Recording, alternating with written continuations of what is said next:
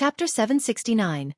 Bright Flame Imperial Cauldron. A god monarch fighting against a skeletal bird high in the sky. In the blink of an eye, they exchanged 30 blows. Although the god monarch didn't have a weapon in his hands, each of his blows could destroy stars. His attacks were powerful enough to kill a group of virtuous paragons despite being bare-handed. However, he couldn't end this fight against the skeletal bird. As time passed, the monarch grew exasperated. An existence like him would not easily come into being. He wouldn't have showed up if it wasn't for the alchemy ancestor. His lifespan had withered and he was on the verge of death. Each strand of blood energy and each drop of longevity blood were extremely precious. From the start of the battle, he didn't use a weapon because he truly valued his vitality and didn't want to use blood energy to channel a powerful weapon. However, as the battle waged on, he became angry and eventually unleashed his killing move. He must suppress this bird and capture Xueqi as fast as possible. Boom! A loud detonation shocked the entire stone medicine world. The monarch took out a weapon that caused the heavens and myriad realms to dim. The world trembled below the endless imperial aura. Bang! Under the attack of this weapon, the skeletal bird broke apart once more and fell down from the sky. The sounds of bones breaking finally appeared. Under the attack of an imperial weapon, even the bone fragments that could be considered invincible were damaged. A few of them shattered into pieces. Who is using an immortal emperor true treasure? Myriad realms were alarmed by this attack. Countless existences trembled in fear after feeling the terrifying imperial aura. Even virtuous paragons were horrified. Bright Flame Imperial Cauldron. Someone inside the city saw the imperial cauldron in the hand of the monarch and became terrified. Their legs went weak as they dropped straight down to the ground. At this time, the monarch had the cauldron in his hand. The cauldron was a crimson that seemed as if it could incinerate the river of time. There was a supreme imperial fire surrounding its body, causing people to fall into dismay. Bright Flame Immortal Emperor True Treasure. Anyone would be horrified after seeing this cauldron. When a god monarch controlled an imperial true treasure, its power would be immense and terrorizing. Such battle prowess was simply unstoppable in this world. The cauldron had a notorious reputation. This was the true treasure of immortal Emperor Xueqi. Legend has it that it could burn anything. Xueqi was basking in the pleasure. I have to thank the Alchemy Kingdom. This is a great help to me. From now on, everything will be smooth and easy. He smirked after replying to her. At first, the monarch watched the bird's remains being melted away by the imperial flame and heaved a sigh of relief. His killing move was indeed successful. However, after a while, he felt that something was wrong. Although the bird was melting from the heat, such a powerful existence should at least counter-attack or struggle against the flame. However, the bird's remains didn't struggle at all. Instead, it seemed to be enjoying the heat. This made the monarch very suspicious. Return. The monarch immediately recalled the bright flame cauldron as well as the imperial flame. However, nothing happened. Return. His expression quickly shifted. He immediately chanted an incantation and controlled his emperor law to move the cauldron and its flame. However, there was still no movement. What is going on? While watching this scene unfold, the big shots inside the city felt that something was not right, but none of them could solve the mystery. After 3 failed attempts, the monarch finally felt fear. He had never seen such a bizarre thing before. The cauldron was an imperial true treasure where one drop of its imperial flame could burn all things, but now it was no longer under his control and kept on burning the bones of the bird. The startled monarch cried out, "Start the formation to summon back the imperial treasure." His blood energy erupted once more as he instantly used an endless law to seal the cauldron. A series of powerful restrictive seals came out to lock the cauldron. He was afraid of losing the true treasure. If he were to be the one to lose it, then he would become an eternal sinner of the kingdom. Rumble! A hymn echoed in the sky. The ancestral ground spewed out even more gigantic pillars of light. An imperial formation emerged from within the radiance along with a series of voices like the chanting of an immortal emperor. This is a weapon summoning formation. It induces the seal of the heaven's will. After hearing the chants of an immortal emperor from the formation within the ancestral ground, many people were jolted. Immortal Emperor life treasures had imperial locks while an immortal emperor true treasure had heaven's will locks. When this heaven's will lock was activated by the sect, outsiders would have no way of stealing the true treasure. Even if it became lost, the sect would still be able to summon it any time. Unless this sect was destroyed or the heavens will lock was unlocked, the sect would always have the ability to summon their treasure even if it went missing for a long time. To the amazement and confusion of the spectators, the Alchemy Kingdom was forced to activate their formation to summon the bright flame cauldron. Right now, the cauldron was still clearly burning the skeletal bird. A god monarch fighting against a skeletal bird high in the sky. In the blink of an eye, they exchanged 30 blows. Although the god monarch didn't have a weapon in his hands, each of his blows could destroy stars. His attacks were powerful enough to kill a group of virtuous paragons despite being bare-handed. However, he couldn't end this fight against the skeletal bird. As time passed, the monarch grew exasperated. An existence like him would not easily come into being. He wouldn't have showed up if it wasn't for the alchemy ancestor. His lifespan had withered and he was on the verge of death. Each strand of blood energy and each drop of longevity blood were extremely precious. From the start of the battle, he didn't use a weapon because he truly valued his vitality and didn't want to use blood energy to channel a powerful weapon. However, as the battle waged on, he became angry and eventually unleashed his killing move. He must suppress this bird and capture Xueqi as fast as possible. Chapter 770. Divine Beast Zither Buzz. Eventually, under the summoning of the Imperial Formation, the flame finally reversed and flowed back into the cauldron. The monarch recalled the cauldron and traveled 10,000 miles instantly with one step back to the ancestral ground of the kingdom. This sudden change left the spectators astonished. The monarch had a cauldron with fire capable of refining all things in this world. But now, the monarch was startled and was forced to use a summoning formation to recall the cauldron. This whole series of events was too bizarre and unbelievable. What's that? Someone finally saw the giant bird's remains in the sky and gasped in bewilderment. In turn, many people turned to the sky. Prior to this, the skeleton was just a group of bone fragments coming together. Moreover, these individual fragments were incomplete, especially after receiving an attack from the cauldron. Many of them shattered as a result. But now, there was substantial change to the entire skeleton. Although some were still incomplete, these black bones had turned into a golden color after being refined by the imperial flame. It was as if each piece was crafted using a golden metal. The sections that were broken were now melded together completely. Under the sunlight, the skeletal bird emitted a shining golden glow, giving off an untouchable sacred feeling, as if it was a supreme being, a sun god. Everyone was under the impression that anything would be completely refined and suffer total annihilation under the flames of the bright flame cauldron. However, the skeletal bird was not destroyed. On the contrary, it borrowed the refinement from the imperial flame to rebuild its bones, just like rebirth via fire. That is impossible. The spectators were unable to believe this scene. In the legends from the start of time, no one had ever been able to withstand the imperial fire of the bright flame cauldron. Even a stronger item would be destroyed by its refinement, but this skeletal bird in front of them used it to rebuild itself. Could these be the bones of a divine beast or an immortal bird from the myths? An ancestor felt a chill and remembered an archaic legend as he murmured, could such a creature be real? Divine beasts had been discussed by people countless times. True God, immortal phoenix, Qilin. All of these were hot topics. Although many cultivators swore that these creatures had to exist in this world, none of them had ever seen the real thing. These creatures simply belonged in the legends and remained hidden from human eyes.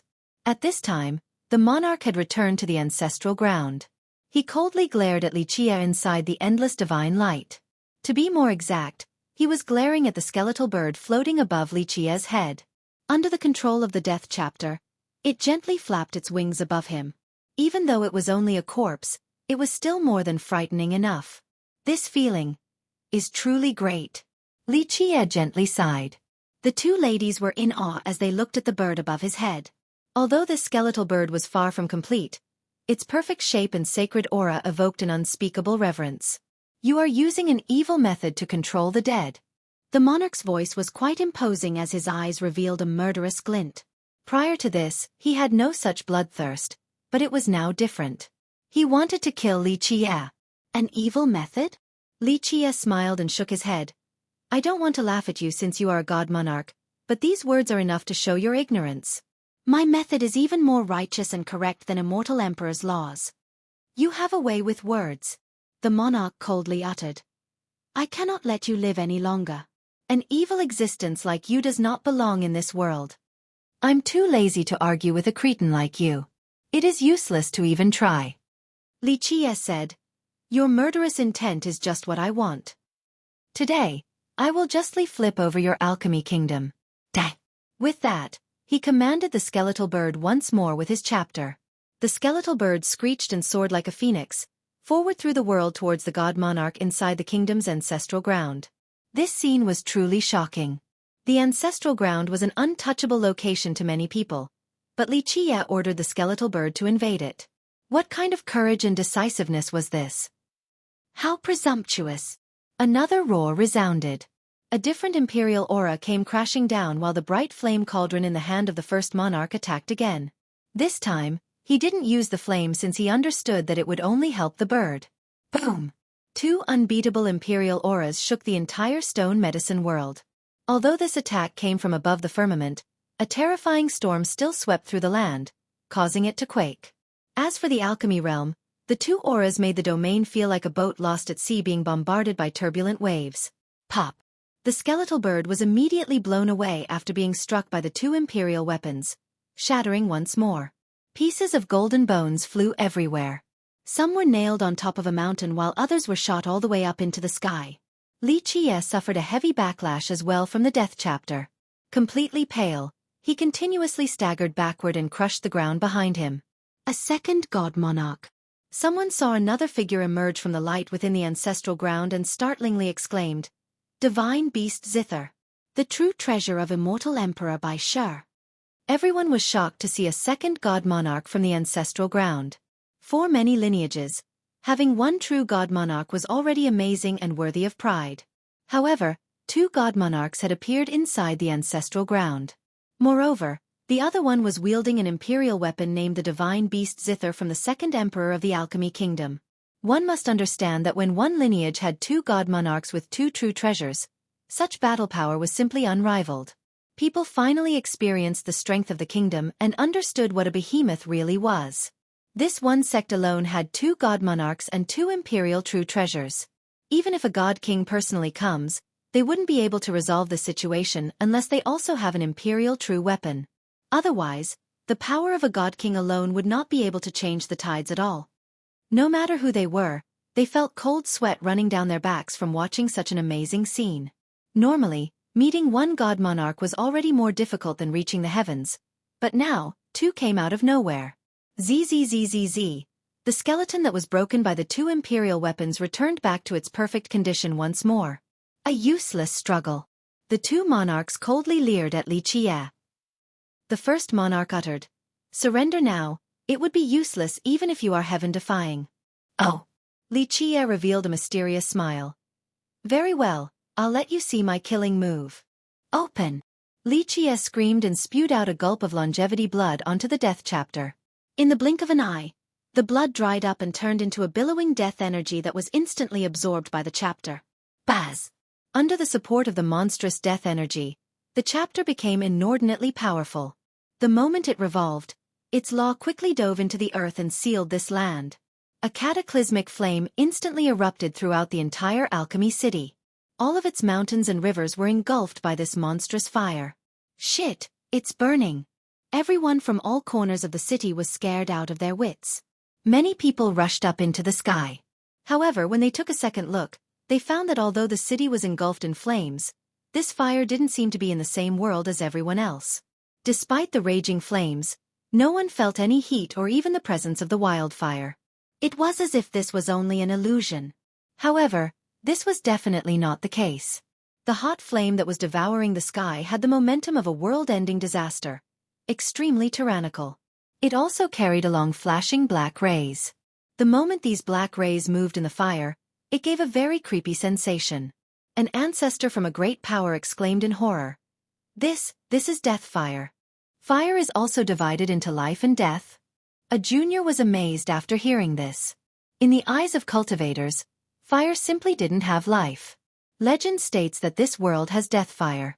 After any kind of flame burns out in this world, it leaves behind ashes.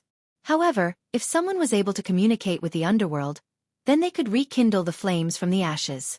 This type of fire is called death fire. The ancestor murmured. But this is impossible. The raging fire appearing out of nowhere and scorched the entire city, leaving the monarchs aghast. Buzz. Eventually, under the summoning of the imperial formation, the flame finally reversed and flowed back into the cauldron. The monarch recalled the cauldron and traveled 10,000 miles instantly with one step back to the ancestral ground of the kingdom. This sudden change left the spectators astonished. The monarch had a cauldron with fire capable of refining all things in this world. But now, the monarch was startled and was forced to use a summoning formation to recall the cauldron. This whole series of events was too bizarre and unbelievable. What's that? Someone finally saw the giant bird's remains in the sky and gasped in bewilderment. Chapter 771.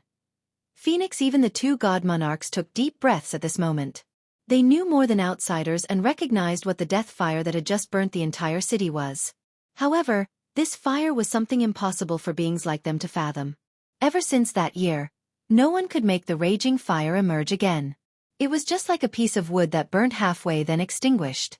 A very long time later, even if one set it on fire again, it wouldn't be the same fire as the past. Thus, it was impossible to make the firewood relive the same past fire. It was impossible even for immortal emperors unless they were capable of reversing time or communicating with the underworld. But now the death fire that had engulfed this city appeared once more, and the two god monarchs knew what it was. Xueqi shouted, "Appear now, it is time for me to harvest." A hurricane of death energy sprung from the death chapter and turned into a universal law that drilled into the ground. Thump, thump, thump. A series of monstrous heartbeats resounded as if a gargantuan heart was thumping. The ancestral ground quaked with each beat as if something was about to break itself out of the ancestral ground. What is that thing? Everyone in the city could hear the heartbeat. They couldn't help but look towards the ancestral ground in shock. "Junior, we can't allow you to live any longer." The disturbed monarchs cried out and attacked with reckless abandon at the same time, disregarding the cost to their blood energy. The two imperial true treasures unleashed their power. "Begin." Xueqi simply snorted in the face of two invincible treasures. Countless laws from the chapter emerged, and death energy appeared in the flame. Screech! Amidst all the commotion, the skeletal bird let out a loud cry and spread its wings. The death fire covering the city seemed to have absorbed a great power and surged towards the bird's body like a flood bursting through a dam. After the absorption, an unbelievable heat wave swept through the city, and the bird underwent monumental changes as if it had been revived. Screech! A phoenix's cry resounded as an immortal brilliance erupted from the bird. At this time, the bird in the sky ceased to be a mere bird. It had become a phoenix. A phoenix. All were stunned after seeing the transformations taking place in the sky. Even an ancestor from a great power screamed out in fear. A phoenix. A real phoenix. These beings were extremely holy and sacred. Nothing could imitate their supreme presence as they appeared before the world. A phoenix, the legend of Alchemy City is real.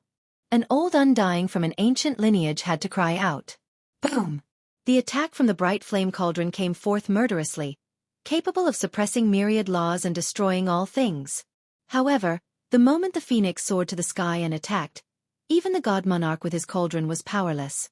The beast swept through the invincible imperial aura and instantly blew the monarch flying with spurting blood. Zhang zhang. The tunes of a zither accompanied the endless power of the divine beast zither that surged forward. One could hear different roars within the tunes as well as images of divine creatures jumping out. True dragon, phoenix, qilin. The phoenix's roar echoed across the 9 heavens as it glided down from above. It tore apart everything in its path. In an instant, one could see it killing the beastly images from the divine beast zither. Such a scene was truly moving. Tearing a dragon and splitting apart a phoenix. This made people's hearts want to jump out from their fleshly cages. No one could look straight at this overbearing and domineering spectacle. A fake is still a fake in the end. It doesn't matter if the weapon uses universal laws to create them, they can't compare to a real phoenix. Xueqi nodded after watching the phoenix killing the beasts from the zither. The madam emotionally spoke. "This phoenix is so powerful." Xueqi shook his head. "More like it is too weak.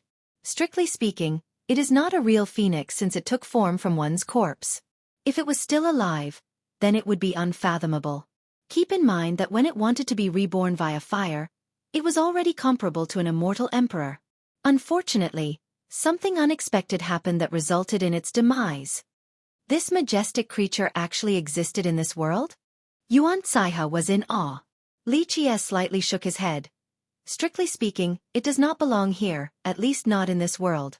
Poof! The monarch could no longer bear it. Although he had recklessly expended his blood energy to fuel the zither, it couldn't turn the tides. Even more divine beasts surrounded the phoenix only to be torn apart by it. Eventually, this monarch vomited blood. An imperial true treasure required the support of a large amount of blood energy, so he could no longer sustain it. While all were horrified by this scene, someone murmured, "They have to unleash an imperial massacre or heavenly annihilation." However, the monarchs also knew very clearly that once they unleashed a heavenly annihilation, their death would be a foregone conclusion because of their withered longevity blood. A heavenly annihilation would require the support of all of their longevity blood. Once the blood was used up, only death would await them. Baz! In the blink of an eye, another imperial aura rushed out from the ancestral ground. The moment it appeared, the thumping of the heart finally died down. An ancestor felt this aura and exclaimed, "A third immortal emperor true treasure, the one from immortal emperor Yao Zhu." The alchemy kingdom using all three of its defining treasures would frighten just about anyone. "This is all of you forcing my hand." Li Qie's eyes turned cold. He opened his mouth and sprayed out more longevity blood on the death chapter. Buzz! The death energy of the chapter turned into a tidal wave that rushed into the ground. Longevity blood was extremely precious to cultivators, but Li Qie had spat out 2 mouthfuls.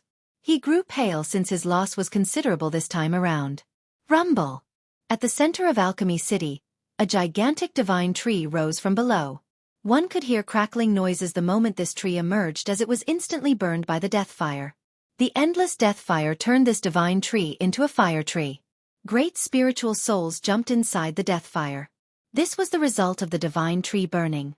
Screech! The phoenix sang again. The moment the phoenix flame on its body turned into a vortex, the burnt divine tree also flew upward. The phoenix carried the tree on its back, and the spiritual fire on the tree's body rushed into the phoenix's body, empowering its phoenix flame and making it even more dazzling. With another screech, the phoenix's chest opened. Waves of immortal universal laws emerged in a dazzling manner before turning into a vortex. Thump, thump, thump. The deafening heartbeats resounded again, even stronger than before. Stop it! The 2 wounded monarchs from the Alchemy Kingdom were alarmed. They knew what the phoenix wanted to do. However, even if the kingdom wanted to suppress the thing being sealed, they were powerless. This phoenix didn't only have its own phoenix flame, it also had the divine flame from the tree. This made it extremely powerful. Boom! Eventually, after a loud blast, an extremely mighty force tore apart one location in the ancestral ground. An item then flew out from below. It soared out and instantly flew into the phoenix's exposed chest. Under the protection of the immortal laws, the phoenix's chest immediately closed. An ancestor with great eyesight saw the thing that flew into the phoenix and exclaimed, That was a heart." "Oh God!" Tai Yi dropped to the ground with a pale expression, absent-minded as he murmured, "The legend is real, the kingdom was really storing that item. So unbelievable, they actually had a phoenix's heart. The legend is real." Alchemy City used to be called Phoenix City. Someone who knew the old legends became stupefied. This legend stated that a very long time ago, this land had a divine tree and a phoenix. Eventually, the phoenix aimed for rebirth and burned the divine tree. However, it couldn't reach its goal and was instead burnt to ashes. No! The monarchs from the kingdom screamed unwillingly after seeing the heart rejoin the body of the phoenix. Buzz! After regaining its heart, the immortal rays of light from the phoenix's wings began to pulse. It was as if multiple immortal worlds were appearing inside this pulsing brilliance. The phoenix appeared to be invincible at this moment. Even ancestor-level characters were completely suppressed. "Junior, don't even dream about leaving today." The 2 monarchs grimaced. Rumble! A series of thunderous detonations rang out. Terrifying figures emerged from the ancestral ground, accompanied by a blinding radiance that illuminated the entire Alchemy Kingdom. However, it did not stop there. After these terrifying figures emerged, a series of huge imperial formations appeared in the depths of the ancestral ground. These formations that were capable of imprisoning the heavens rushed to the sky. Meanwhile, imperial weapons appeared one after another. They emitted invincible auras to protect the entire ancestral ground. At this moment, the ancestral ground had turned into a citadel protected by immortal emperors. Even a god monarch would feel chills in their heart upon arriving at this scene. Chapter 772. Conclusion. Without fighting, the floating imperial formations were being guarded by weapons along with many legendary masters, eternal existences in the divine light, and the two god monarchs. At this moment, outside of god kings as of yet unrevealed, the alchemy kingdom had unveiled their entire hand. However, it was still not their ace. Those who were lucky enough to see it all were shocked and frightened by this terrifying scene. No matter who they might be, they were at a loss for words. This was a true foundation. A few heavenly kings and ancestors took pride in their sex foundation, but compared to the alchemy kingdoms, any other foundation would suddenly seem poor and unworthy of mentioning. The alchemy kingdom's imperial family. This is the real deal. A great power's ancestor became dejected after realizing that his sect's hidden power was nothing compared to the kingdom's. Xueqi stood on the back of the phoenix that emitted swaying divine fire from the tree. His body seemed to be infected by its divinity, causing him to resemble a god. The power of the alchemy kingdom, eh? Xueqi smirked.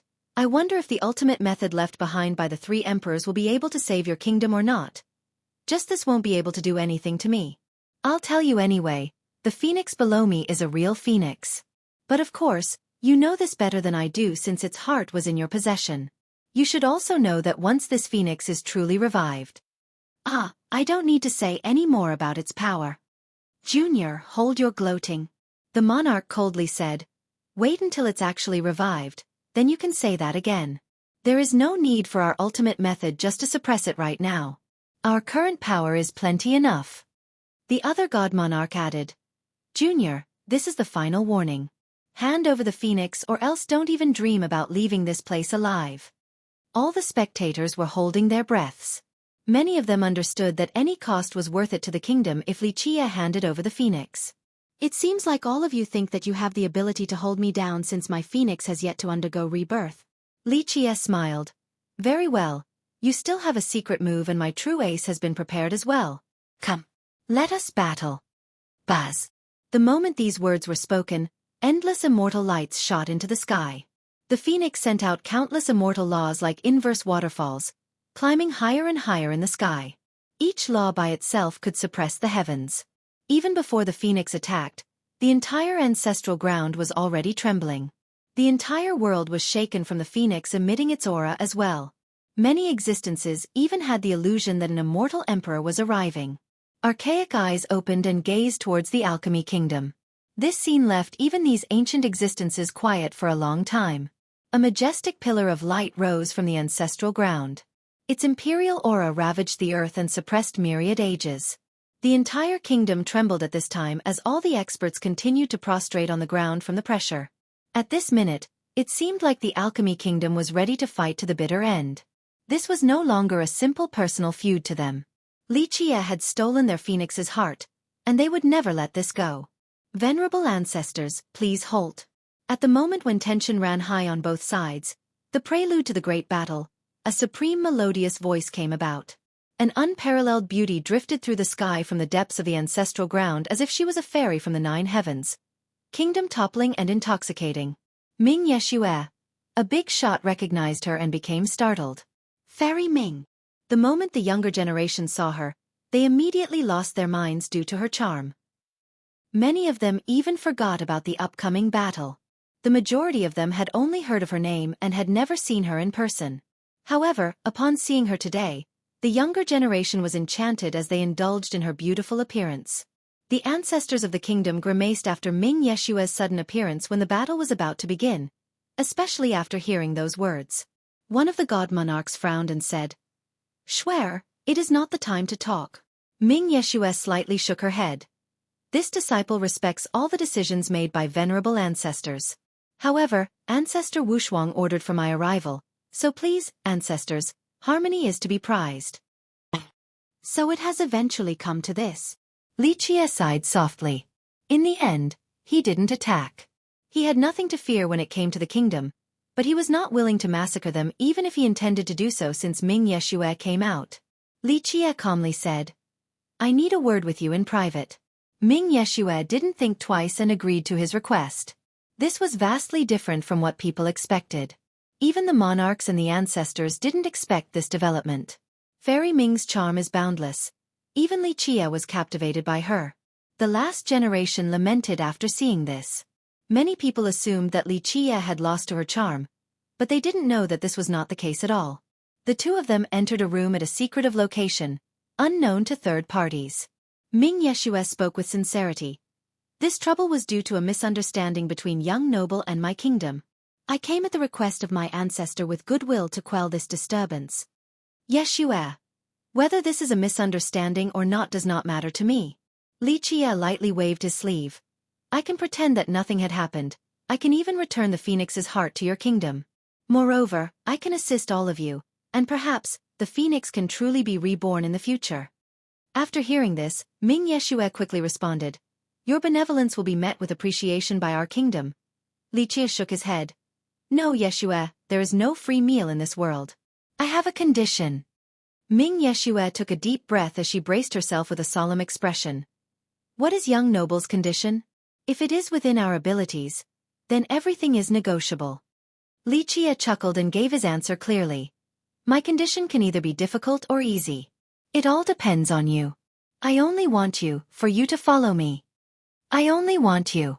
Such an overbearing statement. Any outsider hearing this would have strange thoughts, inevitably thinking that Li Qie had become fascinated by her. Ming Yeshue didn't think that this was a confession. She was slightly dazed and found another meaning to his words. "If I can do something for the sect, if I can prevent this disaster, then I am more than willing to follow you."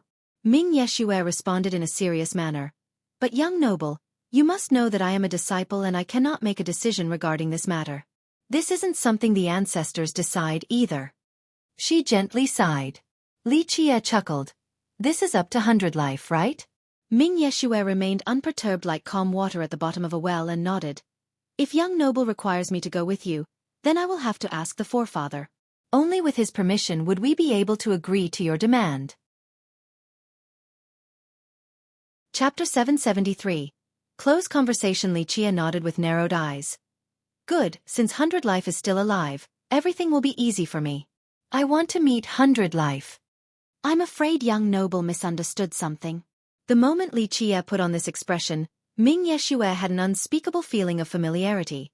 Forefather knows nothing about this conflict.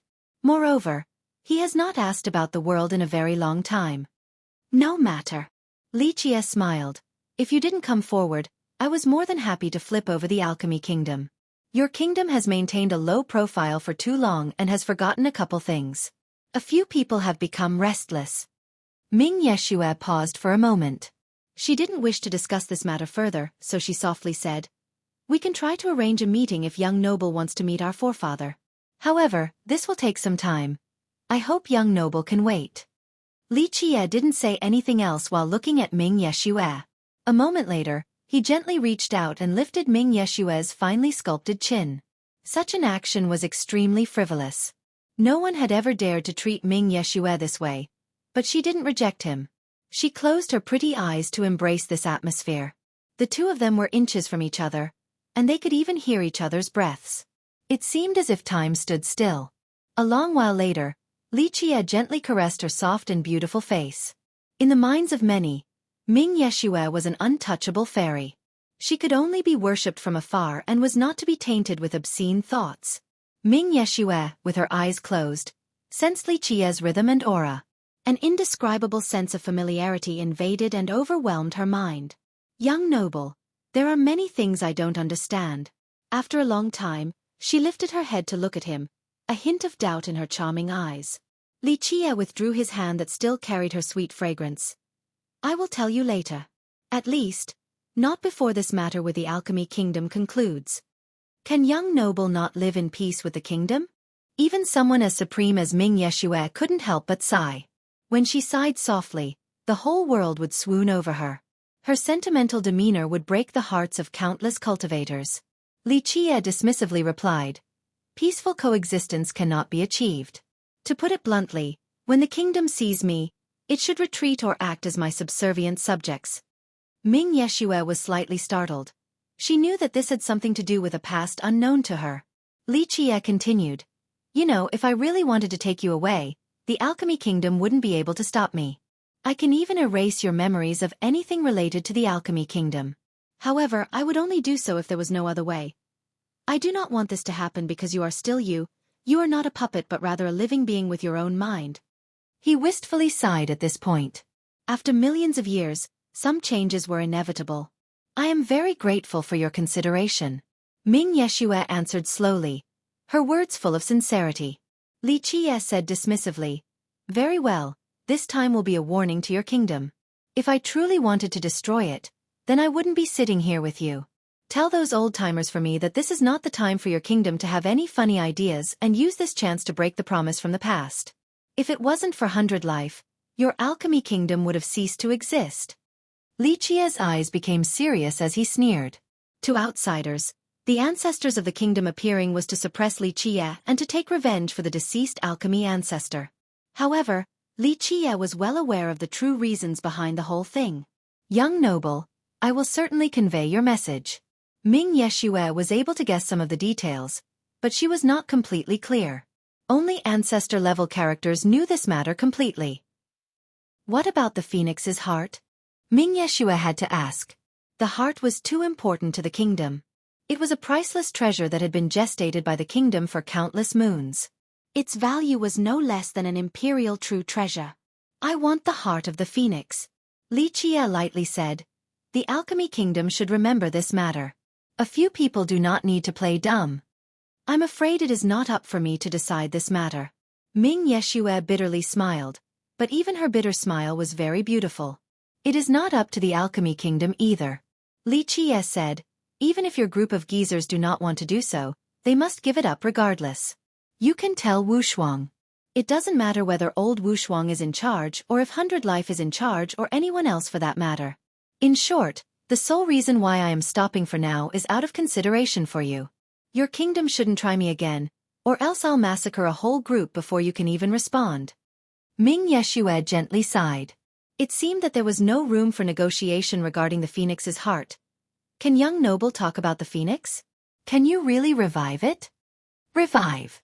Li Qie stroked his chin as his gaze wandered towards the horizon. The legend regarding Phoenix City was true. In a very ancient age at Phoenix City, there was a divine tree and a phoenix. A very long time later, both of these existences neared their ends. The phoenix burned the divine tree in order to use it to attempt rebirth. Although there were no immortal emperors during this era, this phoenix was a real and matured immortal bird. Its power was definitely no less than an emperor's. However, it still failed to be reborn in fire. Under the endless divine flames and the boundless tribulation, it was completely annihilated. The divine tree shared a similar fate. However, it left behind a certain something despite its failure and subsequent demise. There was still a little piece of its heart that was not turned into ashes in addition to some bone fragments. However, these burnt bone fragments were far less impressive than the small piece of the heart. This heart was lost in the deepest parts of the earth and guarded by countless dangerous sealing formations after this disaster. Later on, Immortal Emperor Yao Zhu found the path to the alchemy vein and built the ancestral foundation for the alchemy kingdom. He obtained that piece of the heart below Alchemy City. Moreover, he was quite lucky since he coincidentally had a supreme immortal medicine. He used it after obtaining the heart to actually revive it and formed one drop of Phoenix's blood. With this first blood drop as well as the heart, the emperor was able to use this land to gestate this little heart. After many years of nurturing, a complete Phoenix's heart finally appeared. In a future generation, Li Qie also explored this land. However, he gave up after finding the bone remnants. Although these bones belonged to a phoenix, they had become useless after being refined countless times by the tribulation and fire. They were no different from animal bones. Even an immortal emperor would not be able to instill any divinity into them. However, in this generation, Li Qie had obtained the death scripture, shifting the entire paradigm. After coming to Alchemy City, he specifically chose this mountain, the old roost of the phoenix. He once again found the useless bones underground and used the death chapter to communicate with this land before immersing it in his death energy. The phoenix's rebirth ultimately failed, but its divinity returned to the land. Normally, nothing could revive one's dead divinity. However, the death chapter was able to do so. This was the mystical and frightening aspect of the 9 grand heavenly scriptures. Through the mysticisms of the death chapter, Xueqi finally reached through this earth with his death energy and allowed the phoenix's bone fragments to reform to defeat the monarchs of the kingdom. This process was easier said than done. In fact, if Xueqi was not already familiar with its mysteries from his past efforts, he wouldn't be able to reproduce the phoenix despite cultivating the death scripture. Can the phoenix come back to life? Ming Yeshue asked again. Curiosity got the better of even a fairy-like lady like her. A phoenix. This was a real immortal bird that did not exist in this world. The big question was about the past phoenix in this land. Where did it come from? This would remain an unsolvable mystery. The rebirth of a phoenix would be completely unfathomable. Although your alchemy kingdom has gestated the heart for many years to the extent that it has completely recovered, it is still difficult beyond words to revive a real phoenix. Xueqi said, this process requires massive effort from your kingdom. Moreover, success is not certain. He chuckled here before continuing. If your kingdom really wants to try, then I can attempt it once. Of course, the cost will be beyond your imagination. I can even say that when the creature revives, I won't need it and will give it to your kingdom. Ming Yeshue was slightly jolted after hearing this. A phoenix was definitely something that could drive the world crazy. The kingdom would surely want it if Xueqi was willing to hand it over. However, as Xueqi said, the cost must be beyond imagination. Even their kingdom would not be able to bear this price. Fate cannot be forced. Ming Yeshue gently shook her head. In that case, just let it be. I won't force it. Xueqi gently caressed her cheek. Well, because of you, forget it. I only need the phoenix's heart this time. Nothing else. Just tell those old men to not provoke me again.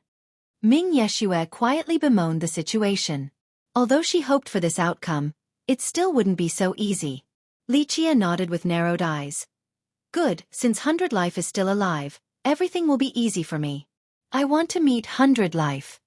I'm afraid young noble misunderstood something.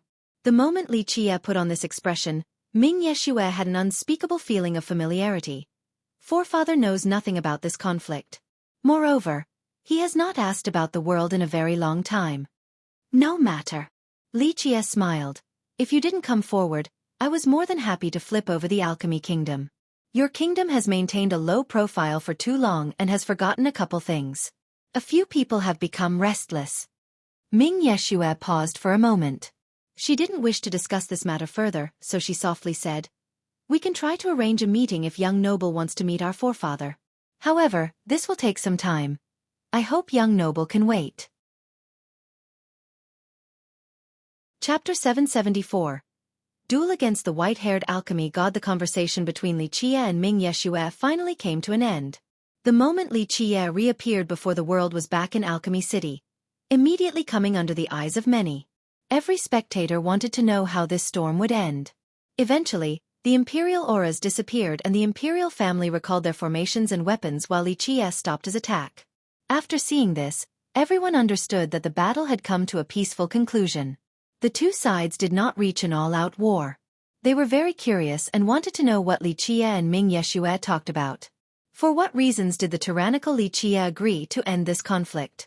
Different speculations arose. Some thought that Xueqi was charmed by Ming Yeshue. This speculation was not strange at all. Ming Yeshue had been deified as the #1 beauty of the stone medicine world. No one was free from intoxication after seeing her. Others guessed that the alchemy kingdom made concessions and eventually handed over treasures to end this battle. Although the battle had come to an end, it was far from finished. After leaving the ancestral ground of Alchemy City, Xueqi headed straight for the white-hair alchemy god's place. This action immediately attracted others. They knew that Xueqi was about to deal with the white-hair alchemist. This guy really wants to sweep over everything. Now, even the white-hair alchemist is about to suffer. A big shot murmured after seeing this. I wonder how many experts from the previous generation the alchemist will be able to mobilize. If he doesn't have enough, then he will be in grave danger. It might not be too late for him to run back to the Balian clan right now. An alchemist was quite worried. Prior to this, Many people would have thought that Li Qiye didn't know his own capabilities by going to challenge the white-hair alchemist. Everyone knew the alchemist's influence. With one word, countless near-death old monsters would be willing to work for him. However, it was another story now. A devilish person like Li Qiye was able to shake even the alchemy kingdom. This was more than enough for the world to look at him twice. Many alchemists hoped that white hair could leave the city before Li Qiye's arrival. Li Qiye had already killed Chao Guiyao, so they didn't wish to see the white-hair alchemist being disposed of as well. However, the alchemist did not escape. When Li Qiye reached his abode, he was already standing outside of the door, waiting. He resembled a swan among a flock of hen, extremely brilliant. Especially his hair, as black as jade, that caused him to stand out. "You're finally here." The alchemist was not surprised to see Li Qiye. He was well prepared for this moment. The crowd prepped themselves, wanting to see how the alchemist would deal with this trouble. Whether he would bow and apologize or call for old Undyings to help him and fight Li Qiye to the bitter end, everyone wanted to know. "I heard you wanted my life. Very well, here I am, right in front of your door." Li Qiye sat in his carriage and lazily stared at the alchemist. The alchemist took a deep breath. He had always been a proud person no matter the occasion. He laughed proudly. "Li Qiye, your abilities are heaven-defying and devilish. I know this very well. However, you have killed the disciples of my clan, so regardless of whether I have the capability to gain vengeance or not, I will not back down." "Is that so? You have piqued my curiosity. What is your plan?"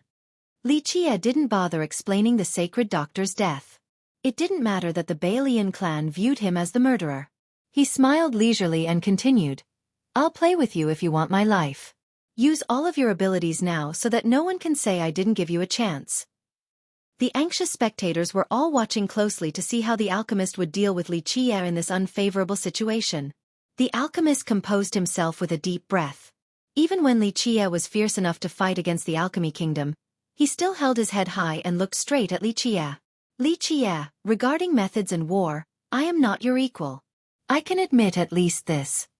The alchemist proudly said, "However, I want to change the battlefield. I am someone who has studied longevity medicines my whole life. I want to compete against you with one batch." Li Qiye couldn't help but smile at the proud alchemist. "It seems like you are completely confident in your Tao of alchemy." The alchemist chuckled. "I cannot compare to you regarding wood mastery and insect mastery. However, I claim to be a king at refining longevity medicines. No one in the younger generation can compare to me." Despite knowing Li Qiye's ability full well, the alchemist was still able to utter such proud words. However, his words rang true since he was indeed unmatched in the younger generation. The alchemist held his head high and continued, "Do you dare to bet? If I lose, then there is no need for you to do anything. I will end myself. If you don't dare, then I am standing right here. Come and take my life." Everyone was caught off guard to the point of being astonished after hearing the alchemist. No one thought that he would use this type of method. What if Li Qiye refused? Wouldn't he just be killed on the spot? Li Qiye asked, "Is this a dare?" The proud alchemist responded, "Think of it as you please. In short, if I lose to you in refining longevity medicines, then I will accept my death willingly. My clan also won't come to bother you." The onlookers watched with bated breaths. They were waiting for Li Qiye to make a decision. Anyone else would not accept this bet with the alchemist and would just directly take his life instead. Li Qiye had the absolute advantage right now. This was as clear as day to everyone. Under such favorable conditions, taking the alchemist's life was the most simple method. Only a fool would take the bet against the alchemist. Everyone knew that he was unequaled in this regard, so who would be willing to compete against him? However, Li Qiye had always acted as that fool time and time again. On the matters that others didn't dare to do, he would do so without hesitation. Somewhat interesting. Li Qiye stroked his chin a bit. "I am a person with a little hobby, and that is to break the pride of people so that they can taste despair. Very well, I will use the longevity medicines that you know so well to defeat you. I will let you have a taste of despair. The bet is on." Li Qiye's choice left everyone rolling their eyes. This was simply too crazy. To give up his absolute advantage and choose to compete in the enemy's field of expertise. Only a madman would do such a thing. This decisiveness and charisma. No one in the younger generation can compare to him. An ancestor emotionally said. So young yet so domineering. Well then, how do you want to do this? The alchemist became even more confident after Li Qie voiced his agreement. He knew that he was inferior compared to Li Qie regarding martial strength, but he was certain of victory in a competition of longevity medicine refinement. Li Qie cheerfully said, if we are going to do it, then let's make it interesting by refining emperor medicines. Very well, emperor medicines it is. The alchemist responded without any hesitation even when emperor medicines were brought up. This was indicative of his confidence regarding alchemy. Everyone, especially the great power's ancestors, was shaken after hearing that it was a bet involving emperor medicines. They became quite excited and only wished that this bet would happen even faster. Emperor medicines were the highest level of longevity medicines. At least, this was what the majority of people thought. Although they were referred to as emperor medicines, they were nearly exclusively used by virtuous paragons. Generally, immortal emperors would not use emperor medicines unless they were of the highest level. Immortal emperors rarely used longevity medicines because normally, there were other options for them. But as for virtuous paragons, longevity medicines were priceless treasures. The better they were, the more precious they would be. At this time, the crowd's anticipation ran high. The spectating ancestors were hoping that they would be able to buy the medicines if given the chance. Nothing could be better. Since we are betting with emperor medicines, we have to select the alchemy ingredients first. The alchemist told Li Qie. Li Qie didn't seem to care too much as he answered. It isn't difficult to select the ingredients. You can decide the exact specifications and I'll follow suit.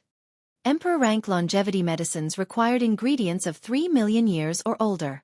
When the ingredients had varying quality, the quality of the end result would change as well. If Fairy Yuan doesn't mind, the ingredients can be specified by you. The cost will be borne by us. The alchemist sought Yuan Saiha's assistance. If Dao friend Balian can trust me, then I can select 2 batches of ingredients from the Serene Garden. Yuan Saiha pondered for a moment before nodding her head. The garden stored the most precious ingredients in the stone medicine world. It was not empty words when people said that the garden was the best at cultivating plants and medicines. Chapter 775. Secret of the Phoenix. The white-hair alchemist spoke. Fairy Yuan is respected by all the lineages in our world, so I trust your reputation. Yuan Saiha looked at Li Qie and was met with a nod as well. After gaining the consent of both parties, Yuan Saiha said, in that case, I will prepare 2 batches of ingredients with the same age. However, I need some time, at least 3 days. The alchemist decisively asked. Good, we will settle our wager at Stone Cauldron Peak in 5 days. Do you agree? Li Qie chuckled at the alchemist's great confidence and said, 5 days it is. No problems here. Having said that, he left with his group. The alchemist also went inside and didn't show his face again. He didn't meet any guests as he was changing his mindset, preparing to defeat Li Qie. Li Qie went back to his mountain with the group. However, Yuan Saiha had to go back to the Serene Garden to prepare 2 batches of ingredients, so she borrowed the Alchemy Kingdom's portal to expedite the trip. Alchemy City became quite lively after hearing of the longevity medicine competition between Li Qie and the white-hair alchemy god. The alchemy conference had yet to start, but there had already been many storms. The first was the death of Chao Guiyao, and now the white-hair alchemist wanted to compete against Li Qie. How could the crowd not be excited? The alchemists all wanted to see the 2 supreme Tao of alchemy. Back when Li Qie fought against Chao Guiyao, all the alchemists understood that Li Qie had the ability to challenge the 4 prodigies. Needless to say, the white-hair alchemist was considered the #1 expert regarding longevity medicines in this world, at least among the younger generation. Both of them were worth watching, and either could broaden any alchemist's horizons. As for the other cultivators, they were quite thrilled as well. The younger generation took it well since they did not need longevity medicines. However, this was not the case for the older generation, especially characters of the ancestor level. They wanted nothing more than for this showdown to start already. In normal circumstances, it would be prohibitively difficult to ask an alchemist to refine 1 batch of supreme longevity medicine. In fact, alchemists capable of such a task could be counted on one's hand in the entire stone medicine world. But now, 2 batches were about to be refined. For the ancestors, This meant that they would have a chance to buy these longevity medicines, so how could they contain their excitement? After returning to his garden, Li Qie showed that he simply didn't care for the bet. Madame Ziyan also had confidence in her young master. She would be worried in the past, but after watching her young master's methods and his Tao of alchemy, she was certain of his victory before they even began. Tai Yi was injured, so he went to rest first. Li Qie took out the pentagate to seal the room before solemnly taking out the phoenix. The phoenix, at this time, was very different from the phoenix that had been controlled by the death chapter. It only had an incomplete skeletal structure along with the phoenix's heart. It didn't have the immortal presence of supreme laws. However, the heart was still jumping up and down with blazing sparks. After devouring a huge amount of death fire, it was able to produce a phoenix's flame again. Despite its heart beating powerfully, this bird was still dead without any flesh or blood, only bones that resembled divine metals. Needless to say, it didn't have a soul or life either. The madam couldn't help but ask while gazing at the bird, "Young master, can this phoenix be revived?" After seeing its supreme presence, anyone would want to see what a real living phoenix looked like. Li Qie slightly shook his head. Very difficult. Few people in this world could truly reverse life and death. This phoenix tried to, but it met a terrible tribulation and was annihilated completely. Strictly speaking, it is dead without any hope. The madam couldn't help but ask, "Is there really no way? Not even with your supreme Tao of alchemy?" In her mind, her young master's Tao of alchemy was without peer in this world. Ziyan, this is not related to the Tao of alchemy. Li Qie slightly shook his head. Normally, this Tao could save a dead cultivator. This would be the reversing life and death that people usually talk about. However, this does not apply to a phoenix, at least, not just with the Tao of alchemy alone. If young master puts it this way, then there is still a chance. The madam was delighted to hear this. This was a phoenix. If it could be revived, then she would be the first to rejoice in her young master's stead. An opportunity is there. Li Qie earnestly said. Strictly speaking, this wouldn't be called reversing life and death, it's simply rebirth. Rebirth. The madam was startled after hearing this. This topic was too grave and shocking. In fact, for tens of millions of years, many invincible people vied for true rebirth, hoping to live on for another generation, but this was simply impossible. Even the most legendary and mighty existences would not be able to live for another generation, let alone others. Li Qie rubbed his chin and said, "If it is a human, then no matter how strong they might be, wanting to live once more or obtaining rebirth is simply a dream. However, a phoenix has such a chance. A phoenix's ability to rebirth via fire is not just a legend, it can actually do so." Rebirth via fire. The madam murmured to herself. People had heard this phrase many times before, but when it came from Li Qie, it seemed to not just be a description but rather reality, a tangible legend. The madam curiously asked, "Young master, is there really a phoenix in our world? What about the other divine beasts?" Li Qie smiled at this question and answered, "Ziyan, your question is of two different concepts, of our world and divine beasts. This depends on how you define our world and divine beasts." "I am listening closely, young master." The madam smiled. She was always gentle like flowing water with a trace of playfulness that didn't take away any of her charm. Li Qie smiled. "The world in your view and the world in mine are not necessarily the same. If you are talking about the 9 worlds and pure blood divine beasts, then I can only say that our world does not have divine beasts. But what about this phoenix? Are you saying that this one is not a pure blood?" The madam slightly jumped and looked at the skeletal phoenix before her. Li Qie shook his head. "No, on the contrary, this is a pure blood phoenix. Moreover, it used to be an adult phoenix, unbelievably powerful." The madam reacted very quickly after her initial spurt of surprise. "This is a pure blood phoenix." She looked at the young master and movingly said, "Young master is saying that this phoenix, it came from somewhere else." Such a notion was hard to believe. Every cultivator knew that although this world was vast, there were only 9 realms. But now, her young master revealed a truth different from common knowledge to the madam. "Young master, are you saying that there really is a 10th world?" The madam had to ask. She knew about the legend, a legend that no one would believe. Some even openly refuted its existence. "I don't know either." Li Qie rubbed his chin and smiled. After following him for some time, the madam understood that whenever he showed this expression, It meant that he knew more than he was letting out. He simply didn't want to say it, that was all. The madam kept on pressing. Young master, please continue. If our world does not have divine beasts, then why did this phoenix appear in Alchemy City? The gentle madam was acting quite coquettishly, giving her an even softer and cuter demeanor. Xueqi smiled after seeing her appearance. He looked towards the phoenix, and his eyes suddenly became profound, as if he had lost himself in memories. The truth is that I don't know how this phoenix appeared in Alchemy City. However, a few things can certainly be speculated.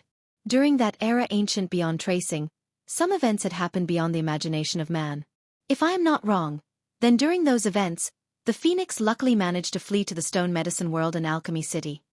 Xueqi couldn't help but gently sigh. Although we can't verify those matters that happened in the distant past, clues still remain in many places. A few matters. Xueqi became silent here as he recalled unforgettable memories. The madam no longer wanted to ask after seeing his melancholy. She knew that it had sparked some of his old thoughts. Does young master plan to revive this phoenix? She asked softly. She didn't want him to be saddened by old memories, so her tone was very gentle, as if it was the most tender and caring touch. Xueqi's mind returned after hearing her sincere concern. He looked at the skeletal phoenix and said, I am powerless as well with regards to truly reviving it. However, I can give it a chance. If it wants to be reborn, then it'll require the most refined essence in this heaven and earth. For example, the Alchemy Kingdom's ancestral vein. I'm afraid the kingdom will not agree to this. The Madam Riley smiled and gently shook her head. The ancestral ground is built on the entrance of the alchemy vein because they do not want to share the mysticisms of the location with others. Wanting their ancestral vein is the same as wanting their life source. They would rather die protecting this ancestral vein. The white-hair alchemist spoke. Fairy Yuan is respected by all the lineages in our world, so I trust your reputation. Yuan Saiha looked at Xueqi and was met with a nod as well. After gaining the consent of both parties, Yuan Saiha said, In that case, I will prepare 2 batches of ingredients with the same age. However, I need some time, at least 3 days. The alchemist decisively asked, Good, we will settle our wager at Stone Cauldron Peak in 5 days. Do you agree? Xueqi chuckled at the alchemist's great confidence and said, 5 days it is. No problems here. Having said that, he left with his group. Chapter 776. The Phoenix Rebirth, this is true. Xueqi chuckled and slowly said, That does not mean that there is no chance though. The madam couldn't help but stare at him after hearing this. She understood the hidden implication in his words. What does one have to do exactly to let this phoenix rebirth? The madam had to change the subject.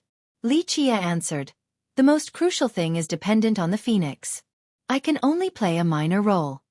This depends on itself? The bird is completely dead, so can it actually do anything? The madam was a bit perplexed. This is why phoenixes are so amazing. Xueqi smiled. Of course, we still need to thank immortal Emperor Yao Zhu of the kingdom. Without him, even if the phoenix was more incredible, it still wouldn't have an opportunity for rebirth. Can young master elaborate? The madam was also very curious about the heart of the phoenix obtained by the kingdom.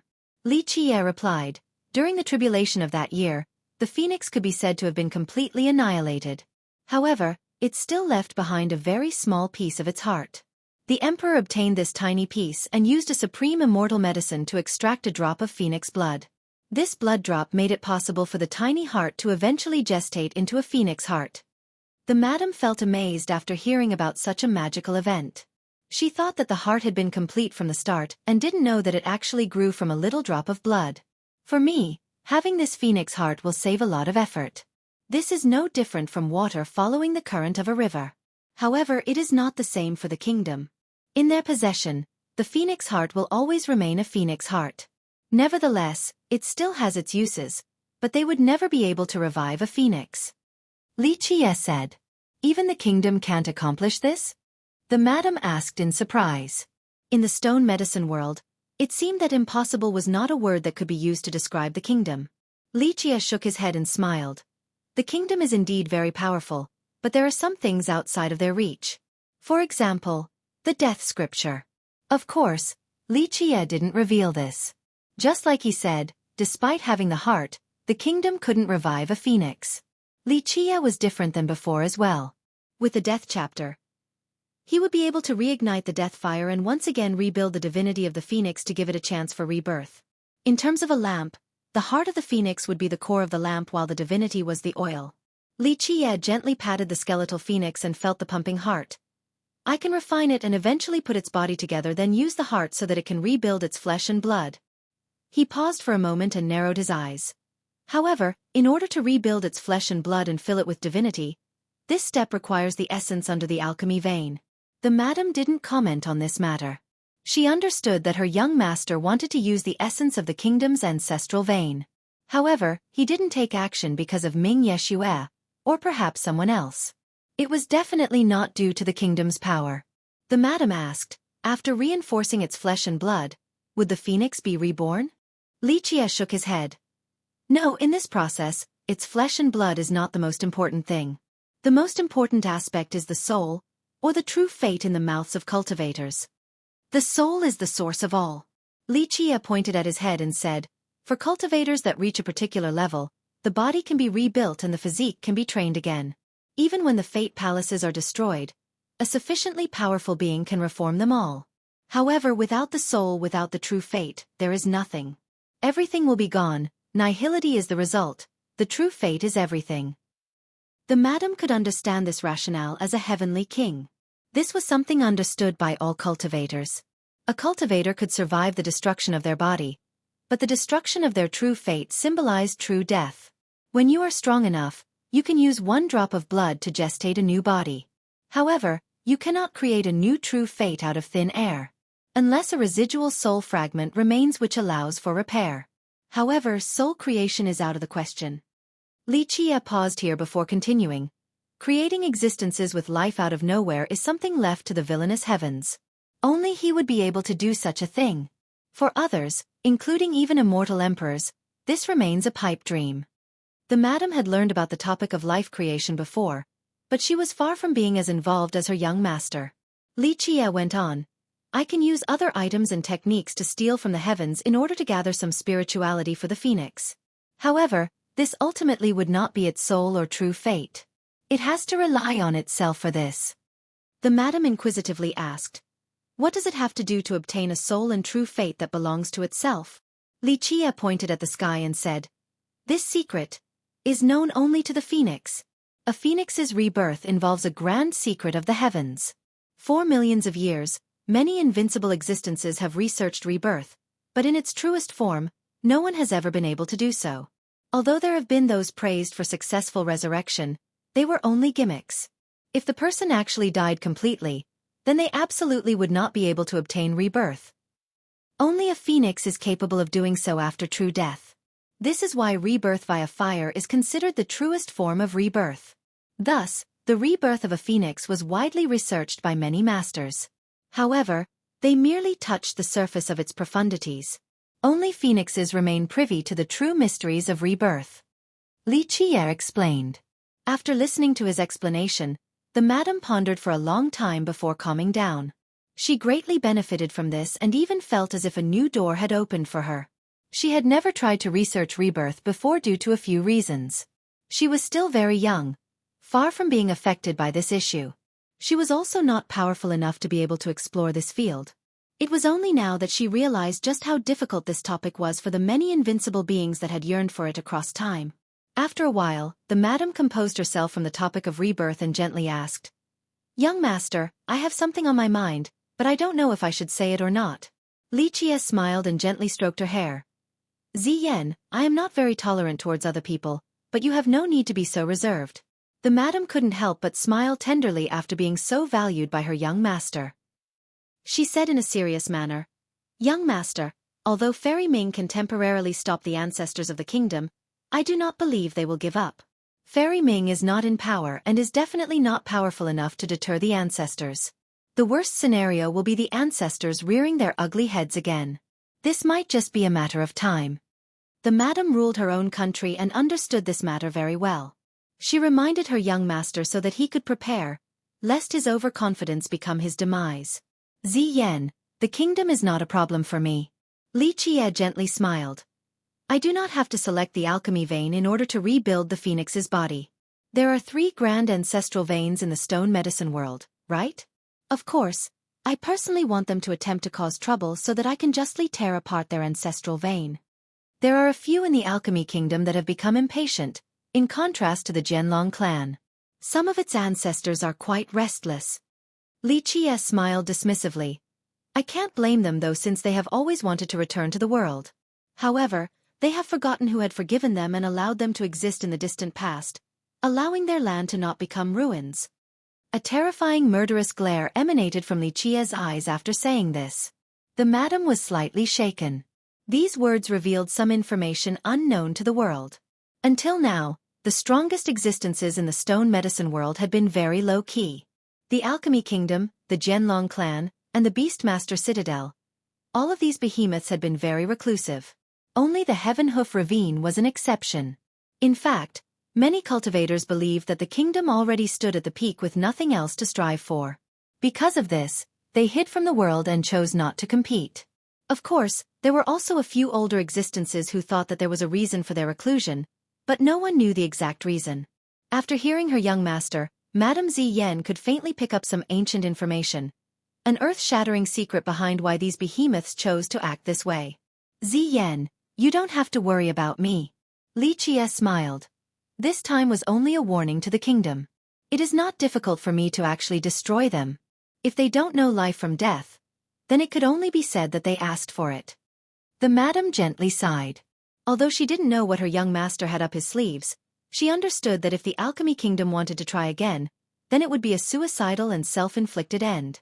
Her young master was ready. Chapter 777. The bet begins. 5 days quickly flew by. Finally, under many eager eyes, the confrontation between Li Qie and the white-hair alchemy god had come. Atop the appointed peak, many cultivators could already be found present, especially the alchemists. These alchemists would never miss a top-level duel like this lest they regret it for their entire lives. The area outside the peak was even more packed, with multiple layers of cultivators. Many experts came flying from the distant horizon. Even the ancestors who didn't want to show their faces had no choice but to be here. If there were things that could tempt these old geezers, longevity medicines were definitely among them. These people absolutely desired this type of medicine. The first to appear was Yuan Caihe. She had prepared 2 batches of emperor ingredients for the duel. They had been meticulously selected and would be able to fully reflect the capabilities of the participants. The white-hair alchemist came just in time before the crowd. His robes were fluttering in the air, giving him a gallant appearance. His dazzling dark hair would be an object of focus no matter when or where he went. It was difficult for others to not notice him. However, his punctual arrival was admirable. In the last 5 days, he could have escaped, but he chose not to and arrived on time.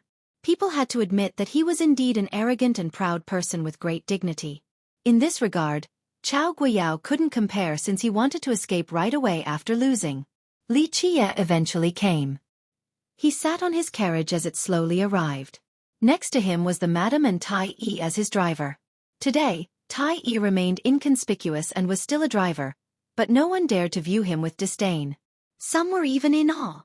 As an existence capable of fighting against the Xian alchemy ancestor, one could easily imagine his strength. After reaching the peak, all eyes fell upon Li Qie and the alchemist. The entire scene suddenly fell silent as the spectators held their breaths in anticipation for the duel. At this time, another carriage slowly made its way forward. The moment it reached the top, a supreme beauty came out. It was Ming Yeshue of the Alchemy Kingdom. Fairy Ming is also here. The atmosphere changed after the crowd saw her.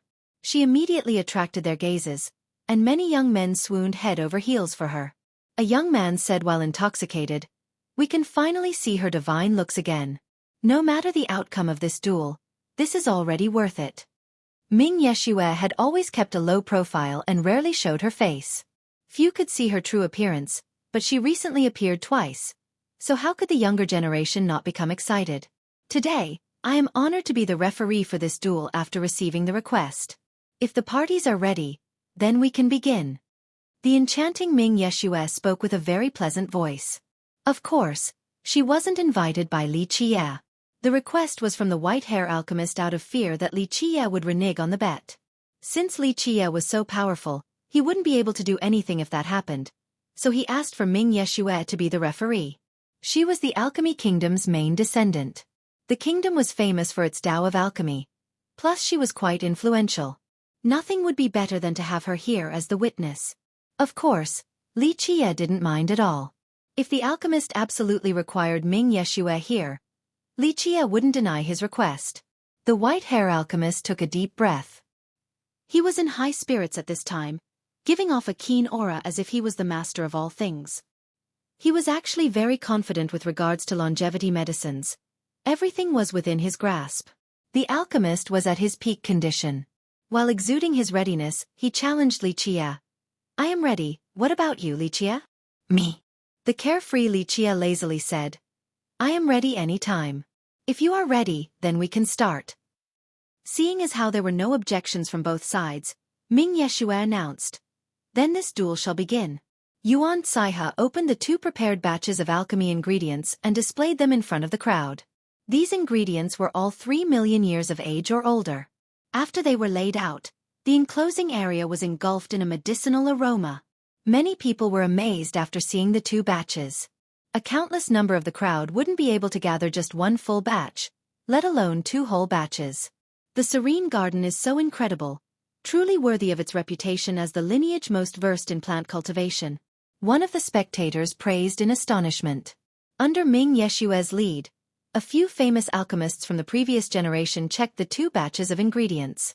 After their inspection, they found that there were no problems regarding the spirit essences from the plants. Eventually, Li Qiye and the alchemist each picked 1 batch. The alchemist became very confident after taking his ingredients. He was ready to fight as he gazed at Li Qiye and said, "Let us begin our cauldrons then." "No, you should start first." Li Qiye gently shook his head and said, "I know you are very confident, but if I open my cauldron first, I'm afraid you won't even have the courage to begin your refinement. Since this is the case, I might as well let you start first to completely focus on refining this longevity batch. It wouldn't be too late for my turn then, and others can't say I didn't give you a chance." "You." The alchemist turned red after hearing this. The alchemy Tao that he was so confident in was viewed with disdain by Li Qiye, resulting in his anger. Even the most powerful alchemist in the Alchemy Kingdom, or even in the entire world, wouldn't dare to treat him so contemptuously. The spectators all felt that Li Qiye was being too confident. Although many of them admitted that Li Qiye had incredible methods and was capable of fighting the Alchemy Kingdom alone, no one should look down on the white-hair alchemist when it comes to longevity medicines. But now, it seemed that Li Qiye did not put him in his sight at all. The alchemist took a deep breath and calmed the anger in his heart before solemnly saying, "Very well, since you're letting me start first, I'll open the cauldron then. I will show you a convincing loss." The alchemist was still a prodigy in the end. He subdued his anger in a short period of time and once again entered his purest peak condition. A bit interesting. This is a real alchemist, pure and full of self-confidence. Li Qiye looked at the alchemist and was not miserly with his praise. "I actually do like you. You are much stronger than that Chao Guiyao." Li Qiye's words were not lies. Regarding one's mentality during refinement, the alchemist was much stronger than Chao Guiyao. He was even more headstrong and pure when it came to alchemy, while Chao Guiyao spent a lot of his thoughts on schemes and plans. The alchemist formally took out his heavenly cauldron. With a buzz, universal laws fell down like waterfalls the moment they came out, covering everything in the surroundings. The cauldron, amidst these laws, was like a divine mountain, majestic and towering. It emitted an immense aura as if a king was standing there. Just this cauldron alone was enough for others to feel a sense of respect. The heavenly cauldron of the 100 Refinement Alchemy Emperor. Even those who had seen it before marveled at its sight once more. The alchemist's cauldron belonged to the old 100 Refinement Alchemy Emperor. This cauldron alone was enough to cause all the alchemists in this world to salivate. Legend states that the emperor was a 100 Refinement Alchemy vine enlightened in the Tao. While he was alive, he was extremely proficient at longevity medicine refinement, and he left behind a cauldron that was a supreme treasure for this. Over the years, countless people coveted this cauldron. However, although this cauldron was unfathomable, not just anyone could inherit it. Even the descendants of the Balian clan were not necessarily able to use it. The descendants from every generation all wanted to inherit this cauldron, but they couldn't gain its recognition. In the clan's history, there were very few descendants who successfully gained its recognition, and the white-hair alchemist was recognized by this cauldron at a very young age. When it came to his incredible and peerless skill in creating longevity medicines, this cauldron played no small part in it. Start. After receiving Ming Yeshua's signal, the alchemist immediately opened his cauldron and added the ingredients. He moved very quickly with great mastery. From the addition of the ingredients to fire control to the refinement process, everything was done in one fell swoop without any help from an assistant. Although the cauldron was hidden so no one could spy on the refining process or the fire control technique, each of his actions available for view amazed the spectators. This was especially true for knowledgeable alchemists. They were reveling in his smooth finesse. Despite not being able to steal the pill formula or fire control technique from the alchemist, his normal actions from adding the medicines and mixing the liquids to fire manipulation allowed for them to learn many things. Before the large crowd, the alchemist remained calm. Each of his actions and changes in his control was full of confidence. It was as if he was not refining pills but rather just taking a leisurely stroll. His style left many alchemists in admiration. They felt that he was not just performing alchemy but rather creating a flawless piece of art. 5 days quickly flew by. Finally, under many eager eyes, the confrontation between Xueqi and the white-hair alchemy god had come. Atop the appointed peak, many cultivators could already be found present, especially the alchemists. These alchemists would never miss a top-level duel like this lest they regret it for their entire lives. The area outside the peak was even more packed, with multiple layers of cultivators. Many experts came flying from the distant horizon. Even the ancestors who didn't want to show their faces had no choice but to be here. If there were things that could tempt these old geezers, longevity medicines were definitely among them. These people absolutely wanted this type of medicine. The first to appear was Yuan Caihe. She had prepared 2 batches of emperor ingredients for the duel. They had been meticulously selected and would be able to fully reflect the capabilities of the participants. The white-hair alchemist came just in time before the crowd. His robes were fluttering in the air, giving him a gallant appearance. His dazzling dark hair would be an object of focus no matter when or where he went. It was difficult for others to not notice him. However, his punctual arrival was admirable. In the last 5 days, he could have escaped, but he chose not to and arrived on time. People had to admit that he was indeed an arrogant and proud person with great dignity. In this regard, Chao Guiyao couldn't compare since he wanted to escape right away after losing. Xueqi eventually came. He sat on his carriage as it slowly arrived. Next to him was the madam and Tai Yi as his driver. Chapter 778. Longevity Medicine Refinement Minutes turned into days. Although the sun rose and set, the peak remained quiet. It could even be said that the entirety of Alchemy City was silent. Countless eyes watched the alchemist refine his longevity medicine. This was of the emperor level, so anyone would give their utmost attention. Once finished, this would definitely be a batch worth coveting.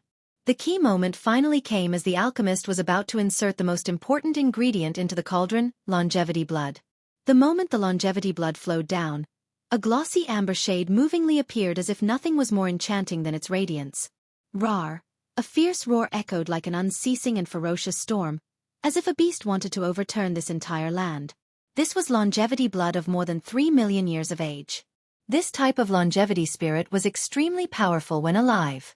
Even though it was dead, its longevity blood still contained its mighty intent. The blood turned into a powerful spirit that wanted to flip over the cauldron in order to escape. This was a test for an alchemist's abilities. At this time, the alchemist's blood energy soared to the sky.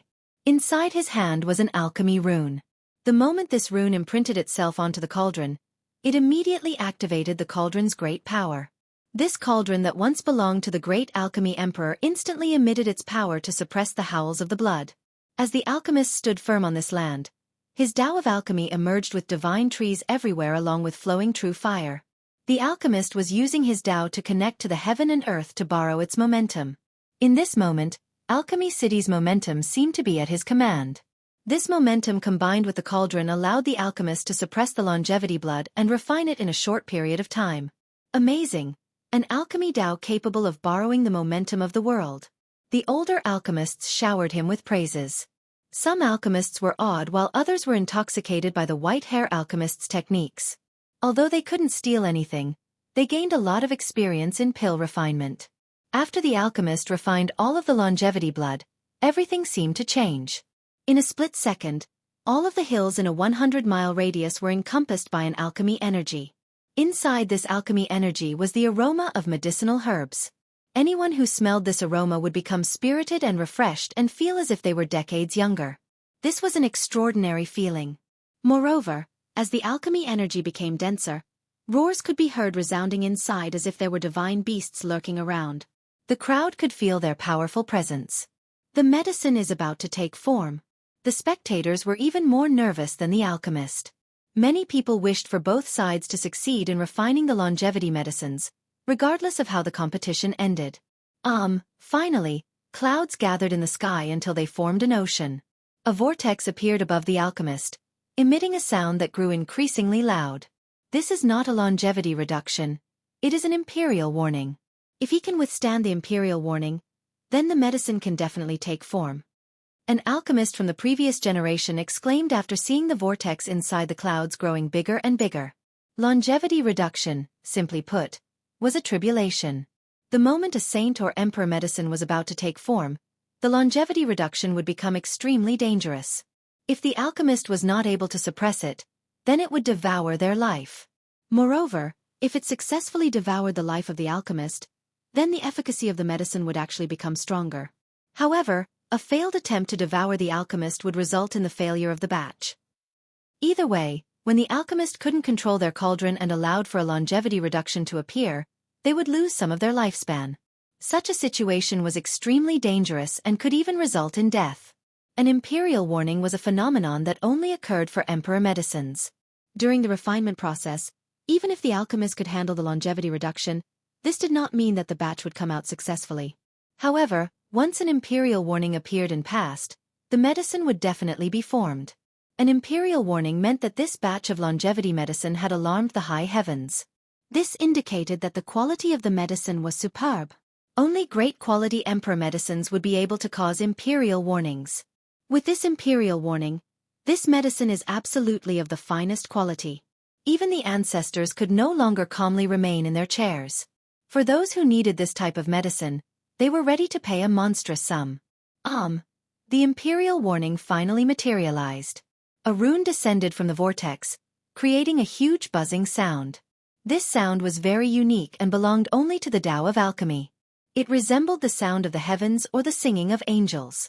The moment this sound appeared, the alchemy rune dove straight down while carrying a mighty momentum. During its descent, the sounds of the imperial warning continued on as if it was urging the medicine in the cauldron. Open! The white-hair alchemist turned serious after hearing this sound. He shouted and caused the cauldron to unleash its universal laws along with the cauldron flame to protect the medicine within. With a loud detonation, the fire source of the cauldron spewed out a towering inferno like a volcanic eruption. This inferno turned into a monstrous heavenly hound. It shouted then soared into the sky to meet the descending imperial warning head-on. With a serious demeanor, the alchemist's blood energy reached its highest point as he used the most fortified alchemy Tao to stop it from collapsing. With a final blast, cracks appeared around the hound's body. However, nothing else happened afterward. The clouds in the sky also dissipated along with the imperial warning. That was one imperial warning. An alchemist commented, "This is already quite amazing since imperial warnings are very rare." Imperial warnings had 9 sounds in total. The more imperial warnings sounded out, the better the longevity medicine would be. However, the difficulty of successfully refining the medicine increased accordingly. This was because the higher imperial warnings were vastly more powerful.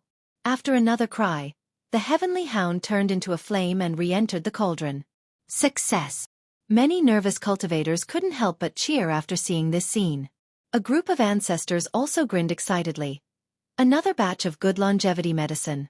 The white-hair alchemist finally opened the cauldron to take out the medicine. He stored the medicine in a pouch before calming the fire source and recalling the cauldron. It really isn't easy. This is a longevity medicine with an imperial warning. Even older legendary alchemists would not necessarily be able to refine this level of medicine. The exciting atmosphere was infectious. Fairy Ming and gentlemen, please appraise the medicine.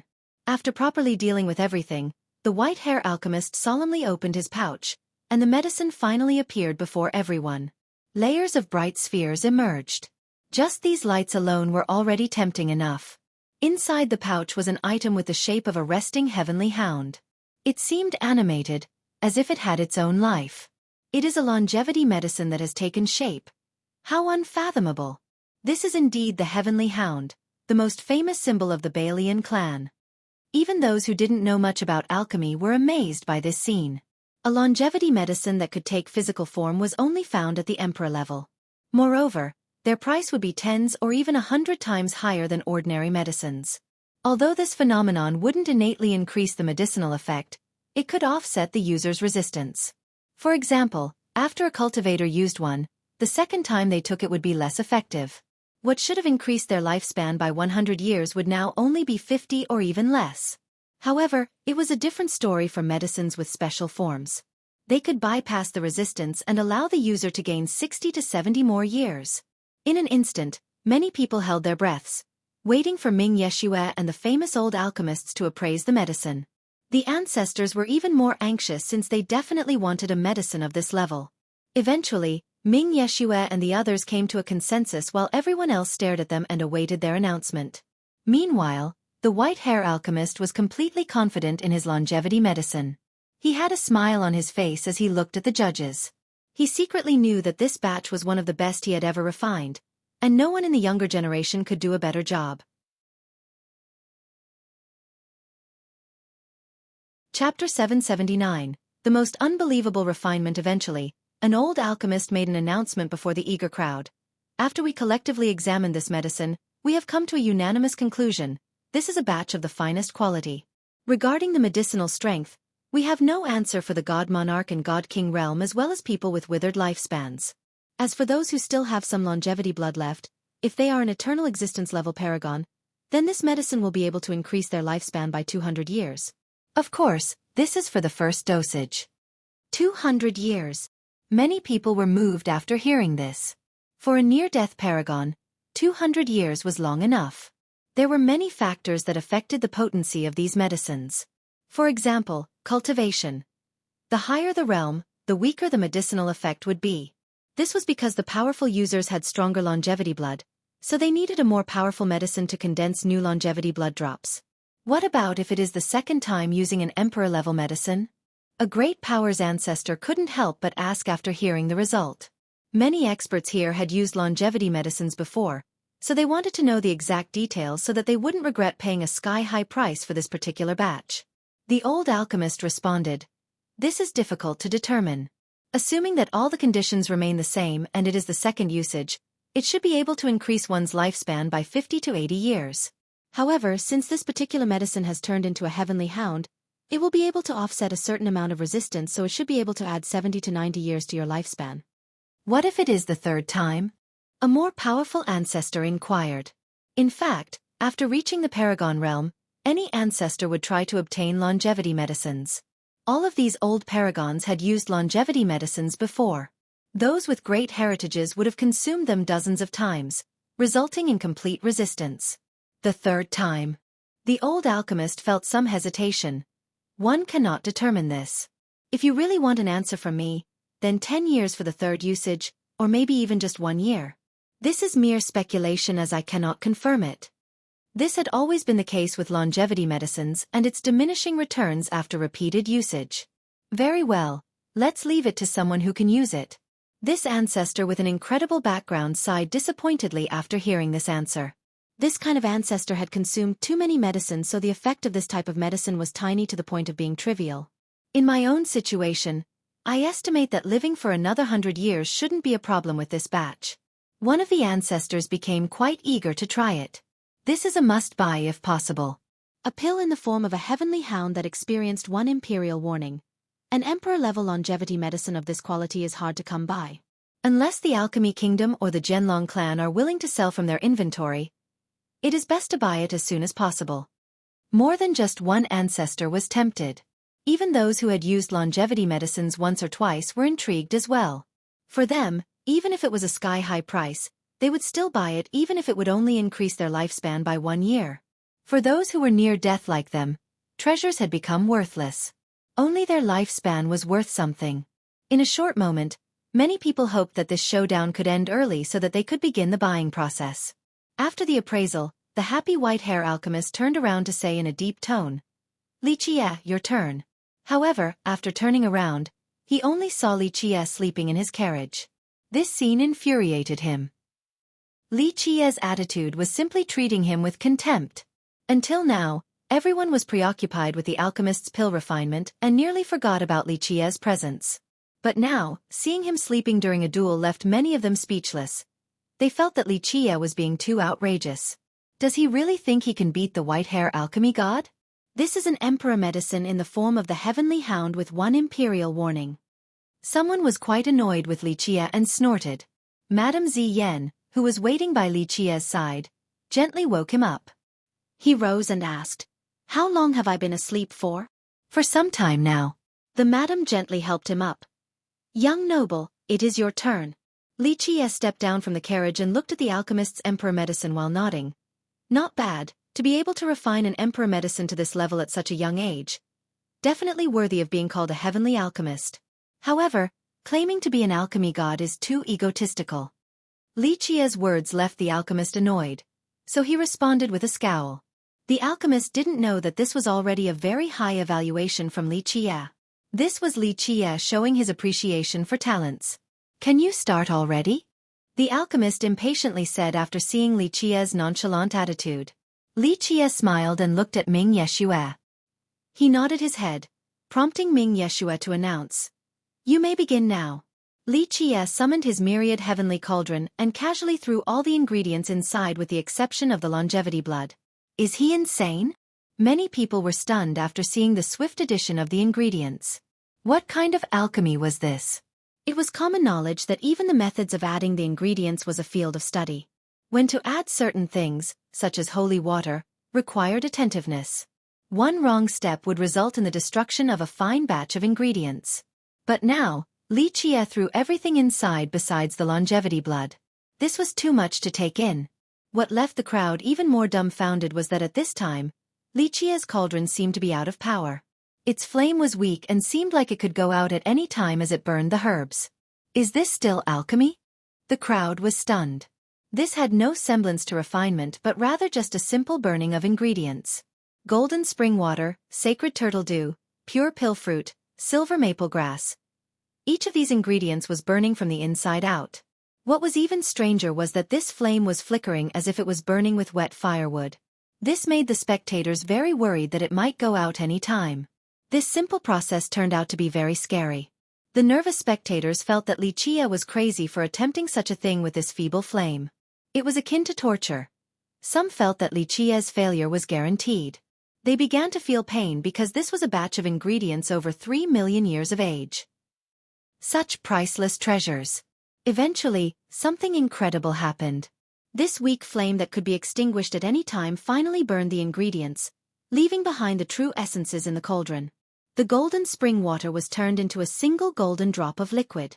The sacred turtle dew resulted in a jade-like ointment the size of a fingernail.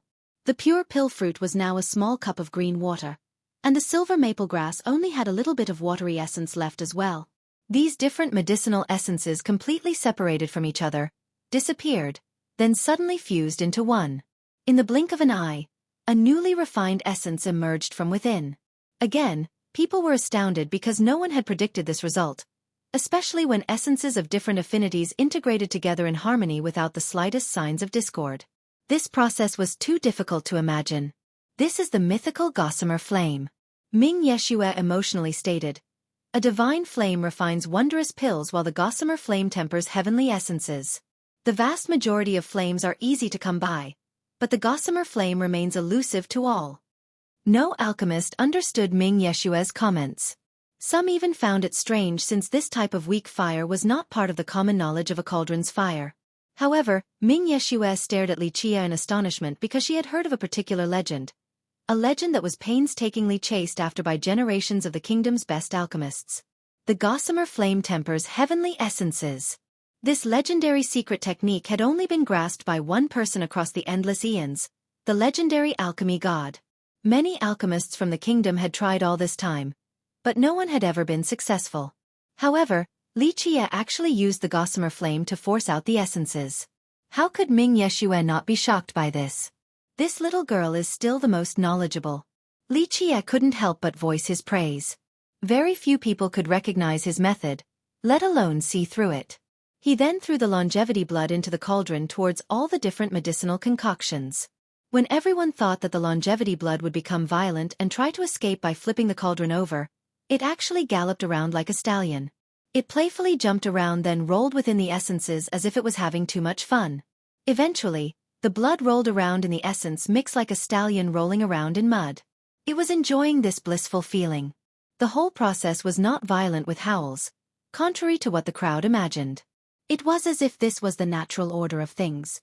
The blood eventually joined the different essences like snow encountering spring.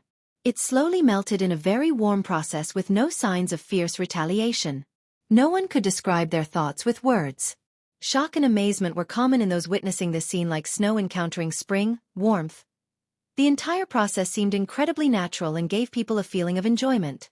Eventually, an old alchemist made an announcement before the eager crowd.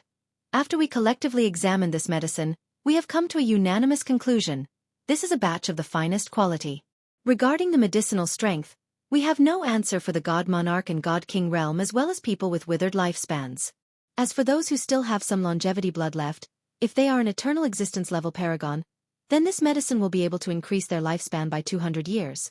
Of course, this is for the first dosage. 200 years. Many people were moved after hearing this. For a near-death paragon, 200 years was long enough. There were many factors that affected the potency of these medicines. For example, cultivation. The higher the realm, the weaker the medicinal effect would be. This was because the powerful users had stronger longevity blood, so they needed a more powerful medicine to condense new longevity blood drops. What about if it is the second time using an emperor-level medicine? A great power's ancestor couldn't help but ask after hearing the result. Many experts here had used longevity medicines before, so they wanted to know the exact details so that they wouldn't regret paying a sky-high price for this particular batch. The old alchemist responded, "This is difficult to determine. Assuming that all the conditions remain the same and it is the second usage, it should be able to increase one's lifespan by 50 to 80 years. However, since this particular medicine has turned into a heavenly hound, it will be able to offset a certain amount of resistance, so it should be able to add 70 to 90 years to your lifespan." What if it is the third time? A more powerful ancestor inquired. In fact, after reaching the Paragon realm, any ancestor would try to obtain longevity medicines. All of these old paragons had used longevity medicines before. Those with great heritages would have consumed them dozens of times, resulting in complete resistance. The third time. Chapter 780. Heavenly medicine. When the longevity blood melted, the new medicinal concoction in the cauldron slowly flowed down like a spring. It seemed that at this moment, it had its own life. While watching it flow, others could feel the blood inside their bodies flowing, resonating along to the same rhythm as well. Many were immersed in this scene and forgot that this was a duel. Back during the white-hair alchemist's refinement, the people here were also lost in the process. However, the two intoxicating feelings were completely different from each other. People were lost in the alchemist's refinement technique and great mastery. Each of his actions was full of beauty. Even those who weren't alchemists could understand the meanings behind his movements. Li Qie's refinement was different. Although people were also drunk in its wonders, they forgot about Li Qie's actions. No one paid attention to his fire mastery or how he controlled his cauldron. At this time, the only thing in their eyes were the changes in the concoction within the cauldron. It was as if the scene playing out had turned into the most fascinating event in this world. If one was to say that the white-hair alchemist's actions were full of beauty, then the transformation of Li Qie's medicinal concoction was a supreme work of art. The alchemist's personal skill let people know that he was an incredible legendary alchemist, while Li Qie was showcasing his medicinal concoction to let people know that this newly refined essence was peerless. As the concoction continued to change, clouds began to gather in the sky. Once the layers of clouds were thick enough, a vortex appeared above Li Qie and emitted an increasingly louder sound. The imperial warning is coming. a person exclaimed in fear, to witness 2 imperial warnings within such a short amount of time. This duel is truly spectacular. People were holding their breaths to witness the attack of the imperial warning. They wanted to see if Xueqi could withstand the warning's might or not. If he could, then another emperor medicine was about to come into existence. Powerful detonations resounded from within the vortex as if the Grand Tao was dancing. An alchemy rune had been successfully formed inside. Another loud blast echoed. This alchemy rune came sweeping down with a ferocious momentum as if God himself sent down this warning. The rune seemed to be the culmination of the heaven's will. However, when everyone thought that Xueqi was about to having a fierce battle with the imperial warning, the myriad heavenly cauldron suddenly opened its mouth and immediately devoured the imperial warning like a predator feasting upon its prey. After it was eaten by the cauldron, the imperial warning sound stopped, like a clay ox drifting into a sea. Longevity fruit. Young cultivators might be unaware, but the ancestors were immediately shaking with excitement after hearing this. This medicine in the shape of a fruit was unfathomable. Its ability to decrease resistance must be far stronger than the medicine in the form of a heavenly hound. Well, how much lifespan can one gain by taking this longevity medicine? Several ancestors with frightening backgrounds eagerly inquired at the same time. After finishing their examination, one of the alchemists finally stepped out. Having noticed that the examination was finished, an ancestor pressed the issue again. So? Is this medicine really amazing? This alchemist cleared his throat and spoke. After our examination, we can safely say that this longevity medicine is suitable for god monarchs. Even a god king will have good results after taking it. However, if an immortal emperor consumes it, the effect will be minimal. Causing 4 imperial warnings was more than enough for the medicine to be considered of the finest level. Legend states that when the warning sounds 6 times, even immortal emperors could use the resulting medicine. The crowd was moved after hearing this result. A medicine for god monarchs that was also effective for god kings simply meant that this medicine was of the highest quality. The alchemist explained, "This is an alchemy longevity fruit. We have never seen it before, but our conservative estimate is that a god monarch will be able to gain 600 to 700 years of life. For a normal god king, it should be 300 to 400 years. Of course, these are conservative estimates since this type of longevity medicine is simply too rare." What? More than 500 years? An emperor medicine can extend life for this long? An ordinary alchemist felt that this was simply ridiculous and questioned this evaluation. The alchemist pondered for a moment before replying. Generally, ordinary emperor medicines cannot break the 500-year threshold. However, for medicines with 3 warnings or more, there is definitely a high chance of crossing this threshold. To be more exact, this batch is no longer within the confines of emperor medicines. It is in between the emperor and heavenly levels. If a god king can gain more than 500 years of life after using it, then it would be considered a heavenly medicine. The alchemist paused for a moment before continuing. However, this batch's effects exceed the emperor level, so we place it between emperor and heavenly medicines. Heavenly medicine. An old alchemist was astonished and had to utter. Don't people say that only alchemy emperors are capable of refining heavenly medicines? There was a reason behind its name. It meant that this was a gift from the heavens. These types of medicines can be divided into 3 levels: heavenly medicine, myriad medicine, and era medicine. These 3 types were in their own league and could only be refined by alchemy emperors. It was just as the alchemist had said, even emperor-level medicines would not be able to increase one's lifespan by more than 500 years. If a god king could gain 500 years, then the medicine would be called a heavenly medicine. That is why we're placing it between the emperor and heavenly levels. The alchemist said solemnly. How about its ability to reduce resistance? An ancestor impatiently said, I have used longevity medicines twice already. How many years will this particular medicine give me? Chapter 781. Crushing defeat. This question made the alchemist contemplate for a moment. The group came together again for another exchange and finally, the alchemist mused. In our very conservative opinion, virtuous paragons shouldn't use this longevity medicine. One should at least be of the eternal existence level to use it, or else it would be too much of a waste. How many years will a god monarch gain? A voice came from the distant ancestral ground of the alchemy kingdom. These words shocked the crowd. Without a doubt, Even the kingdom who was known to have the best alchemy Tao had a god monarch who was tempted by this medicine. As I have said, for a god monarch who has never taken longevity medicines before, it should be able to increase their lifespan by 600 to 700 years. The alchemist answered. In reality, this was an impossible notion. Those who had reached the god monarch realm would have already taken countless longevity medicines. It could even be said that this type of medicine was completely useless for them. This is an alchemy longevity fruit that we have never seen before. Referencing past records, our conservative estimate for a god monarch who is taking this type of medicine for second time is 400 to 500 years because this is a longevity fruit, the ultimate form. If it is the third time, then it is hard to say. Perhaps 100 years, or maybe only 70 to 80 years. The alchemist explained quietly. What if it is the fifth time? Another ancient voice came from the ancestral ground.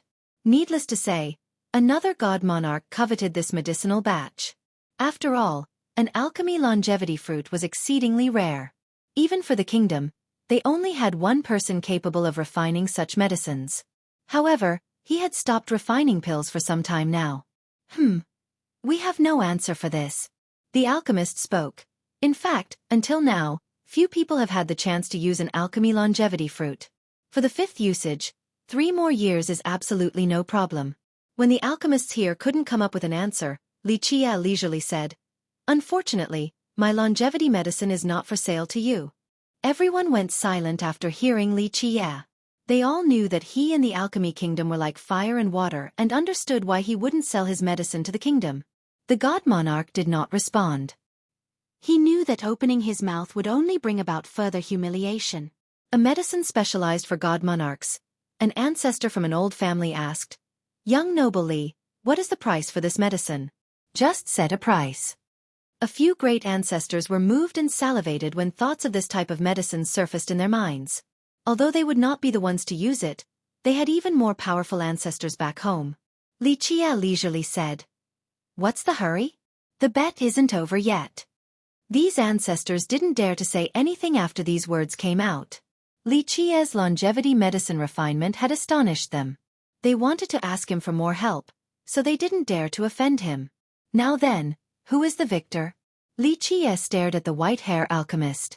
The alchemist went pale and could no longer maintain his standout demeanor. It seemed that his soul had left his body, resulting in a sluggish state. This was too big of a blow for him. He actually didn't even care for his life at the moment. Such a defeat was too difficult to accept. He had always been a heaven's-proud son, an alchemy genius. Although he was not as proficient as Yuan Saihe when it came to plant cultivation or Xueqi in pill refinement, he thought of himself as being untouchable in longevity medicines among the younger generation. He was confident enough to dare challenge legendary alchemists of the previous generation. However, he had suffered complete defeat in the field he excelled at. His single imperial warning was enough for him to take pride in, and he was very satisfied with such a result. However, Xueqi refined a medicine that had 4 warnings. Such a blow was unbearable and simply shattered his pride. Losing to Xueqi's might would have been fine since even immortal emperors lost when they were young, let alone him. However, losing to Xueqi in longevity medicine refinement was beyond his tolerance because it was his best area, his source of pride. This defeat completely shattered his confidence. Why did God give birth to me after creating you? The paled alchemist leered at Xueqi with forlorn eyes. His confidence was completely shot. This quick shift in mentality from confidence to nothingness left him in despair. Xueqi simply shrugged. Isn't this the nature of life? There is always a higher mountain, a broader horizon, a greater man. I see. A broader horizon and a greater man. The alchemist chuckled with a mournful look. Xueqi, you are capable. I accept my loss today. This white-hair alchemy god can stay true to his words even in defeat. Having said that, his body quivered, blood dripping down from the corners of his lips. Eventually, he fell straight down as his eyes slowly closed. There were no complaints. He had no fear of death as it had become a form of relief for him. What a pity. Xueqi lightly shook his head while looking at the alchemist's body. In fact, if the alchemist accepted his loss earlier, Xueqi would have spared him. In his eyes, this alchemist was much more likable than Xueqi. Unfortunately, the alchemist was even prouder than Xueqi and couldn't handle defeat. He preferred the peace of death over bowing down before Li Qie. Many people emotionally sighed while the scene remained silent. The stone medicine world had lost a great alchemist. Excessive pride leads to one's demise. An older alchemist gently sighed. There are times when even emperors taste defeat, so why bet with your life? Many here still viewed the alchemist as an extraordinary genius despite losing. They all knew of his arrogant attitude, and many didn't like him when he was alive. He was too difficult to get along with. However, after losing his life, even those who didn't like him felt mournful. The world had lost a great alchemist. After a period of silence, a great ancestor had to inquire, "Young noble Li, is your longevity medicine for sale?" In fact, Ming Yeshue also wanted to buy this batch of medicine for the god monarch in her sect. However, she didn't say anything since she understood that it would only make things difficult for Li Qie. Li Qie took the 2 batches of medicine because the alchemist's portion had become his spoils of victory. He then shook his head as a response to the ancestor's question. "Don't ask me about this, you should be asking Fairy Yuan." Having said that, he handed the medicines over to Yuan Saiha. The materials were from the Serene Garden, so these 2 batches belong to the garden as well. Take them, it is up to you whether to sell or not. Yuan Saiha was a bit hesitant, but under Li Qie's gentle insistent nod, she eventually accepted the 2 batches. "Fairy Yuan, are they for sale? Just name the price." Many ancestors were happy after seeing the change of owners. This was because many great powers had friendly relationships with the Serene Garden. Moreover, Yuan Saiha was a very amiable person. Buying from her would be much easier than buying from Li Qie. Yuan Saiha announced to the covetous old ancestors, "Gentlemen, for the sake of fairness, the medicines will be entrusted to the largest auction house in the stone medicine world. The highest bidder will walk home with them." Some were happy while others were worried after hearing this decision. A few immediately left to return to their sects so that they could tell their seniors to prepare enough funds for the upcoming extraordinary auction. "Let us go." Li Qie boarded his carriage to return to his quarters. Not long after their return, many people came to visit. There was no lack of ancestor-level characters among them. It was understandable for so many sects and even ancestors to visit. With the death of the white-hair alchemist, Li Qie had become the new alchemy prodigy. Moreover, his longevity medicine refinement skill was even better than the white-hair alchemists. Which lineage didn't want to have a good relationship with a genius like Li Qie? This was especially true for the ancestors. They hoped to build friendly ties with Li Qie since they would eventually seek his assistance to refine medicines when the day that they require them came. Li Qie let the madam see to the visiting sections. According to his plan, the giant bamboo country's status became much more prestigious.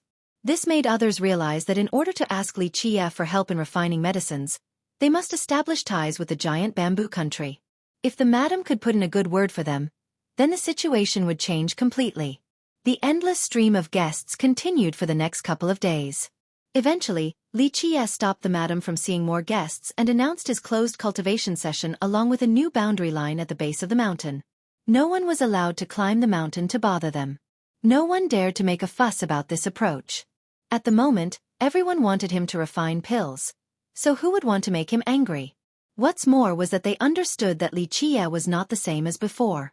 With one word, how many people would be willing to help him? Because of this, who would want to offend him? Chapter 782. Heaven Restoration Salve. Li Qie's announcement was also not just an excuse.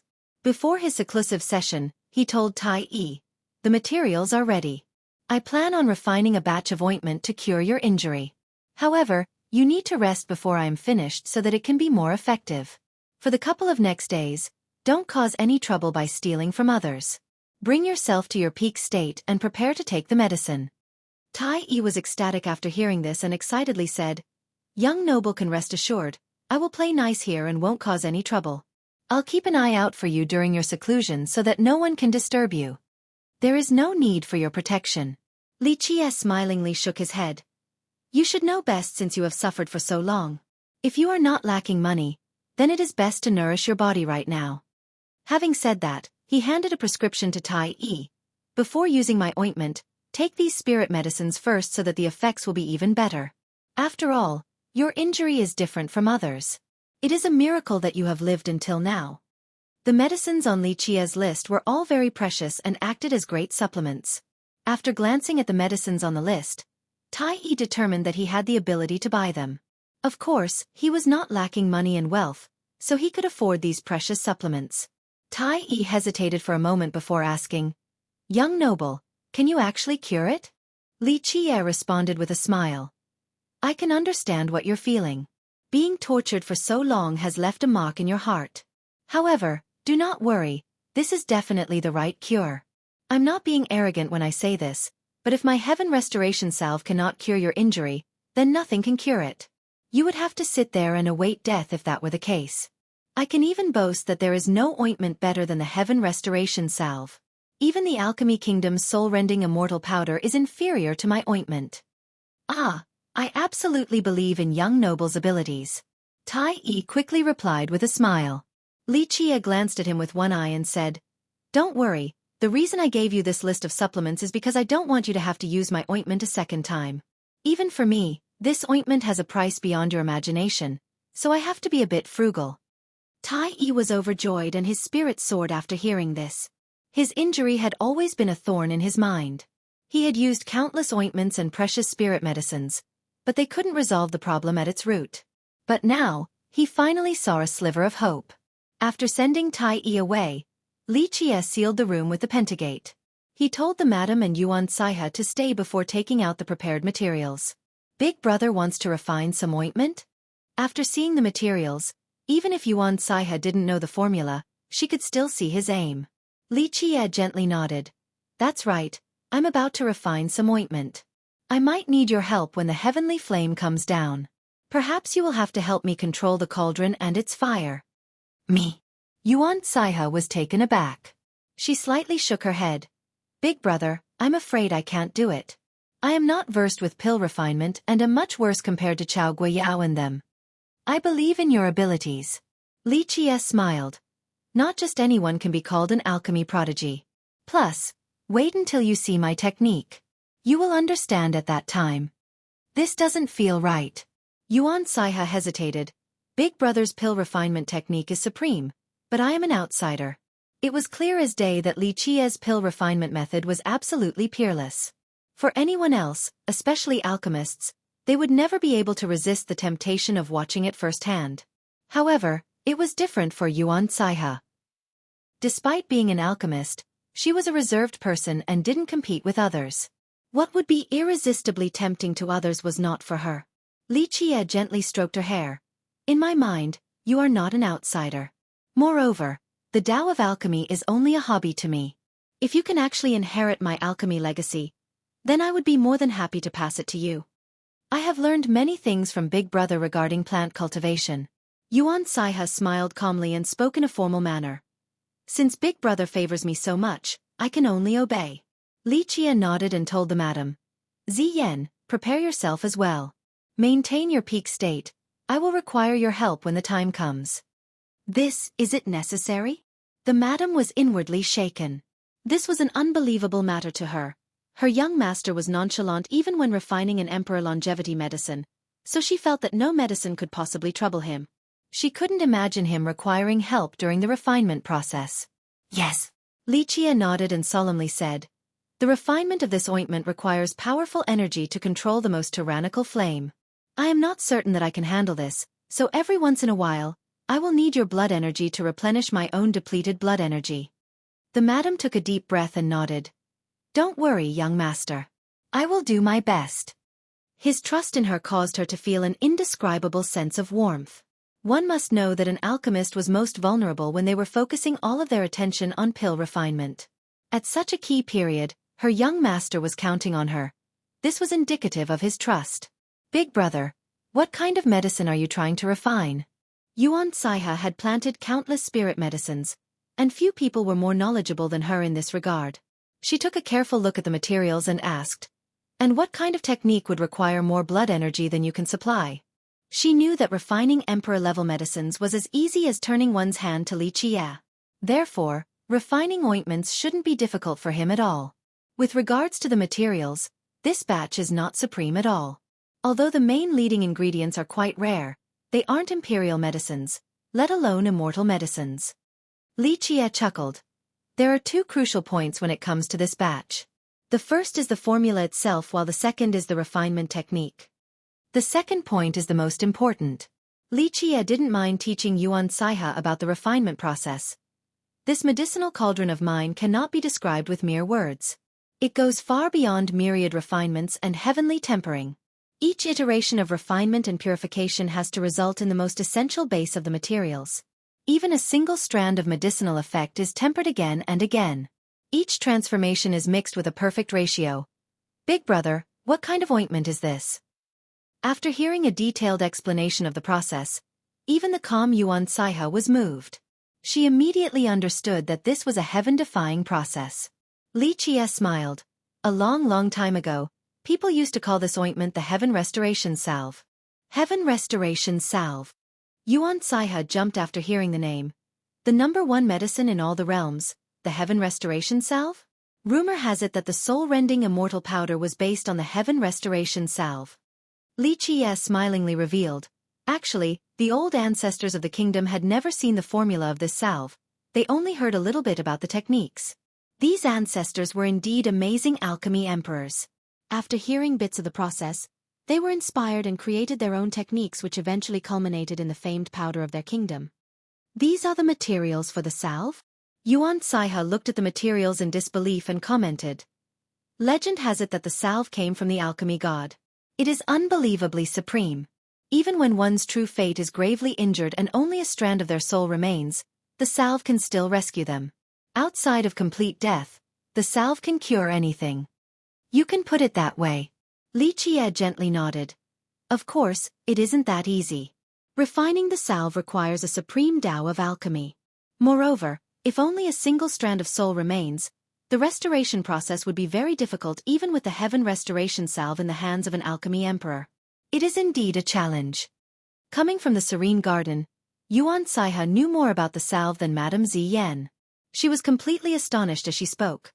Although the salve has been lost for a long time, many alchemists and even alchemy emperors have researched it down to this day. Many of them guessed that the materials for the supreme salve must be immortal medicines or even true immortal medicines. She wasn't the only one who held this notion. Anyone who knew about this salve would be in disbelief. The Heaven Restoration Salve was not refined using immortal medicines. Outside of the rare leading materials, the others could be considered precious, but they were definitely not exceedingly rare. Compared to the fame of the Heaven Restoration Salve, these materials were far too ordinary and cheap. Those are just rumors. Li Qie gently shook his head. The salve earned its reputation not from its precious ingredients but rather from the peerless refinement technique.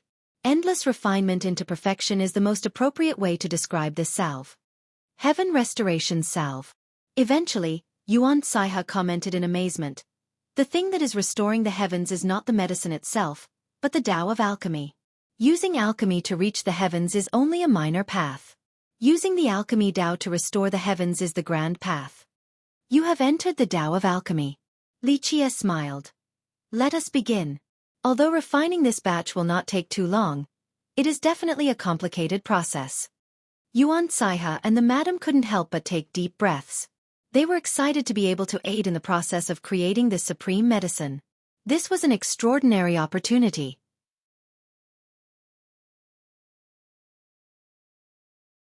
Chapter 783.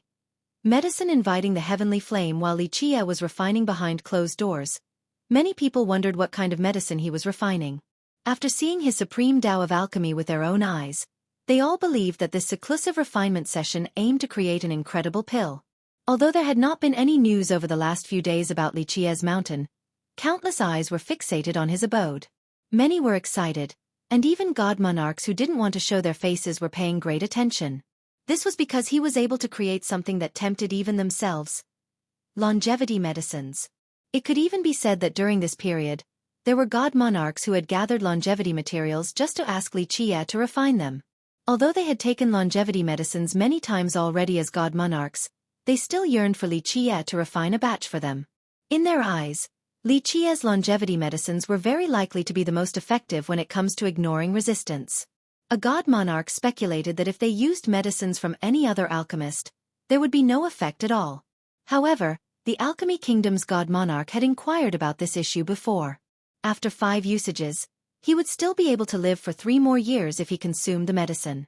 If they could prepare even better materials for Li Qie, then with his abilities, perhaps he could even refine a heavenly medicine. They weren't counting on living for another 1,000 years. As long as it could pierce through their resistance to allow them to live for 3.5 more years, that would be more than enough. This extra 3 years on top of burying themselves in blood era stones would allow them to withstand the erosion of the endless river of time.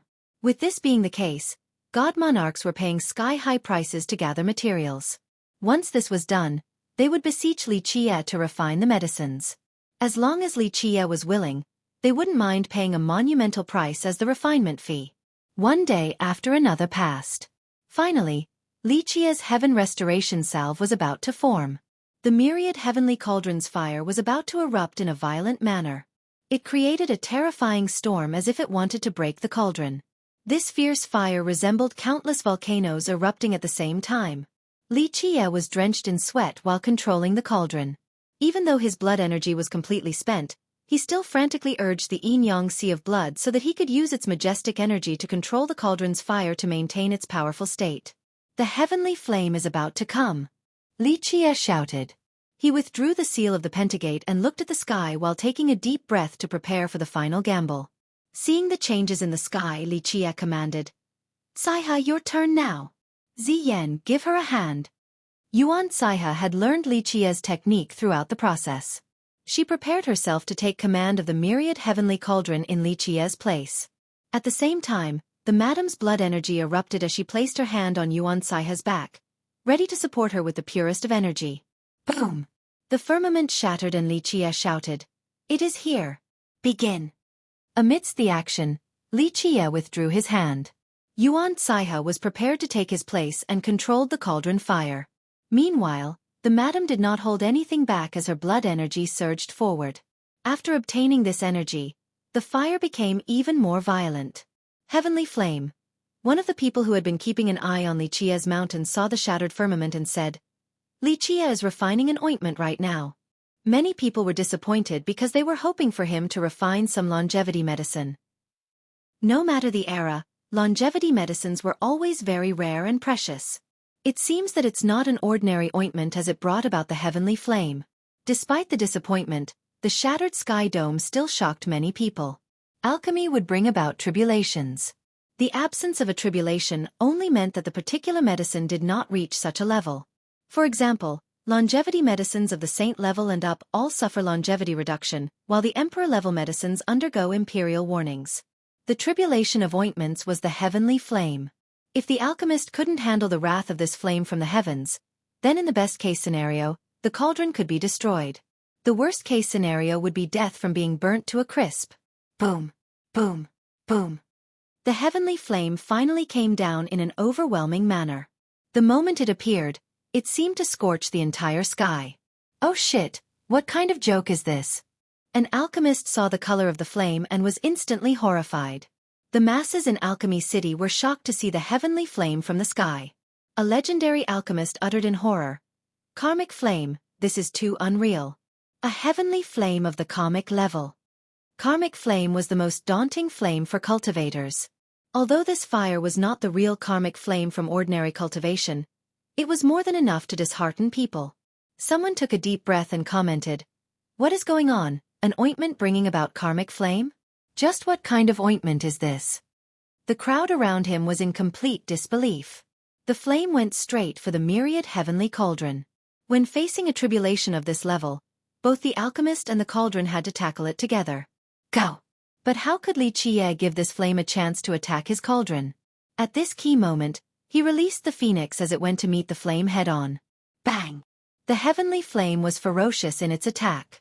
However, the bird flapped its wings and accepted all of the fire. Under the control of the Death Chapter, the phoenix was able to devour the heavenly flame entirely. As it devoured the flames, its bones began to melt once more. This time, a different change occurred.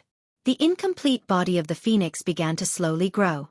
Li Qie didn't only want to refine the heaven restoration salve, he wanted to borrow the karmic flame to refine the phoenix's bones to strengthen its damaged corpse.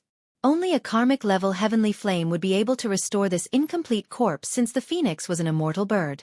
Although it seemed straightforward with Li Qiye using the death chapter, this process was not so easy. Although this karmic flame was still weaker than the bright flame cauldron's fire, the quantity was vastly different. The heavenly flame struck down like a surging river.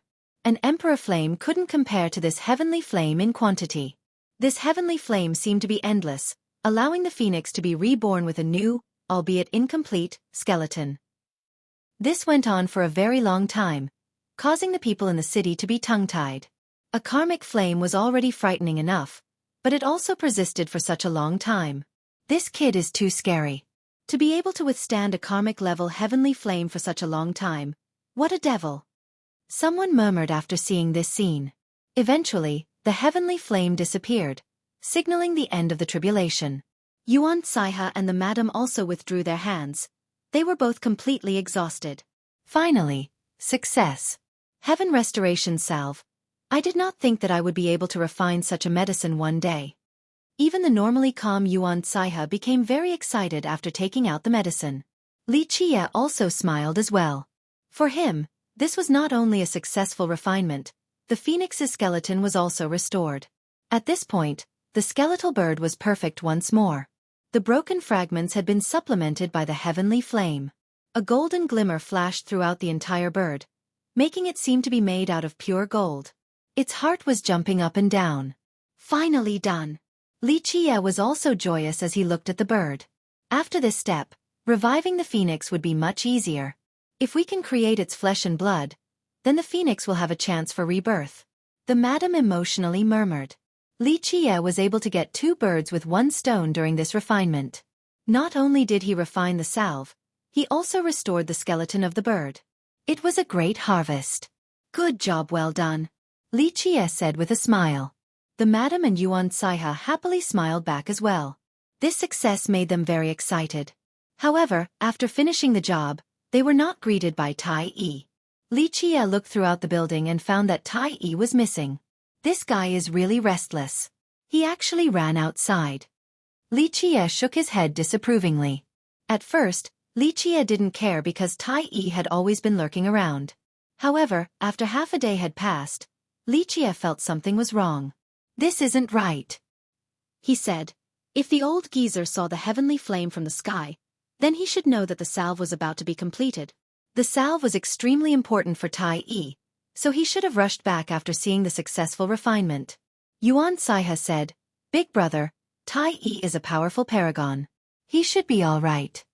While Li Qiye was feeling that something was amiss, someone came to visit and insisted on meeting Li Qiye. Under such persistence, Li Qiye decided to meet him. This was a stranger that Li Qiye had never met before. After this person saw that it was safe, he finally transformed and revealed his true appearance. Observant monarch? Li Qiye was surprised to see the person's real appearance. What happened for you to come here in this manner? A sense of foreboding rose in his mind. Young noble Li, things are not looking good.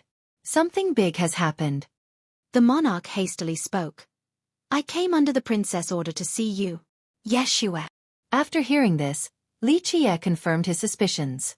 While Li Qiye was refining behind closed doors, many people wondered what kind of pills he was refining. After seeing his supreme Tao of alchemy with their own eyes, they all believed that this seclusive refinement session aimed to create an incredible pill.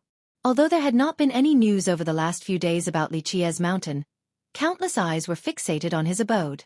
Many were excited, and even god monarchs who didn't want to show their faces were paying great attention. This was because he was able to create something that tempted even themselves. Longevity medicines. It could even be said that during this period, there were god monarchs who had gathered longevity materials just to ask Li Qiye to refine them. Although they had taken longevity medicines many times already as god monarchs, they still yearned for Li Qiye to refine a batch for them. In their eyes, Li Qiye's longevity medicines were very likely to be the most effective when it comes to ignoring resistance. A god monarch speculated that if they used medicines from any other alchemist, there would be no effect at all.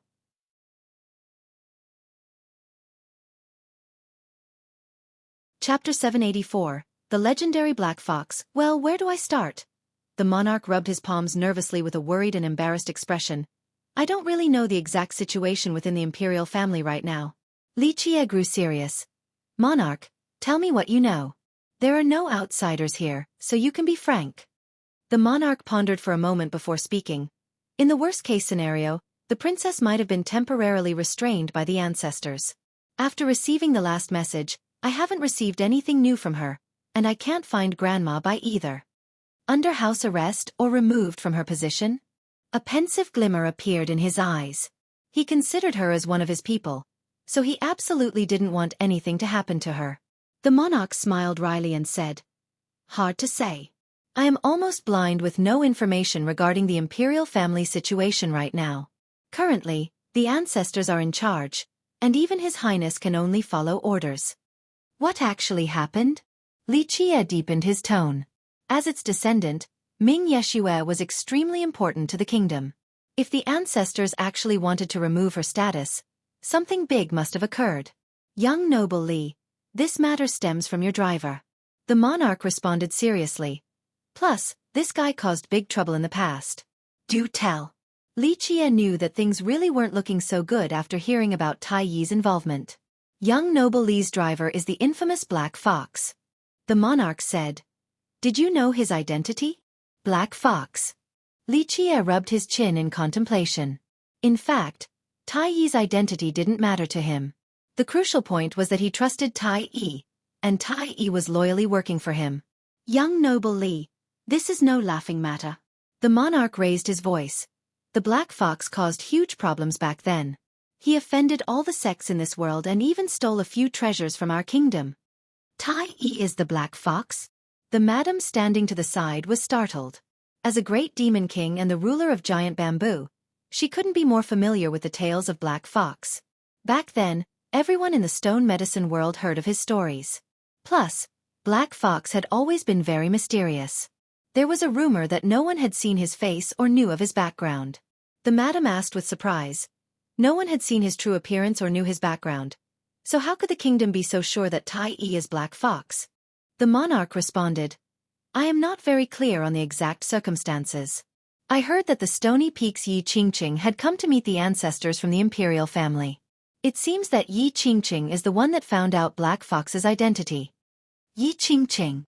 Li Qie's eyes flashed. Yi Qingqing actually came to the kingdom and discovered Black Fox's true identity. This was too much of a coincidence. It seemed like Yi Qingqing came for him specifically. The monarch continued.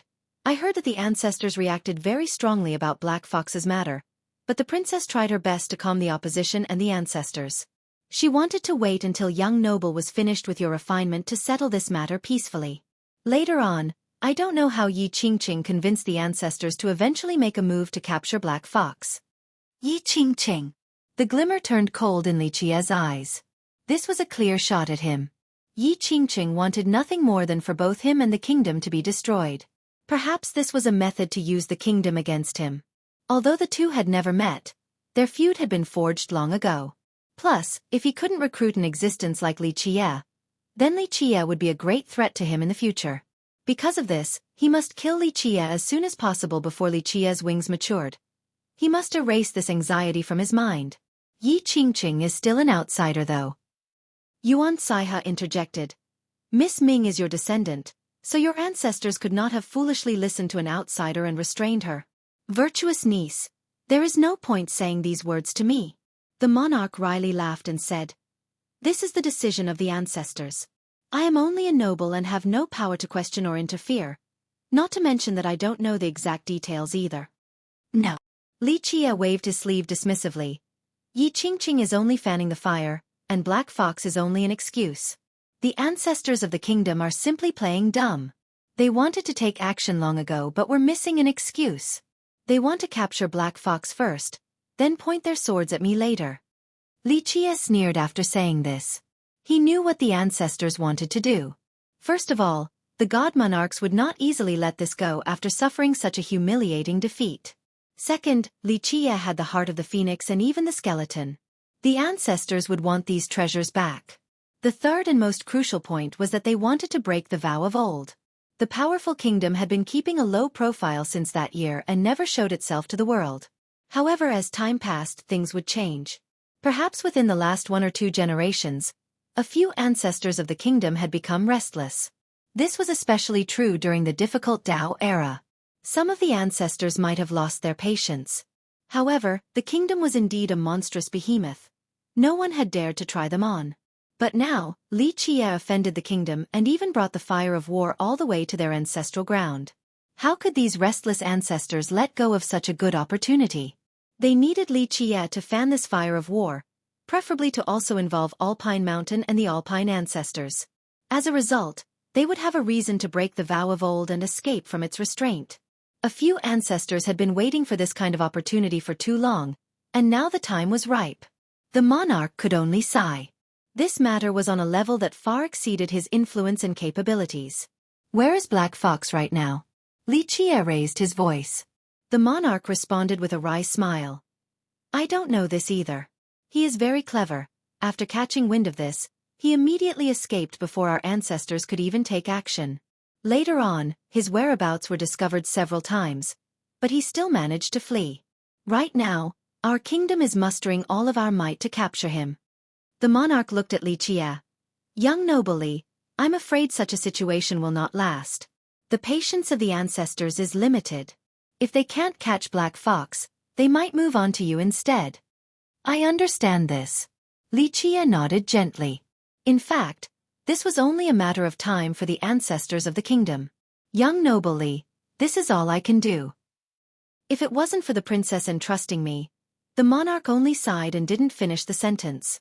Li Qie replied, "I appreciate monarch taking the risk to come here. Please return. The longer you stay, the more dangerous it will be for you." The monarch coming here in secret was a very risky undertaking.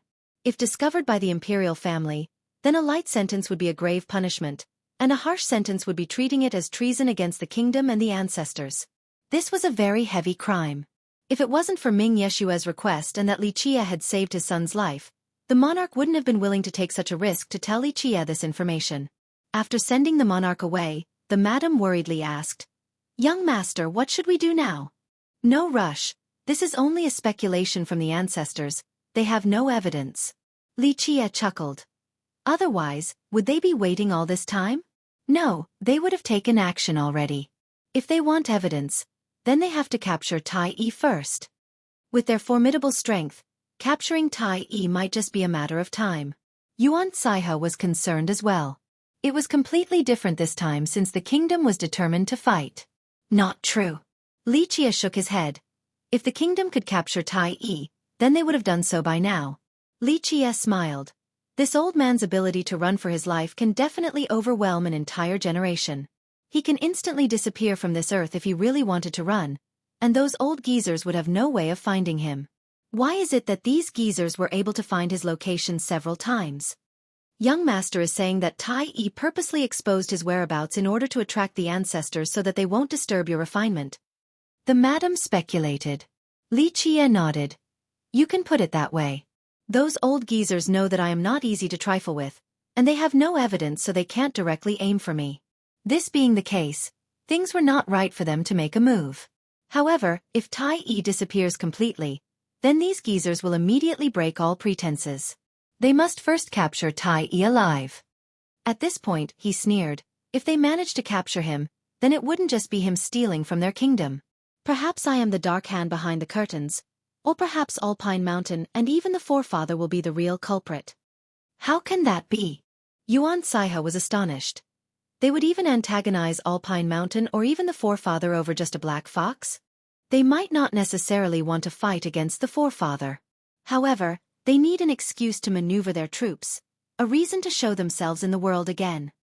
Li Qie chortled contemptuously. How could he not know what these ancestors were planning?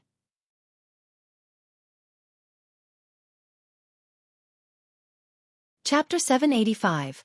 Alchemy Kingdom's Plan. The madam worriedly said, "If the ancestors want to go big this time, I'm afraid they are definitely prepared. Maybe even a god king will come out." "Don't worry." Li Qie chuckled. "The kingdom is ready, but so am I. If those geezers want to die, then they can't blame me for not giving them any face. I will be more than happy to flip over the kingdom just in time to borrow their ancestral vein." The madam could only smile in response. She knew that her young master wanted to use their ancestral vein to revive the phoenix. Big brother, what should we do now? Leave the alchemy kingdom for now? Yuan Kane was also concerned for his safety. Li Jie shook his head and said, No, we have to find old man Tai Yi first. He is surely still in the city. After finding him, we'll decide what to do based on the alchemy kingdom's response. The madam gently sighed. She knew that another great battle was on its way. It would be a scene of carnage that exceeded imagination.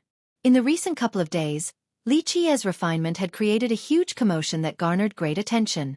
However, another matter was very eye-catching as well. The kingdom's scouting legion suddenly appeared. Countless experts came out of nowhere along with several infamous ancestors. What could have happened to warrant this response? Many experts that were staying in the city were startled from the kingdom's strong presence.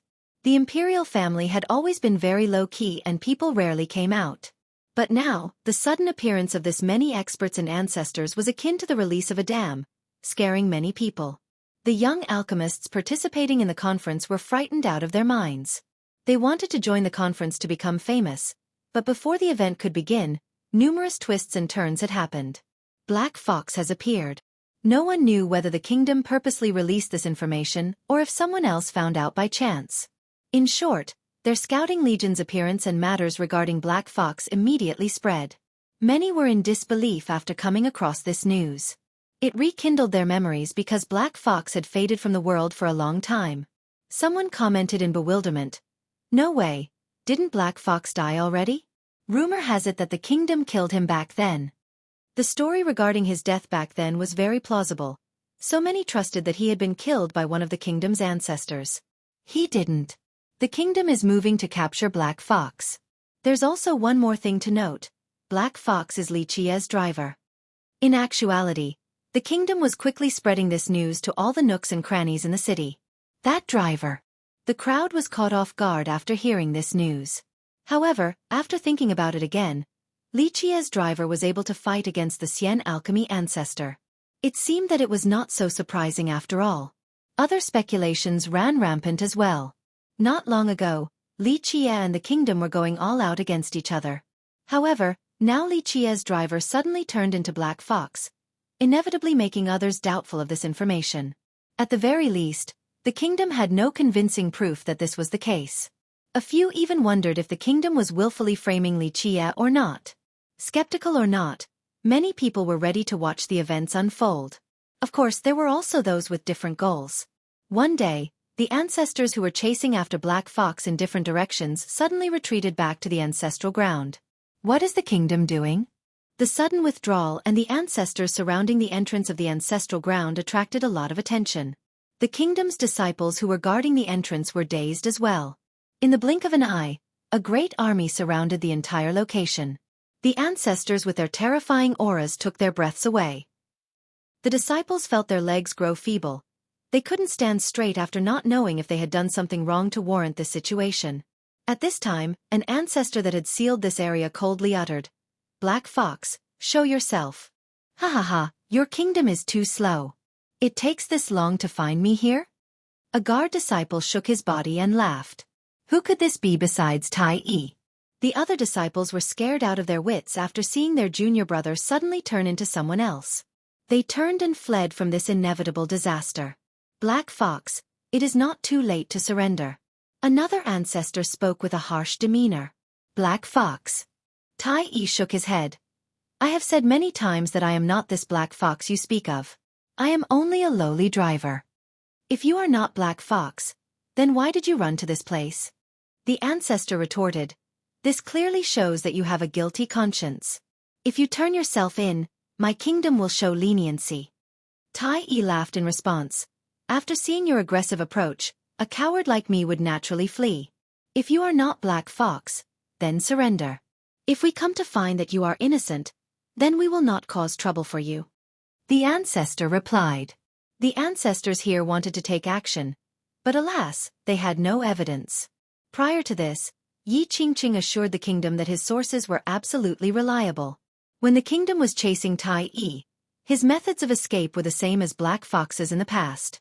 Although the kingdom was certain that Li Jie's driver was Black Fox, they didn't have conclusive evidence. There was no other way since no one knew Black Fox's background. He had always been shrouded in secrecy. Tai Yi shook his head in response. I don't trust your alchemy kingdom in this matter. Once captured, one can make a little rabbit admit that it is a wolf. Fool. The ancestor's expression turned cold as a powerful bloodlust surged forth. He awe-inspiringly uttered, in that case, don't blame us for being merciless. The majority of the cultivators watching this commotion held their breaths. They knew that this storm would definitely spread to Xueqi as well. I heard that people are chasing my driver. I didn't believe it at first, but now that it is happening before my very eyes, it seems that I have no other choice. A relaxed voice came at this time. Xueqi is here. The experts present were shaken after seeing the slow arrival of a carriage. Xueqi was currently famous, and his feud with the kingdom was common knowledge. They all felt that a great war was about to happen. This time, the driver was Madame Ziyan. Xueqi lazed around in the back with Yuan Saiha next to him. A few cultivators admired his calm demeanor, even those that were annoyed with him. What kind of courage and determination did this require? The ancestors smirked after seeing his arrival. They were eager to spill dirty water on Xueqi and take action against him. Alas, the only obstacle was the lack of evidence. But now, Xueqi brought himself right to their doors. To them, nothing could be better than this. It was simply ignoring the accepting heavens and barging into the unwelcoming hell. Young noble. Tai Yi smiled awkwardly when he saw Xueqi approaching. He understood the kingdom's goal and didn't want to involve Xueqi. However, Xueqi was here, so even if he wanted to avoid this disaster, it was not to be. Xueqi, you came just in time. One of the ancestors sneered. The army of the kingdom and even a few ancestors shifted their positions. In the blink of an eye, they instantly surrounded Xueqi. Even if he wanted to escape, all of his paths were completely blocked. Even a slow-witted person would know that the kingdom was about to deal with Xueqi. This battle is inevitable. Who knows who the victor will be in the end? A cultivator standing outside murmured. Xueqi stepped down from his carriage and glanced around at the kingdom's experts that surrounded him. His gaze fell upon the old ancestors. It seems that your kingdom is ready to attack me. Xueqi smiled at the crowd. You commanded Black Fox to steal our kingdom's treasures. Your sins are unforgivable. An ancestor coldly responded. He slyly claimed that Xueqi was the real culprit behind the scenes and quickly dragged him into this affair. They wanted to hit 3 birds with 1 arrow. First, they could capture Black Fox and Xueqi. Second, that would regain the phoenix. Third, they would have an excuse to bring the war to Alpine Mountains so that their kingdom could rise again. Lies. Tai Yi's expression quickly sank. He immediately understood the sinister intent of the kingdom after hearing this. They aimed to capture his young noble.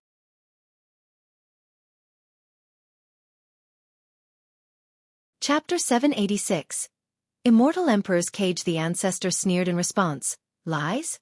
You are Black Fox and Xueqi is your master. Who but Xueqi would command you to steal our treasures? Bullshit. Tai Yi lost his cool. You think I don't know your kingdom's nasty ploy? If you have a problem, then come at me.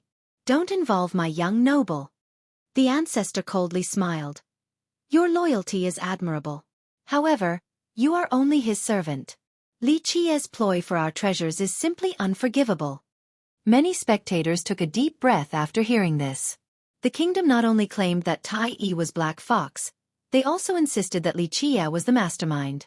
It seemed that it was no longer important whether Tai Yi was Black Fox or not.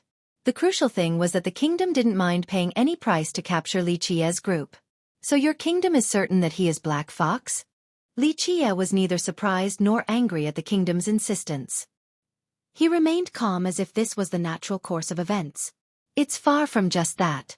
The past invasion and thievery of our kingdom were all part of your plans. The ancestor coldly uttered. Everyone understood after hearing this that the kingdom wanted to push Xueqi off the cliff. They all knew that it was simply impossible for Xueqi to command Black Fox to steal the kingdom's treasures. Take a step back and assume that Tai Yi was indeed Black Fox. When Black Fox was active, Xueqi might not have been born yet. How could he be the one in command? People shuddered after hearing the ancestors, especially the big shots and ancestors from the other lineages. Until now, People didn't sense this behemoth of a kingdom's existence due to its reclusiveness.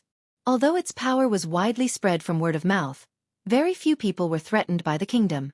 But now, this new style left these experts with cold chills. They suddenly realized that the kingdom was not just a behemoth, it was an even more terrifying existence, an untethered prehistoric beast from the ancient ages. If one day, it chose to not remain hidden anymore, if one day, it chose to emerge for hegemony, the fierce beast would finally leave the mountain and the flood would finally break the dam. With its power, they would be able to control the winds and clouds at their whim. It was not difficult for them now that they had revealed their intent. Amazing, simply amazing. Xueqi smiled and clapped his hands in response to the slander. The alchemy kingdom is not only powerful, its distortion of black and white is quite eye-opening as well.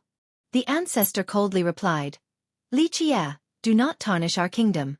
We have always been reasonable and defenders of justice. However, against treacherous villains who have malicious intentions towards the stone medicine world, there is no need to hold back. Our kingdom has the responsibility to maintain world peace. Just the words I wanted to hear from you. Xueqi smiled softly. You know, the more you speak, the less guilty I will feel about destroying your kingdom. Although I am a vicious person, do not blame me for what I am about to do. Blame yourself for maneuvering against me. At this point, Xueqi waved his hand towards Tai Yi. Tai Yi, come over here. If they are certain that I commanded you, then very well. We shall let the alchemy kingdom learn just how ruthless the dark hand behind the curtains is. After mentioning the dark hand behind the curtain, Xueqi's eyes immediately turned fierce with bloodthirst. For many generations, there were countless invincible existences who referred to him by this title. The dark hand manipulating the eras, the monster lurking in the background. Tai Yi hesitated for a moment but eventually went over to Xueqi's side. He didn't want to involve Xueqi in this matter, but it seemed that Xueqi paid no mind. Very good, since both of you have admitted to it, nothing could be better. The ancestor snidely smiled. Surrender now and perhaps our kingdom will show you mercy. Mercy? Xueqi looked at the ancestor and couldn't help but laugh. I need your kingdom to show me mercy? Such funny words. Whether I forgive your kingdom or not will depend on my mood. Ignorant fool. You think your dead phoenix can defeat our kingdom all by itself? The ancestor became furious. Their previous defeat to Xueqi was a great humiliation to the kingdom. No matter what, their kingdom must wash away the shame from last time. You're right. Today, I will tear apart your ancestral land. Don't blame me. You've brought this upon yourselves. Xueqi revealed a cold grimace. Bold words, I want to see how your skeletal bird will tear apart my ancestral land. An ancient voice erupted like thunder. Amidst the action, the auras of God Monarchs swept through the land, causing countless people to prostrate. God Monarch!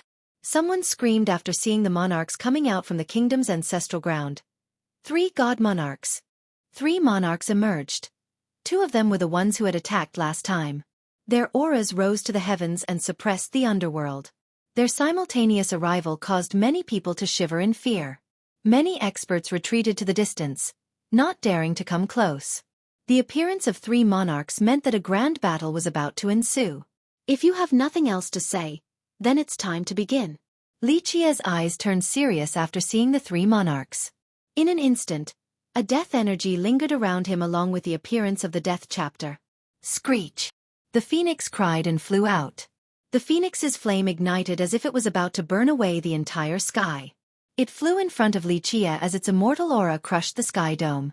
Even a god monarch would have no way to take another step forward. Subdue! The monarchs came prepared this time. They summoned a formation that turned into a huge cage that instantly trapped the phoenix.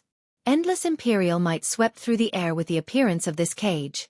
The cage resembled an immortal emperor's 5 fingers that seemingly wanted to imprison the bird. A formation personally created by an immortal emperor. Immortal Emperor Yao Zu's formation. A knowledgeable ancestor was shocked.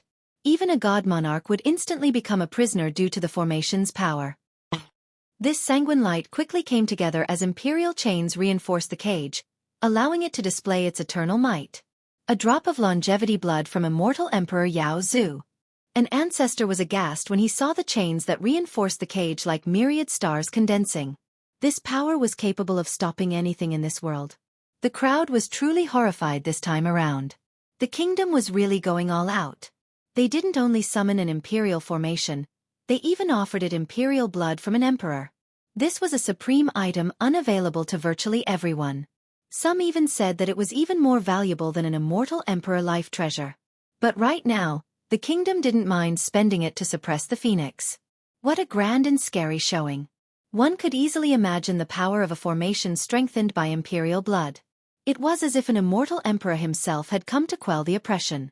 This power was comparable to an imperial massacre. However, the main difference was that anyone could summon this formation and offer the blood, but not just anyone could unleash an imperial massacre. The formation's power rose countless times after the addition of the imperial blood. The chains that locked the cage made it unbreakable. The phoenix's flame grew dim after receiving the suppression of an immortal emperor. The bird flapped its wings, intending to tear the cage apart, but this cage was too heavily fortified. Junior, give up now. This is your only chance. After offering the imperial blood, one of the monarchs was completely confident. They were certain that without the protection of the phoenix, Li Qie was only an ant. Madame Ziyan and Saiha were in distress as well after seeing the trapped phoenix. In their eyes, the bird was their strongest card. Now, they were extremely vulnerable before the Alchemy Kingdom's god monarchs. It is over. The jolted crowd felt that Li Qie was done for without the phoenix. Even if Li Qie was the most excellent among the younger generation, even if he could reach the virtuous paragon realm, he was only an ant before a god monarch. Moreover, the kingdom didn't only have just one monarch. Its true power was not all here. Crushing Li Qie in this circumstance was even easier than crushing an ant. Tai Yi was jolted by this result as well. He immediately went in front of Li Qie to act as a guard. At the very least, he was still a virtuous paragon. The ancestor sneered in response. Lies? You are Black Fox and Li Qie is your master. Who but Li Qie would command you to steal our treasures? Bullshit. Tai Yi lost his cool. You think I don't know your kingdom's nasty ploy? If you have a problem, then come at me. Don't involve my young noble. The ancestor coldly smiled. Your loyalty is admirable. However, you are only his servant. Li Qie's ploy for our treasures is simply unforgivable. Many spectators took a deep breath after hearing this. The kingdom not only claimed that Tai Yi was Black Fox, they also insisted that Li Qie was the mastermind. It seemed that it was no longer important whether Tai Yi was Black Fox or not. The crucial thing was that the kingdom didn't mind paying any price to capture Li Qie's group. So your kingdom is certain that he is Black Fox? Li Qie was neither surprised nor angry at the kingdom's insistence. He remained calm as if this was the natural course of events.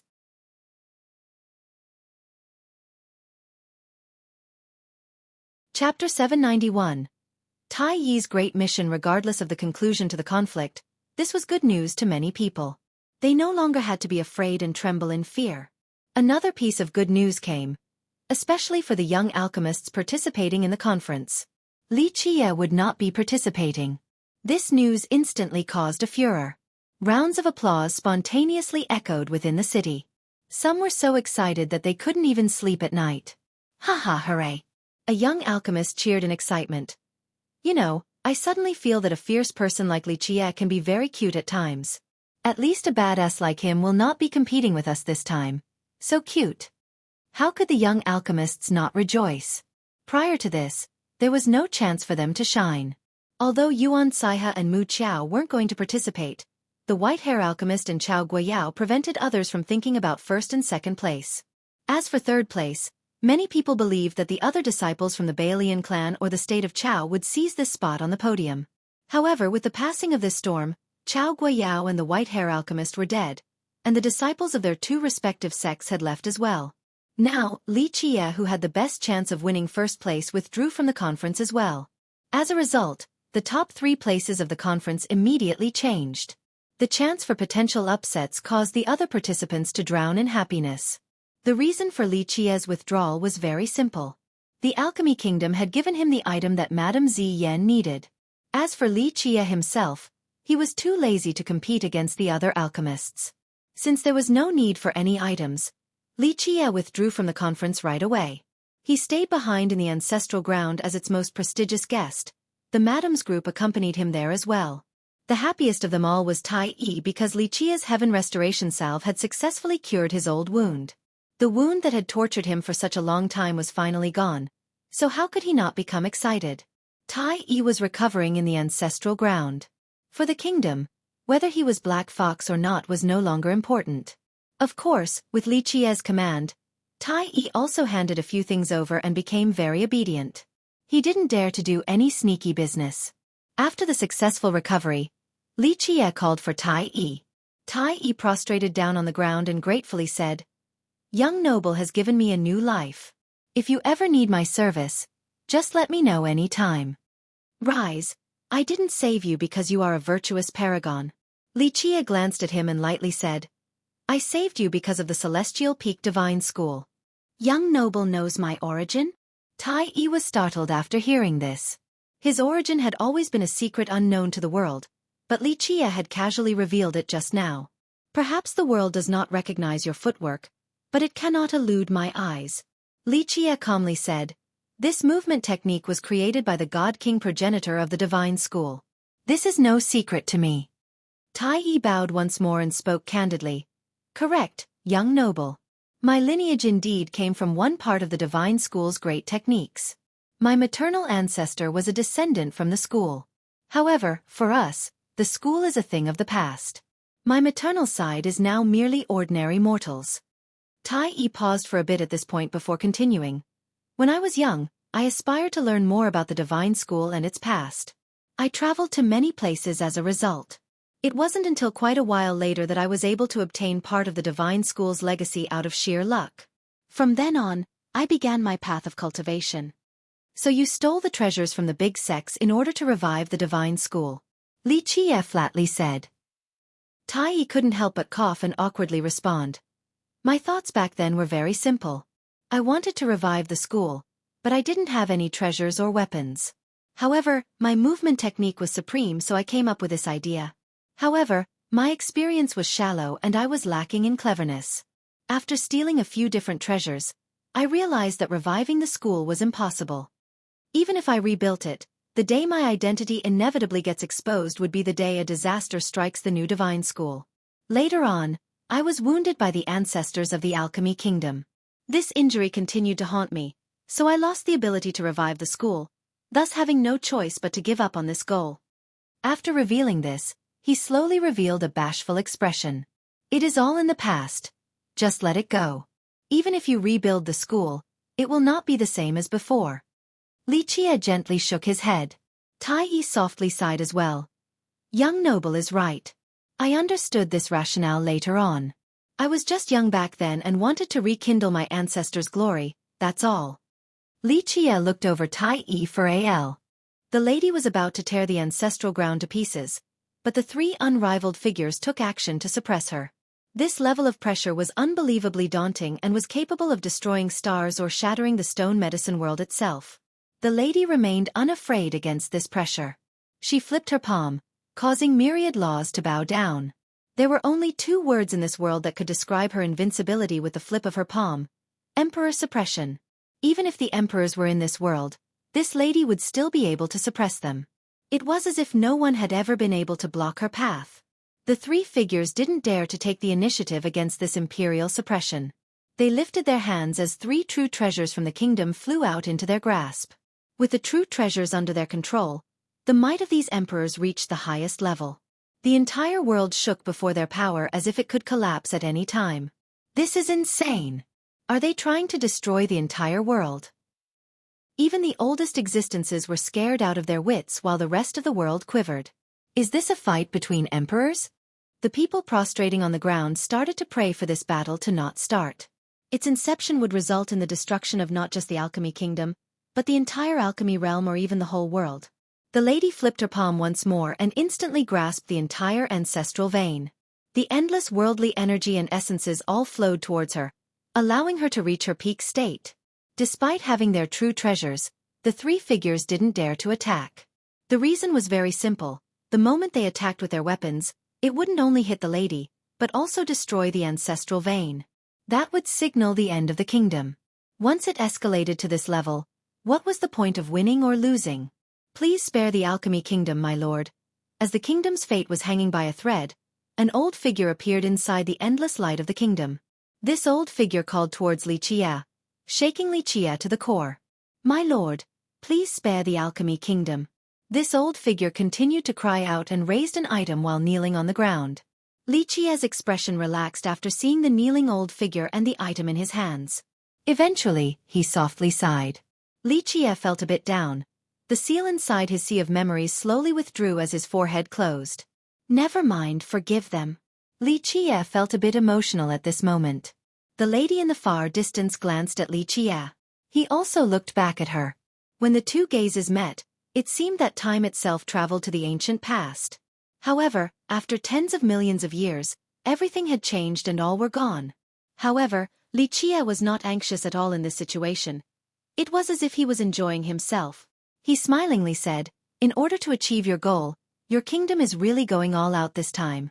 This was indeed the case. Imperial blood was priceless and would be gone after a single use. The kingdom's expenditure this time was more than enough to show their determination. Nevertheless, capturing Li Qie and obtaining the phoenix was still worth it for the kingdom even if they had to spend imperial blood. I am merciful and will give you one last chance. Li Qie looked at the monarchs and dismissively said, "Surrender now or suffer the consequences." "Stop blustering, I will take you down, brat." The monarch who fought against Li Qie last time grimaced. With great murderous intent, his giant hand came grasping at Li Qie. Without the phoenix, Li Qie was only a junior to him. Even if he was strong, he would only be an ant at best. He couldn't reach the apex. Li Qie's eyes turned cold after seeing the oncoming palm. In a split second, Li Qie's forehead opened. A seal emerged from his sea of memories and instantly lit up the surroundings. Right when the monarch's hand was about to catch Li Qie, space suddenly trembled. A fair hand from the deepest location of the Alchemy Kingdom's ancestral ground flew out. It lingered in the sky and flicked one finger.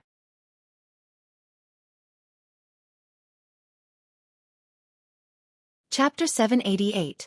The Kingdom Surrender. One glance as long as an eternity. Millions of years passed in just a moment. The blue sea had turned into mulberry fields, and all were gone like dispersing smoke. Back in those days, crying and smiling, losing in dark times yet still persistently treading forward, never admitting defeat until the apex, eternal invincibility. All of this had become meaningless. Back in those days, during her moments of tears, he silently stood by her side. When she swept through myriad realms, he was a quiet companion. Then one day when they stood at the peak with no opposition, the two of them broke apart the firmament and went their separate ways to never see each other again. While gazing at the woman in the distance that was capable of causing the 9 worlds to give birth to strange phenomena by materializing realms, Li Qie was at a loss for words. The past was so far away and this world was a source of so much pain. Regardless of the reason of how they became strangers from then on, Li Qie tried not to pay it any mind. To him, time could grind away all things. Eventually, he gently sighed. There was no need for words. All was gone with the wind. Inside Alchemy City were countless cultivators kneeling on the ground. Under the invincible auras, all were fearful. However, many were still shocked to see the old figure kneeling inside the ancestral ground. "He is." A great existence from the distance saw the figure and murmured. Many disciples and masters from the kingdoms as well as ancestors were shaken while they continued to prostrate on the ground. Eventually, Li Qie gently nodded towards the woman as a greeting. No one could see her face, but it seemed that they were able to hear a soft sigh from the distant past. The woman raised her palm to the sky. Before everyone could calm down, they were instantly transported out of Alchemy City. Both young cultivators and current ancestors lost control of their bodies in this process. Such a development shocked everyone. Even virtuous paragons couldn't resist this forceful transfer. There were no portals, yet her slight gesture was enough to move all of them away. The spectators in the city were not the only ones sent away. Even Madame Ziyan and Yuan Saiha were gone as well. The woman disappeared at this time along with the 3 unrivaled figures from the ancestral ground. Inside the ancestral ground, all echelons of disciples quietly stepped away. On the mountain was only an old, prostrating figure. Li Qie stepped inside the ancestral ground and went towards the mountain where this old figure was located. This was an old man on the verge of death. It could be said that his lifespan was nearly depleted, having almost no time left. He knelt there while raising something with both hands. It was a cauldron with an ordinary appearance. It resembled stone and metal but was made from neither. 100 life, oh 100 life. You keep on using this trick over and over again. Sentiments rose in Li Qia's heart as he gently sighed while looking at the kneeling old man. My lord, you can call me Xueqi. The old man spoke sincerely. He acted as a junior before Li Qia. It's fine. I would rather call you 100 life. Li Qia gently shook his head.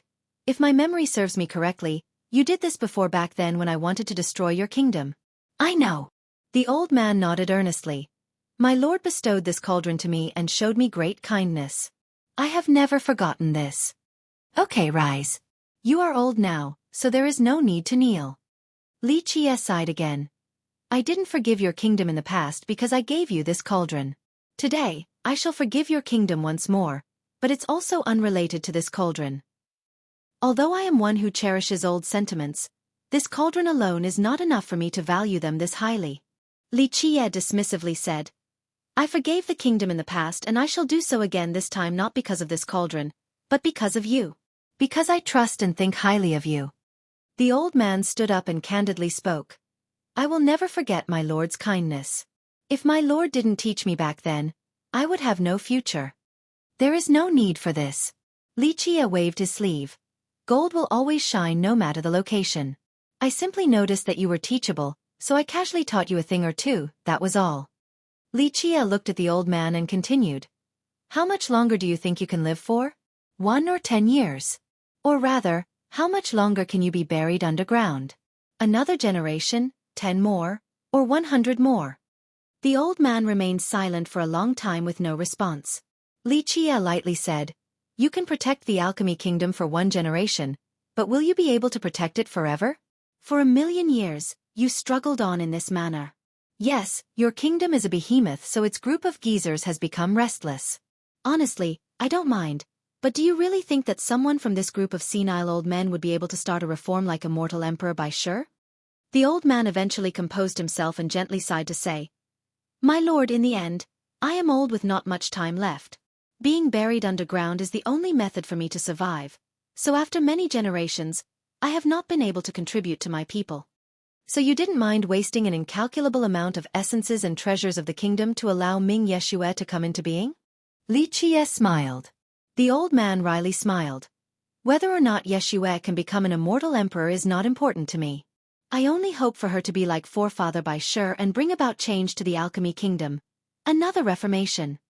Yeshue belongs to me. I always had confidence in her. If I was not here in this generation, then she would surely become the immortal emperor. However, I am here, so I shall take her away to the place where immortal emperors should go. Li Qia uttered. I'm too old and won't have the chance to go take a look. The old man was dejected and sighed in disappointment. Li Qia shook his head and smiled. I hold you in high regard even now. You had the ability to become the immortal emperor back then. Alas, you were born in the wrong era. To be in the same generation as Hong Tian is a predestined tragedy. Even someone with peerless talents back then didn't have a chance. No one could do anything during the overwhelming era of the Empress. The old man said, Although I competed for the heaven's will with the Empress, I lost convincingly. Even if the Empress didn't claim the throne to suppress myriad realms, no one would have been able to overcome her during that era anyway. His expression turned into one of admiration after saying this. Unfortunately, the alchemy kingdom did not have the same thoughts as you. Li Qia commented. Otherwise, I wouldn't have let Hong Tian suppress your kingdom for an eternity. The old man smiled bitterly, and a long silence ensued. If Li Qia didn't show mercy back then, the kingdom would have ceased to exist. This was something he would always remember. Li Qia looked at the ancestral ground and slowly said, I have not set foot on this land for a long time, let us take a look. The old man did not object and immediately went with Li Qia to enjoy the beautiful sceneries. This place had been split apart earlier, but it was perfect once more without any signs of damage. Even the shattered earth had recovered in just a short period of time. This was the magical property of this land that hid the alchemy vein. Although the kingdom's ancestral ground was not the source of the vein, Immortal Emperor Yao Zhu used a great method to connect this place to the alchemy vein so that the kingdom could enjoy the focused essence of this world. Although it was far from being comparable to the source, it was already incredible. It was difficult for the kingdom to not become powerful when it occupied such a location. Sacred springs were overflowing as they walked throughout this land. One could see treasure grasses in every corner and spirit birds soaring in the sky. One could be sure that there were divine turtles diving to the bottom of the rivers. It was a peaceful and holy land. Anyone would be overwhelmed with greed after seeing this priceless earth. Treasures were everywhere along with bountiful spirit medicines. Herbs that eluded the world were abundant in this land. The old man took Xueqi everywhere to view the ancestral ground's beauty while the kingdom's disciples quickly hid without daring to come out. Even its ancestors didn't dare to breathe loudly at this moment. No one was stronger than this old man before them.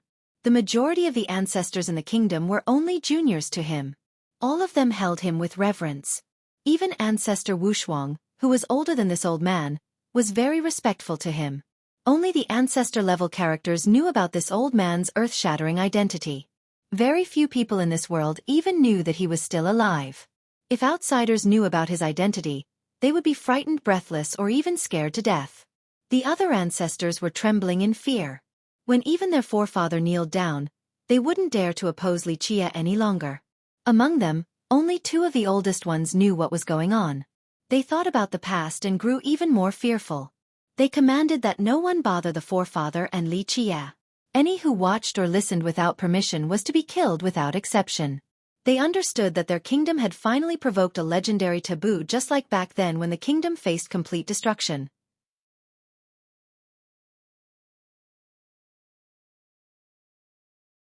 Chapter 789.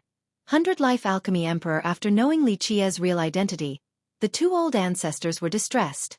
They secretly prayed and hoped that Xueqi would forgive the alchemy kingdom out of consideration for their forefather. Otherwise, the kingdom would have to face an existential crisis. The old man and Xueqi continued to appreciate the ancestral ground in tranquility. Only the 2 of them were slowly strolling across this land. In the alchemy kingdom, this old man was the strongest existence, and only ancestor Wuxuang was older than him. No one knew his real name, but the title 100 Life Alchemy Emperor absolutely reverberated across the entire stone medicine world and even all 9 worlds. In that era, the 100 Life Alchemy Emperor was considered an existence that could become the second immortal emperor Yao Zu, a person who was both an immortal emperor and an alchemy emperor. Alas, he was born in the same generation as Empress Hong Tian. The tragedy was predestined, so he ultimately couldn't become the immortal emperor. Back in that era, many viewed him with high chances of becoming the emperor. However, in the battle for the heaven's will, he was utterly defeated by Empress Hong Tian and lost his chance from then on. Of course, the world did not know that at an even earlier time when he was a very young teen, he had met Xueqi in his dark crow form. The dark crow at that time truly valued the alchemy emperor. He had the highest aptitude regarding the Tao of alchemy, as if he was born for this path. Xueqi gifted him a cauldron and taught him some alchemy as well. Later on, for a plethora of reasons, Xueqi left the stone medicine world. By chance, the 100 Life Alchemy Emperor joined the alchemy kingdom and became its disciple. His cultivation soared after this, and he eventually became its main descendant. During this period, he enjoyed illustrious fame as a genius. Later on, he became an emperor candidate and fought against Hong Tian. The rest of the story was already told. This defeat perhaps was not a bad thing for the alchemy emperor. After leaving the battle for the heaven's will, he focused on the Tao of alchemy to eventually become an extraordinary alchemy emperor. Some even said that in the Tao of alchemy, he was definitely comparable to the alchemy kingdom's progenitor, immortal emperor Yao Zu. He created many miracles for the Tao of alchemy as an emperor and was praised by the 9 worlds as its supreme alchemist.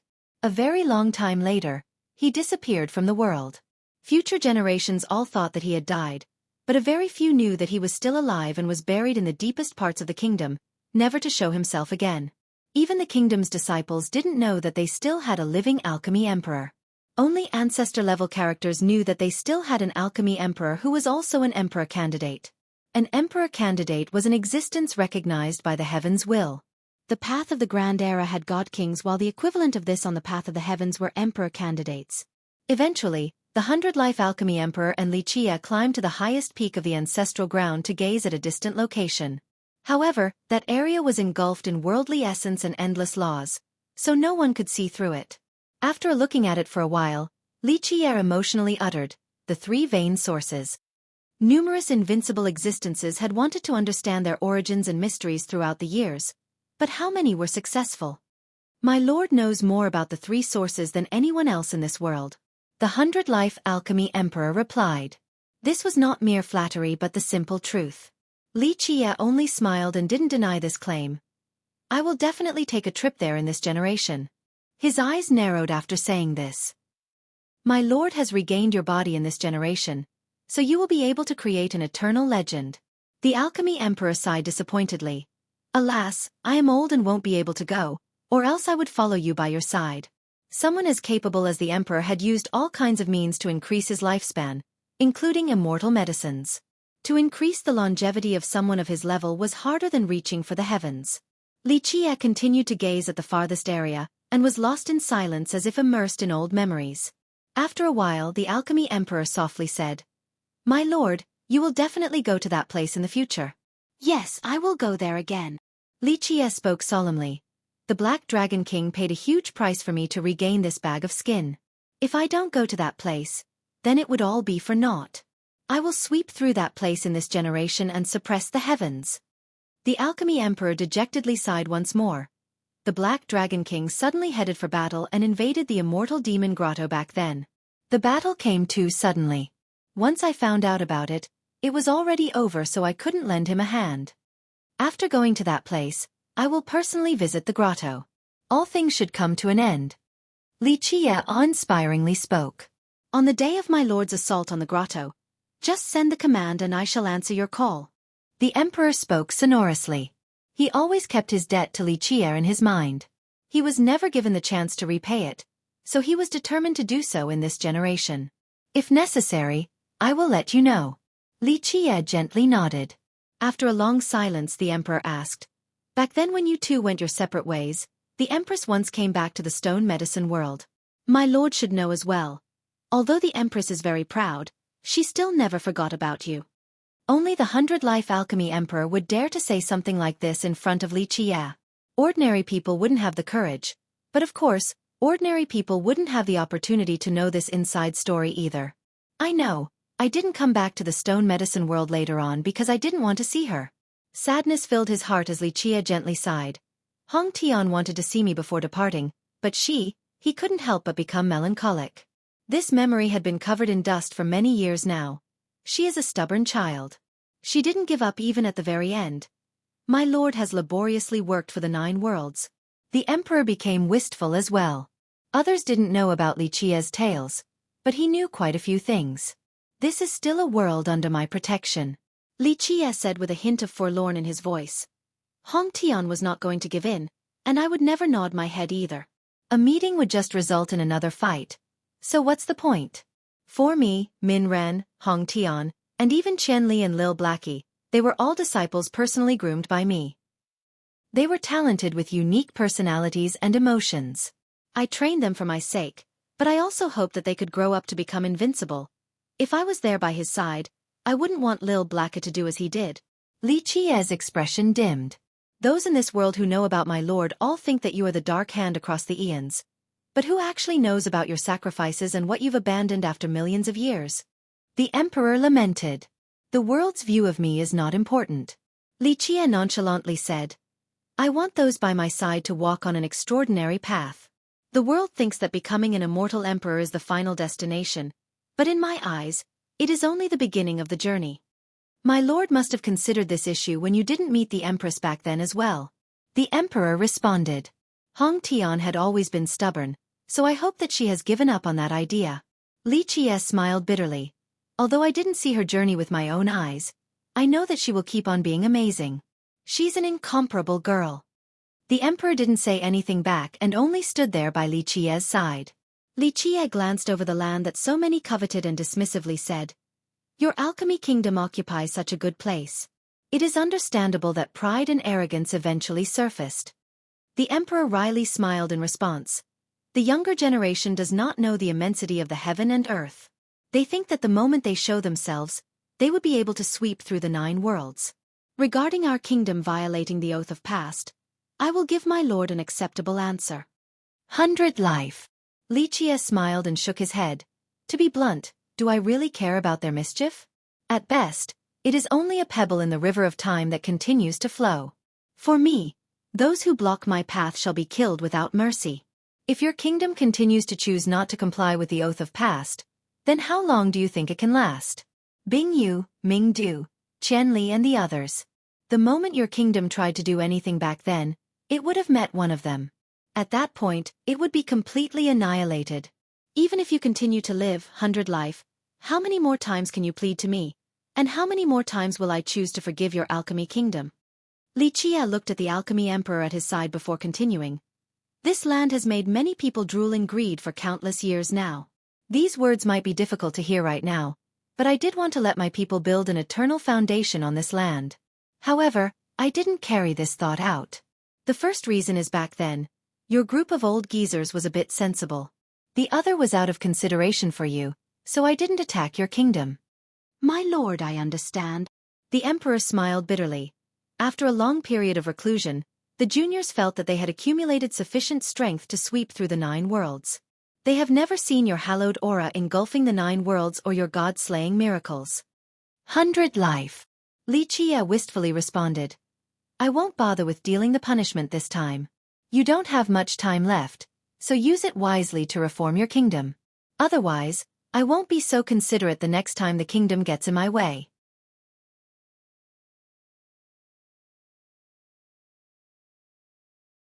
Chapter 790. The curtain falls. The alchemy emperor consented. I will pass the lineage down to Xueqi and hope that she will be able to grasp the kingdom to bring about a new administration. Perhaps in the future, it will be a brand new alchemy kingdom. I can give you time. Li Qie glanced at the alchemy emperor. But in the future when I pave the way, I will take Xueqi with me. Because of this, you must be decisive lest internal turmoil become a problem. When that time comes, don't blame me for not giving you sufficient time. The alchemy emperor breathed in deeply and gently nodded. My life is nearly over. I won't be able to hold on for much longer, so I will pass on my legacy to Xueqi in this generation. I have already planned to reform the kingdom. Recently, during my previous meditation session, I have solved some mysteries and was able to recover some vitality. Thus I have decided to come into being for this generation. Do a good job of preparing for the future. Li Qie gently sighed as well. If the alchemy emperor chose to not be buried in this generation, then this meant that he would die from old age. It was difficult to say how much longer he would live for. This came down to his own willpower. His acquaintances and those who stood by his side left one by one under the merciless flow of time. Nevertheless, time was able to grind away all pain.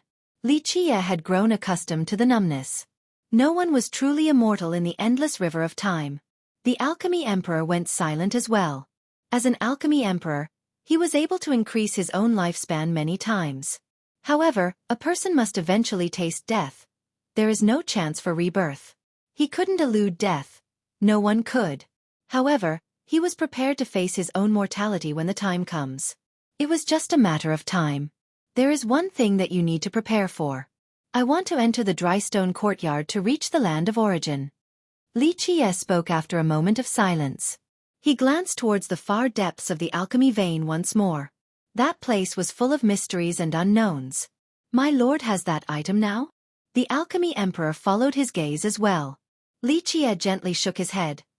I'm only going there to take a look. It is only to test a theory of mine and requires me to personally go there for verification. As for entering the origins of the 3 veins, I'll come up with a way when the time comes. The alchemy veins' land of origin was also known the 3 veins origin. This was because there were 3 ancestral veins in the stone medicine world.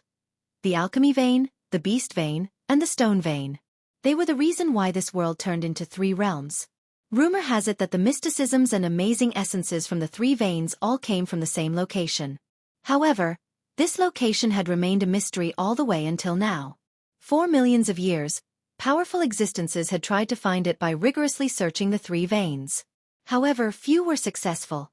Even immortal emperors were not necessarily able to enter the origin of the 3 veins. No one knew where this land full of mysteries and surprises was located or what was waiting within. I will make preparations, my lord. The alchemy emperor nodded. However, my lord should be aware that although we have a shortcut straight to the dry stone courtyard, its success rate is very low even for our immortal emperors. I can't guarantee anything either, so my lord should be prepared for failure. I know, but it is still worth a shot. Failure doesn't matter, I still have other methods. Li Qie agreed. Outside of the ancestral ground were spectators shocked from the forceful teleportation. Many people realized that it was an incredible technique that belonged only to immortal emperors. However, one didn't exist in present times. The majority of them speculated that this was something an emperor left behind during their own era. Of course, no one knew the exact details. One day passed. Those who were more daring returned to Alchemy City. People were still anxious with trepidation because one misstep could result in death. The first arrivals heaved sighs of relief. Nothing had happened and the city looked the same. When they gazed towards the ancestral ground in the far distance, it remained tranquil and still. There were no signs of a big event occurring. The crowd grew curious as to what the ending of this storm was. How would Li Qie and the kingdom's feud conclude? Although everyone wanted an answer, it remained a mystery. No one dared to pry into it for fear of both the kingdom and Li Qie. They didn't want to get in trouble with either party. Another big question was Li Qie's background. Why was it that he had such methods and incredible techniques? With the conclusion of this battle, he was the reason why people quivered. He was the one who left many questions in their minds. Who knew how he had such heaven-defying means? The world didn't even know of his true strength. Ever since his first appearance, no one had seen him personally take action. Until now, he was able to smilingly destroy all his enemies without even lifting a finger. And so, numerous discussions rose around this focal point. Many sects wondered about his cultivation. Some speculated that it had reached an unfathomable level. There were also those who thought that Li Qie's cultivation was ordinary, and that he relied on a supreme Tao of alchemy to control all things, including the heaven and earth. This allowed him to have many different methods, such as wood mastery and insect mastery. Many had witnessed these two wondrous techniques with their own eyes. This speculation was very popular since the techniques from the Tao of alchemy exceeded their imagination. Both his admirers and even some haters, especially the alchemists, hoped that Li Qie would reach the peak and become an alchemy emperor. Many alchemists considered Li Qie to be their pride, their aspiration. Although alchemists had always been well respected in the stone medicine world, there was a notion that alchemists had inferior battle capabilities. This made many alchemists quite unhappy. Despite having many techniques, an alchemist's true power could only be exerted once they were at the legendary level. However, once they reached this level, there was no need for the alchemist to personally take action since their words were able to rally great support. To the chagrin of this group, this only further exacerbated the misconception of weak alchemists. However, Li Qie's showing of his supreme alchemy techniques before the world proved that alchemists could sweep through all things. The alchemists became excited because of this, so they viewed Li Qie as their pride and hoped that he could become an emperor. They hoped to see their new alchemy emperor rampaging through the 9 worlds in the future. This would be the most glorious event for all alchemists. Many people in the present felt that Li Qie was definitely going to become an alchemy emperor. Although the time it took him to rise to fame had been short, they held him in high regard. In this world, the best candidates for this position were the 4 prodigies. However, Chao Guiyao and the white-hair alchemy god had lost to Li Qie and died in the end. As for the other 2, Yuan Saihe did not compete with the world and had no ambition for the throne, while the alchemy kingdom's Mu Qiao was even more reclusive. Plus, rumor has it that he was only good at physique-based refinement. Thus, the new consensus was that Li Qie was the new alchemy emperor of this generation. After the conflict, Li Qie had become the newest star in the alchemy kingdom in just one night. His quick ascent allowed him to directly catch up to the number 1 in the stone medicine world, Yi Qingqing. If Yi Qingqing is to become the immortal emperor of this generation, then Li Qie will surely become the alchemy emperor. Someone made this claim regarding Li Qie's future. This made his fame even more prominent and widespread. Others from different areas also came for questions after Alchemy City calmed. However, the ancestral ground remained quiet. Li Qie did not show himself, so no one dared to inquire about the end of this conflict. However, there was finally good news after just a few short days. The kingdom's people finally showed themselves. The anticipated alchemy conference had finally begun. The conference's organizers consisted of the kingdom's nobles with the observant monarch as the chief executive.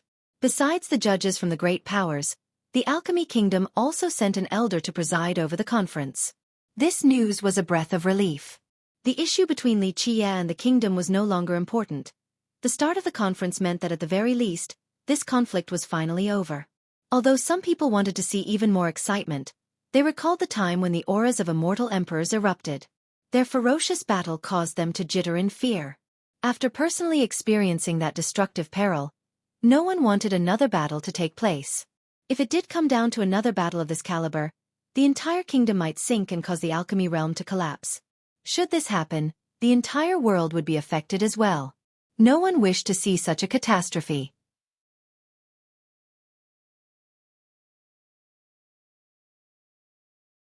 Chapter 791. Tai Yi's great mission. Regardless of the conclusion to the conflict, this was good news to many people. They no longer had to be afraid and tremble in fear.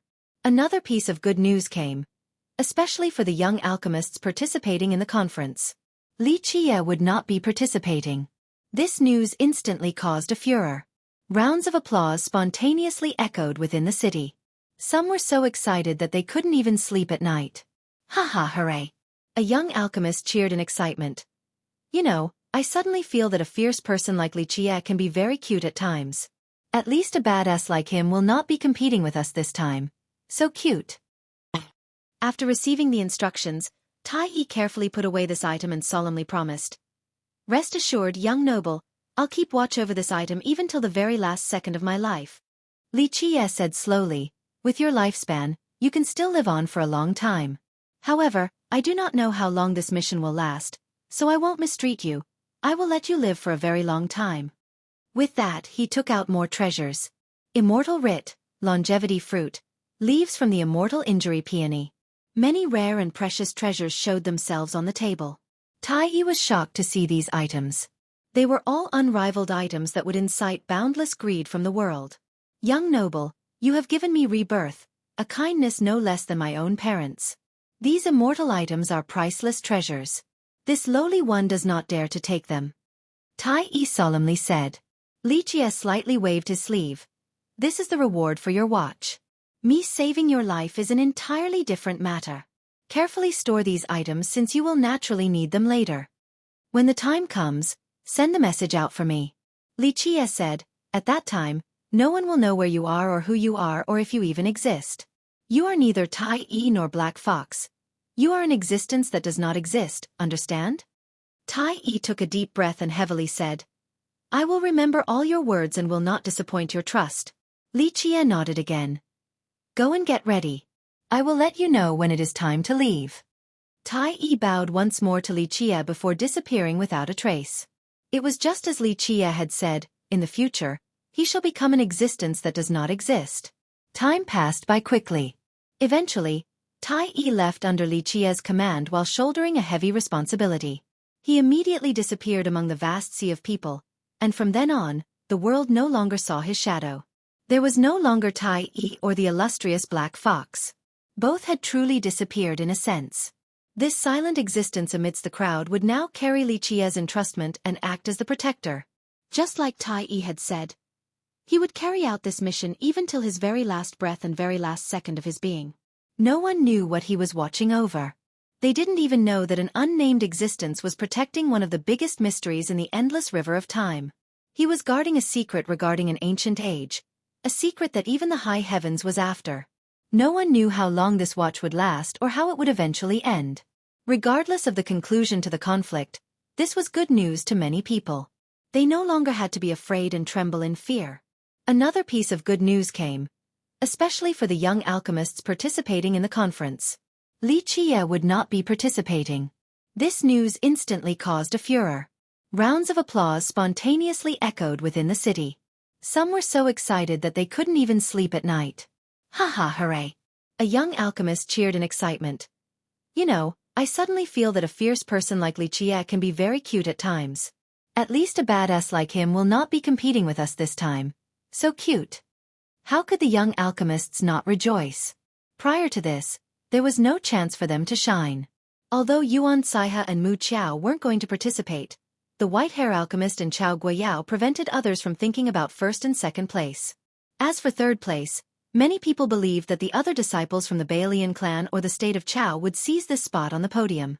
However, with the passing of this storm, Chao Guiyao and the white-hair alchemist were dead, and the disciples of their two respective sects had left as well. Now, Li Qie, who had the best chance of winning first place, withdrew from the conference as well.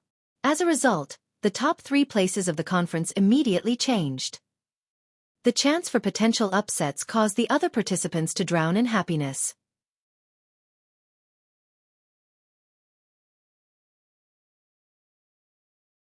Chapter 792. Blood writ. While Li Qie was staying in the ancestral ground, many great changes had taken place within a short period of time within the kingdom. The 100-life alchemy emperor began a radical reformation. As the strongest ancestor and the most authoritative figure, the emperor had the power to change the path of the kingdom. Moreover, his actions had also earned the support of ancestor Wushuang, the oldest being and the second most powerful existence in the kingdom. Both of them knew that they didn't have much time left to carry out these necessary changes. In the alchemy emperor's eyes, this reformation must be done. Even the blood era stones would not be able to seal him for long. Even the best stones would not be able to halt the erosion of time when he was too powerful. Moreover, he had chosen a successor for this generation who was peerless in both intelligence and background. The chosen Ming Yeshue would be able to lead the kingdom to a new prosperous future. Most importantly, Ming Yeshue would follow Li Qie in the future. This was a once-in-lifetime opportunity for the kingdom. No matter when and no matter what happens, as long as Ming Yeshue was still alive, Li Qie would care about the kingdom. This was the best opportunity for the kingdom. Prior to this, they would have either been destroyed by Li Qie or suffered internal separation to the point of collapse. Thus, the alchemy emperor's current actions were to give the kingdom a chance at revival. However, this process would be costly and arduous. Nevertheless, the alchemy emperor was going to proceed at any cost. He came into being to personally take over the kingdom in order to give it a second chance. During this reformation, Yuan Caihe, who was a respected guest, was planning to leave. She met Li Qie and said, "Big brother, you have met your goal this time. Although you didn't participate in the conference, you are the uncrowned king of the younger generation of alchemists. You want to leave?" Li Qie looked at her and gently nodded. He had been recasting the Phoenix recently and didn't have the opportunity to talk with her. She nodded. "Yes, big brother. I have been away from the Serene Garden for a while now, so I wish to go back. I hope that you will come and see me when you have time. You should stay here for a little bit longer. I have many things about the Tao of alchemy that I want to pass down to you." Li Qie said softly. He really liked Yuan Caihe for her calm and gentle personality. It gave him a warm feeling. Because of this, he wanted to pass down the alchemy god's legacy. Yuan Caihe was in a slight dilemma. She calmed down and had to say, "Big brother, your alchemy legacy is priceless across the ages.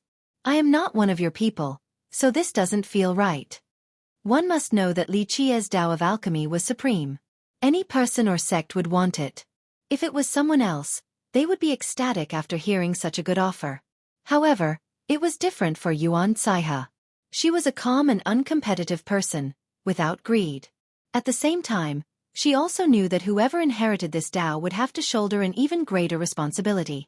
"Little sister, I trust you," Li Qie said. "The Tao of alchemy is only a branch on the great path for me. My ambition does not lie there, so whether I become an alchemy emperor or not doesn't matter. Alchemy is more of a hobby to me. However, I do not wish for this supreme Tao of alchemy to be lost. Nevertheless, finding someone suitable and worthy of my trust in this world is very difficult." Li Qie gently sighed here. "This is what Big Brother wants to entrust to you, to keep on passing down this legacy. Your serene garden is not that far from giant bamboo, so in the future, I will let it protect your sect."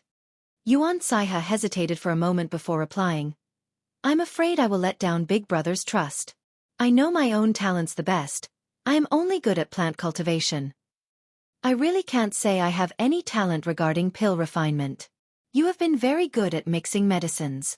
Remember, didn't you do a great job at refining the salve for Tai Yi?" Li Qie smiled. "How can you know that it is impossible without trying? Plus, I'm not asking for you to be renowned in this world.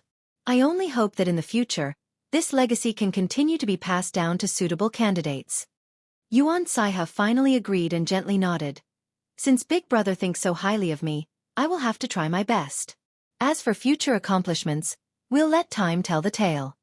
Li Qie smiled at her open-mindedness then said, I have also finished recasting the Phoenix. While I still have some free time in the next couple of days, I will pass on the important points to you. Later on, Li Qie passed down his alchemy Dao to her. Although she was not a competitive person, she was certainly brilliant, allowing her to learn very quickly. Time seemed to slow down for Li Qie as he was imparting his legacy to Yuan Caihe. Her tranquil nature seemed to have affected him as well, allowing him to feel peace. For Li Qie, his had been a path of carnage from the ancient past till now. His endless journey was filled with inevitable conflicts. But now, this ephemeral period of peace was a time for him to rest. After a full reform initiated by the 100-life alchemy emperor, the leaders of this conflict, outside of the 3 dead god monarchs, were all sent before Li Qie. My lord, deal with these unfilial children as you wish. The alchemy emperor brought these ancestors to Li Qie. At this time, the ancestors kneeling on the ground included virtuous paragons, legendary masters, eternal existences, and even god monarchs. They initially wanted to use this opportunity to move their army, but they didn't expect to have hit a steel wall. The ancestors were pleading guilty with their heads down. In this war, their kingdom had completely lost. It was either the kingdom's destruction or them pleading guilty. They only truly had the one choice. No one can escape from ambition. Li Qie smiled and shook his head while gazing at the ancestors. To tell the truth, I didn't mind that all of you broke the vow of past. However, if I don't raise my blade against those who attempt to kill me, then it will seem like I am too merciful. The 100-life alchemy emperor could only lament with a sigh. This was already the second time the kingdom had been forgiven by Li Qie. In the past, even if Empress Hong Tian didn't destroy the kingdom, the army under Li Qie could have trampled over the kingdom all the same. Just imagine, even a powerful and invincible force like the divine beast realm was destroyed under the steel hooves of his cavalry, let alone their kingdom. The alchemy emperor couldn't ask for Li Qie to forgive the ancestors. It was just as Li Qie had said. How many more times could he try to beseech Li Qie? Forgiving the kingdom twice out of past emotions was already extremely considerate. The pleading ancestors had no other choice at this time. If they didn't do so and cause the demise of the kingdom, then they would be eternal sinners of the kingdom. 100 life, you don't need to sigh. Li Qie glanced at the emperor and said, I have already forgiven your kingdom. Do you still think that I will wash my hands with these juniors' blood? Thank you for your forgiveness, my lord. The alchemy emperor quickly rejoiced and bowed after hearing this. Li Qie waved his sleeve. Don't be so quick to thank me. Although I won't bother washing my hands with their blood, there will be consequences. All of you need to exert yourself since I require the heavenly annihilations of 3 immortal emperor true treasures. Afterward, all of you shall be sealed and buried underground. I do not want to see any of you again. Do not come out until your kingdom faces possible extinction. We thank his lordship. The alchemy emperor happily commanded the ancestors. These ancestors were ready to die when they came here. For the sake of the kingdom, they would hold no grievances even if Li Qie killed them. However, they didn't expect to be spared. These kneeling ancestors felt no shame for prostrating before Li Qie. Even their forefather was only a junior before him. They were more like great-great-grand disciples. Take out the blood oath of past. At this time, Li Qie commanded the alchemy emperor. After hearing this, the alchemy emperor was aghast while the other ancestors turned completely pale. One of the ancestors pleaded, It is due to our ignorance that we violated the oath. My lord, please punish us. Li Qie interrupted him and dismissively said, If I wanted to destroy your kingdom, do you think you would still have the chance to kneel here? I only need to activate the blood oath and a disaster will instantly befall your kingdom. The ancestors didn't dare to say anything. This blood oath was the result of their defeat in that year. Eventually, the emperor took out the blood oath. This was a blood writ crafted from countless drops of longevity blood. On top of it were many brandings of true fate vows. This seal involved the entire ancestral vein and the emperor foundations of the kingdom. There were invincible emperor universal laws protecting this seal along with the enchantments from many god-king generals. Lastly, at the very top was a slender madra. It seemed to be able to pierce through time itself and suppress the eras. Not even emperors were able to escape its power. The ancestors felt a suffocating sensation after seeing the blood oath. They uncontrollably quivered at its sight. This was the legendary Dark Hand, the commander-in-chief that suppressed their kingdom with his invincible army along with Empress Hong Tian. Buzz. Li Qiye's forehead opened. The most profound seal in this world emerged from his endless sea of memories. A ray of light fell onto the blood seal, causing a universal law to disperse. The blood rit grew slightly dimmer.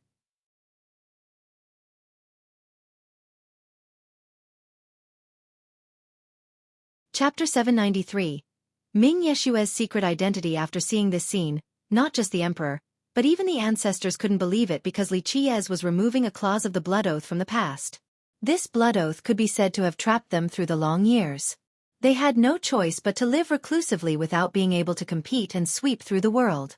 They wanted to somehow break this oath, but no one expected for Li Qiye to dispel it without any conditions. I am making an exception to remove one of the blood oaths. From now on, your kingdom can come out again. However, the remaining suppressions remain. If your kingdom wants me to remove the blood writ completely, then that will depend on your showing in this generation. Li Qiye slowly uttered. My lord.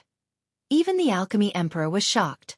He didn't expect for Li Qiye to not only forgive his juniors, but also mercifully remove one of the clauses from the past. After the First War, the divine beast realm was obliterated and their kingdom suffered utter defeat.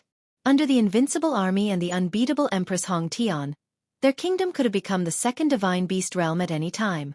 However, the 100-life alchemy emperor's pleading convinced Li Qiye to forgive their kingdom out of old sentiments.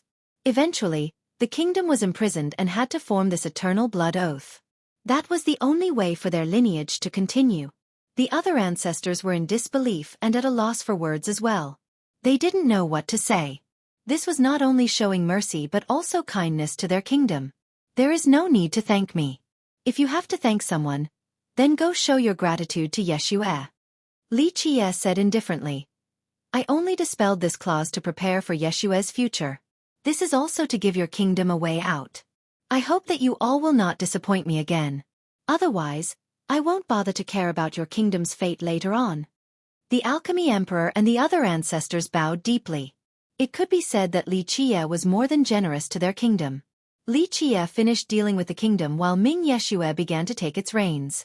She was someone with great wisdom, so her ruling the kingdom was quite trivial. Moreover, with the alchemy emperor behind her, all issues were easily dealt with. This allowed for the kingdom to usher forth a new beginning. I want to know about some matters. After dealing with the kingdom's affairs, Ming Yeshua finally came to see Li Qiye during her spare time. She was still peerless and beautiful as always. The #1 beauty of the stone medicine world would always be intoxicating no matter the occasion. You should already know what you want to know. I trust that 100 Life has talked to you about the past. Li Qiye chuckled while looking at her. Ming Yeshua slightly frowned. Even her frown was beautiful and would cause others to feel pain due to her discomfort. I want to know about my origin. The forefather didn't tell me about it. Ming Yeshua said. Li Qiye looked at her for a while before gently patting his lap and saying, Have a seat. Ming Yeshua was caught off guard. This gesture to any woman would be considered quite disrespectful, let alone a beauty like her. However, instead of reacting with fiery rage like other girls, the smart Ming Yeshua remained calm and slowly walked over to sit on his lap.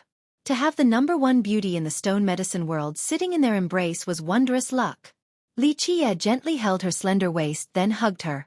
As a sweet fragrance assaulted his nose, he slowly said, Close your eyes and feel it with your heart. Ming Yeshua listened and slowly closed her eyes as she leaned against his chest. At this second, she let go of all thoughts and relaxed. She felt that this current situation was so natural and comforting that it was as if this was how things were a very long time ago.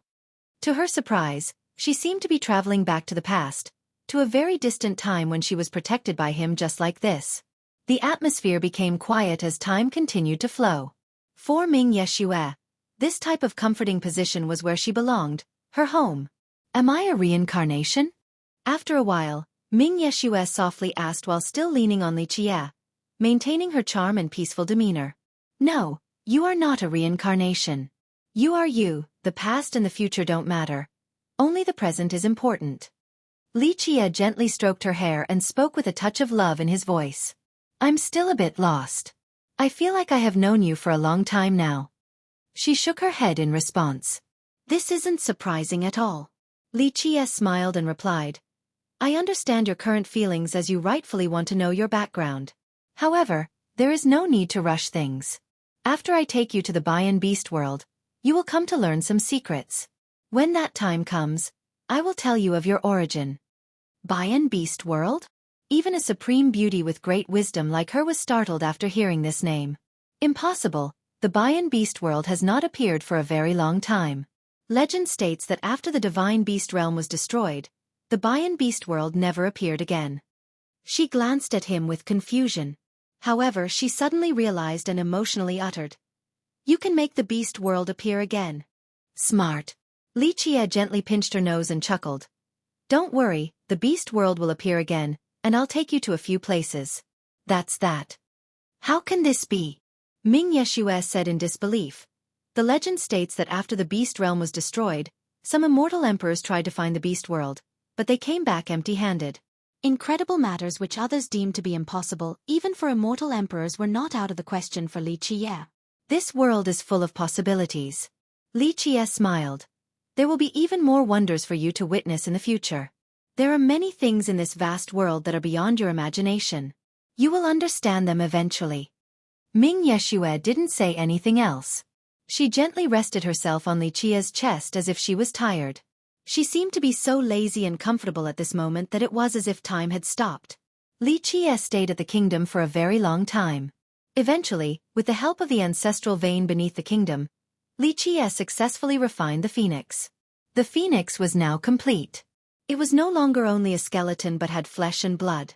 Its heart powerfully jumped up and down as its entire body emitted a supreme immortal light. When the immortal laws appeared, it gave off the sensation that a real phoenix was about to be reborn. In the previous battle where the ancestral ground was torn asunder, the phoenix was able to borrow the essences of the world to rebuild its body. Later on, Li Qie used the refinement from the death chapter and borrowed even more profound force from the vein to give it some intelligence. It seemed to be alive right now. Any spectator would find that there was no problem with it. It was definitely a living immortal bird. However, it had yet to become a true phoenix. Although it had some spirituality to it, this bird still did not have a true fate or soul. There was a ways to go from becoming a true phoenix, a real living creature. After hearing Li Qie, Ming Yeshue, Madame Ziyan, and Yuan Caihe all shockingly exclaimed, "What? You want to release this phoenix?" "Big brother, this is a phoenix." Even the calm Caihe was astounded. Anyone else would keep this phoenix indefinitely. Moreover, Li Qie had expended countless efforts on it. He repaired its skeleton, gave it flesh and blood, and also granted it intelligence. After spending so much effort just to release it, nobody would believe such a story. They would consider Li Qie crazy. Li Qie remained nonchalant about this decision. He smiled. "If I don't let it go, then it will always be a fake phoenix, one without life. Only by releasing it would it have the chance to become a real phoenix in the future via rebirth through fire. But if you let it go, it will be gone forever." The madam had to comment. Li Qie shook his head. "Ziyan, sometimes we have to rely on fate. For me, I may lose a phoenix, but for the phoenix, it will have a chance to be reborn. This is a miracle. Although this miracle will not be performed by me, I have played a part in it. This is a cause for joy. Big brother has a big heart, truly admirable."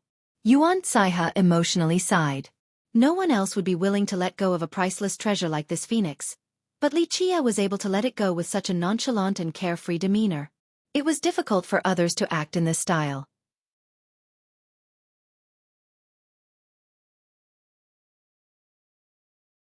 Chapter 794.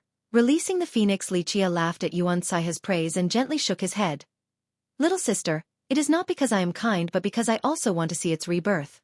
A glimmer flashed across his eyes as he looked at the phoenix and spoke. "The rebirth of a phoenix through fire has long been spoken of by people, but how many have actually seen it? If this phoenix can actually be reborn, then there will be an entirely new understanding in the search of eternal life in the future." Eternal life was an issue explored by countless invincible existences. In this era where true immortality was impossible, people looked towards rebirth and endless reincarnation. If one could obtain one of these methods, then it was virtually the same as having eternal life. Regarding this matter, the once immortal Dark Crow had researched it and had a stronger understanding compared to others. Rebirth. The 100-Life Alchemy Emperor let out a long sigh. He, as an alchemy emperor and an emperor candidate, had studied this topic as well. He emotionally added, "If I can see the rebirth of a phoenix in my lifetime, then I can go on without regrets. At the very least, it shows that rebirth is not something unattainable. Even until now, it remains as the greatest secret. If I can learn a bit more in this life, then death won't seem that bad." The alchemy emperor knew how to prolong life better than other invincible existences. But in this generation, he could no longer further extend his lifespan and was completely helpless. Li Qie also nodded to this comment. Across the ages, no one has ever unraveled the mystery of the phoenix's rebirth. If this phoenix wants another chance at life, then it has to rely on itself. If I keep it by my side, then it will never be able to obtain this opportunity to live again. Having said that, Li Qie gently patted the pretty and perfect feathers of the bird. Just its feathers alone were priceless, let alone its entire being. Nevertheless, Li Qie was willing to let it go instead of keeping it by his side. Perhaps he would be able to have the chance to learn a few things if he saw true rebirth in the future. Eventually, he made up his mind. At the same time, Yuan Saiha's group and countless experts from the kingdom wanted to watch this scene, this potential miracle. The moment the group came out of the ancestral ground to release the phoenix at the mountain pass caused many spectators to be alarmed. The moment a supreme immortal bird like the phoenix came out, an endless and majestic aura immediately rose and was felt by everyone in Alchemy City. To their astonishment, they looked up all at once to see Li Qie raising the phoenix in his hands. No way, is he crazy? Releasing the phoenix? From his actions, some could guess what Li Qie was about to do and felt astounded. How preposterous is this? This is a phoenix. No matter if it is alive or dead, it is still a priceless treasure. Just its heart alone is comparable to an immortal emperor life treasure. Even a great power's ancestor was scared silly by Li Qie's actions. Those who knew more about the value of a phoenix felt that it was even more insane. Releasing such a treasure was a prodigal decision of paramount proportions, truly enraging. Go find your own fortune for rebirth and seize the future full of opportunities. Eventually, Li Qie sighed and threw the phoenix up. Screech! In the blink of an eye, the phoenix soared to the sky and danced around 3 times above Li Qie's head before using an astonishing speed to pierce through the sky, disappearing in the horizon. Its swift speed was unmatched. Even the reflection of moonlight would seem slow in comparison. It disappeared into the distance in just the blink of an eye. The spectators in the city were stunned. A phoenix had left just like that because of Li Qie's prodigal decision. Some wanted to curse and yell at Li Qie to give the phoenix to them instead of releasing it like this. Chase after it. Some ancestors and legendary masters regained their wits and suddenly rushed into the sky. They flew at amazing speeds to chase in the direction of the phoenix. Suddenly, a few existences with real power followed suit. This was a phoenix. They, being virtuous paragons, naturally wanted to seize it. Some paragons are chasing after it. The madam worriedly said. Since so many gave chase, what if the phoenix fell into their hands? That would be a waste of her young master's efforts. With just them? Li Qie simply didn't care and dismissively said, "They are not qualified. If any random street dogs could catch a phoenix, then it wouldn't be an existence that was once comparable to immortal emperors." After hearing this, the madam felt relieved. The news of the release of the creature spread throughout the stone medicine world and caused a huge stir. Many ancient existences couldn't sit still after hearing it. Who cares if he is crazy or not? Summon the ancestral weapon so that we can catch the bird. A time-worn ancestor crawled out from the ground and set off immediately. Summon the patriarch's immortal emperor's carriage. We have to catch this phoenix at all costs. Even imperial lineage's ancestors were no exceptions. They brought out their imperial treasures and gave chase. In a short period of time, a storm swept across this world with countless lineages, even imperial lineages, joining the chase for the phoenix. The wave swept through the entire world with old undyings rising from the earth to join the hunt. New information came every day. One day, some people found the bird in the medicine realm.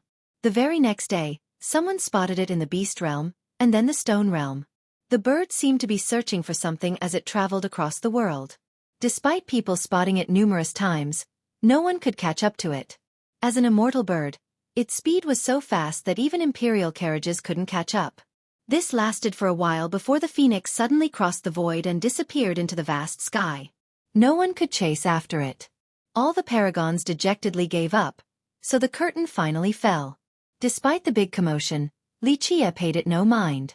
He expected this result and continued to stay at the kingdom's ancestral ground to pass on his Tao of alchemy to Yuan Saiha. One day, the 100-life alchemy emperor personally came to see him. "My lord, the platform is ready. Would you like to go take a look?" "Good, let's check it out." Xueqi nodded and followed the alchemy emperor. There was an archaic platform inside an important forbidden ground of the kingdom with a gigantic gateway. It appeared to be a teleportation portal but was slightly different. Above the platform was a gigantic ring that slowly rotated, causing time to fluctuate to its rhythm. Xueqi emotionally stated after seeing this platform again, "What an extraordinary item.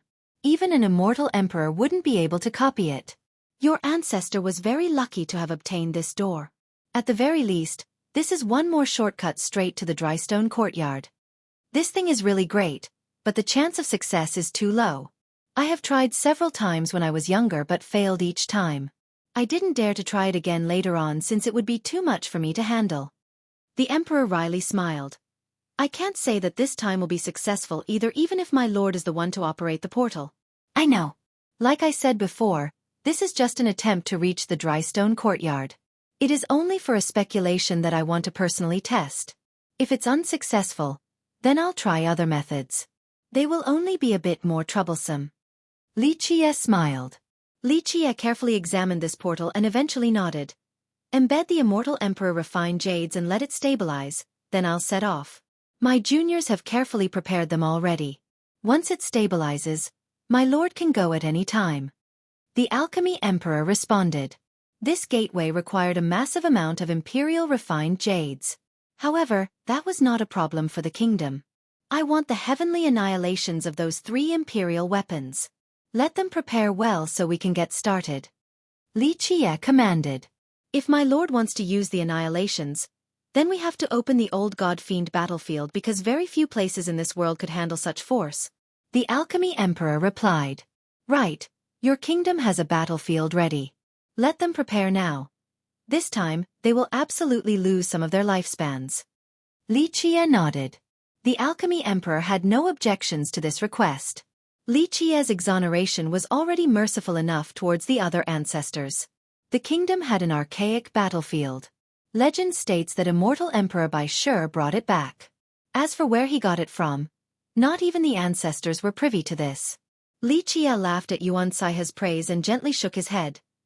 "Little sister, it is not because I am kind but because I also want to see its rebirth." A glimmer flashed across his eyes as he looked at the phoenix and spoke. "The rebirth of a phoenix through fire has long been spoken of by people, but how many have actually seen it? If this phoenix can actually be reborn, then there will be an entirely new understanding in the search of eternal life in the future." Eternal life was an issue explored by countless invincible existences. In this era where true immortality was impossible, people looked towards rebirth and endless reincarnation. If one could obtain one of these methods, then it was virtually the same as having eternal life. Regarding this matter, the once immortal Dark Crow had researched it and had a stronger understanding compared to others. Rebirth. The 100-life alchemy emperor let out a long sigh. He, as an alchemy emperor and an emperor candidate, had studied this topic as well.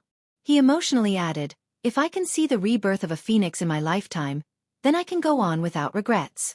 At the very least, it shows that rebirth is not something unattainable. Until now, it remains as the greatest secret. If I can learn a bit more in this life, then death won't seem that bad."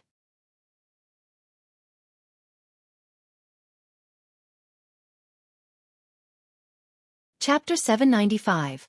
Before the journey on this day, the battlefield was finally opened. The moment one stepped inside, they would find that it was a disorderly space with an endless sky of nothingness. Here, there were peaks that were as big as independent worlds, and a galaxy that stretched from the northernmost to southernmost reaches with stars floating about. Unfortunately, this was a location that could have created a series of worlds but had been shattered into pieces. The mountains were destroyed and the galaxy fragmented with the destruction of the stars. The only thing in sight was a scene of ruin and destruction. One could easily imagine the terrible war that took place here. Either that, or this place was used as a brutal training ground. Apocalyptic was the most appropriate term to describe the field ahead. The ancestors from the kingdom who had sinned had all arrived. They also carried along the 3 imperial true treasures of the kingdom: the bright flame cauldron, the divine beast zither, and one more item that looked to be a basket woven from bamboo leaves. However, do not underestimate this basket. Its origin could scare people to death. It was the true fate weapon of the kingdom's progenitor, immortal Emperor Yao Zhu. Its name was the Dragon-Subduing Basket, an extremely powerful true treasure. Very good. All 3 imperial treasures are here. You all know the drill, I assume? Lichia slightly nodded his head and said, I need heavenly annihilations. Having said that, Lichia took out one treasure after another. The Yin-Yang Immortal Mirror, the green lamp with the black fire, the Declivity Mountain Bell, the Heaven-Sealing Pentagate. The ancestors' eyes widened after seeing Lichia take out so many treasures. They were legendary masters and eternal existences. Some were even god monarchs. Of course they knew their stuff. As a sect with 3 emperors, they had the most treasures and imperial weapons in the stone medicine world. To them, this was a source of pride since it signified their power. However, Lichia alone took out this many treasures. Each of them was not necessarily weaker than their imperial true treasures. This sort of thing was simply absurd to them.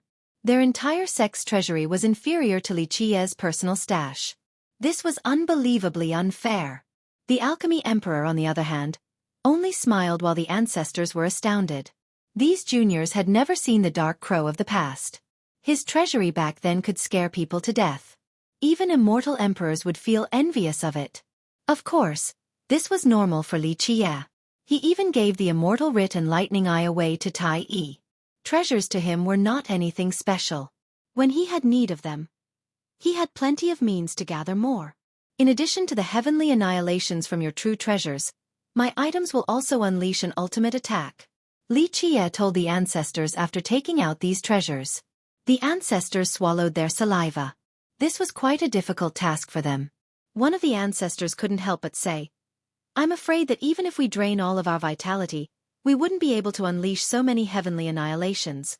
Unleashing an annihilation was very difficult. Although they had to repent for their sins, they were powerless to an extent. Don't worry, I can personally unleash some annihilations. I just need some help in this process for stability. He paused for a bit before continuing. Though all of you are sinners, I will not mistreat those who work for me. Regardless of what you think, as long as all of you do a good job, I will refine several batches of heavenly medicines for you. The ancestors couldn't help but glance at each other after hearing this. They were quite moved. Although their future was one of being sealed underground, they eventually would come out again in the distant future. As long as they were still alive, who wouldn't want to live a bit longer? Although the kingdom was the most powerful alchemy lineage in this world, only 2 people were able to refine heavenly medicines, the 100-life alchemy emperor and ancestor Wushuang. These ancestors had used many items to prolong their life, including a large quantity of longevity medicines. However, they had never consumed heavenly medicines before. Although their 2 oldest ancestors could refine these medicines, they would not continuously do so due to the negative effects the process had on their blood energy. Their lifespan was countless times more precious compared to the junior ancestors. This was not the case for Lichia. He was still young and had no worries in this respect. Moreover, he also had the ability to do so. What are you all waiting for? Show your gratitude to the Lord's benevolence. Even the Alchemy Emperor was happy for his juniors. This was a rare opportunity. Thank you, my lord. The ancestors were no longer arrogant. Even though Lichia had decreed for them to be sealed underground, they were still very excited and moved. This was a blessing amidst a disaster. Lichia insipidly said, Let us begin. After some time, the atmosphere in the entire stone medicine world seemed to become suffocating. No one knew what was going on, but they could feel that something was coming. Every so often, there would be an explosion that caused the ground to slightly shake. No one knew what was going on. The old battlefield, someone is definitely opening the God-fiend battlefield. A few legendary masters and eternal existences understood what was unraveling. Nevertheless, no one knew which lineage was opening this battlefield.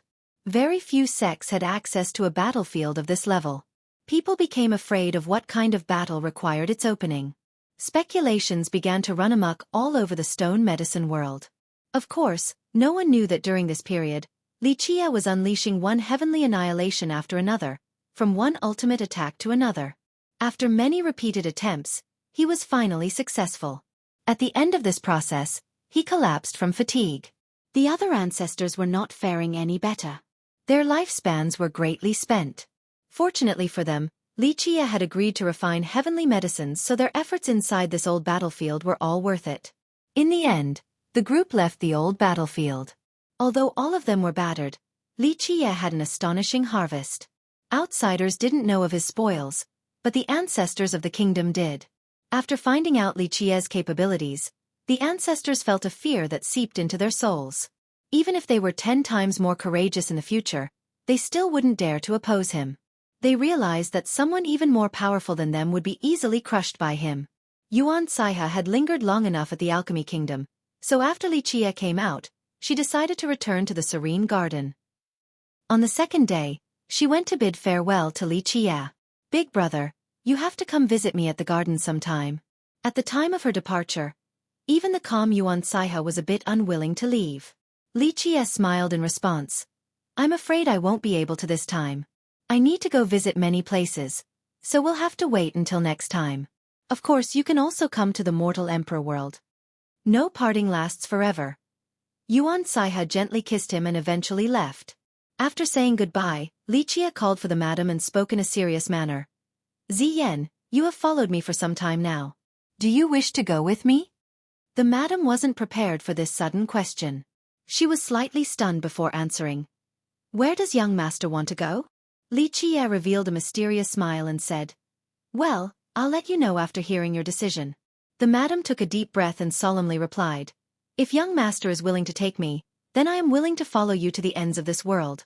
She had made up her mind at this time. Others would find this unbelievable. The madam was still young and was already a heavenly king, a ruler of an entire country. Many people would find her to have boundless potential and an unreachable status. No matter the perspective, being a ruler was much better than being a driver. However, the madam did not share this thought. After staying by Xueqi for all this time, she understood what miracles and unbelievable wonders were. In her opinion, even if she continued to stay at Giant Bamboo, her final accomplishment would only be virtuous paragon. Her world would be limited to the Giant Bamboo country. Even if she was able to take things one step higher, she would be limited to the stone medicine world. However, this wouldn't be the case if she followed her young master. She would be able to witness the secrets across the ages. Her horizons would no longer be limited to the stone medicine world, but all of the 9 worlds. By following her young master, her future would be full of miracles and possibilities. "Very well, I'm glad that you have thought it through." Xueqi gently nodded.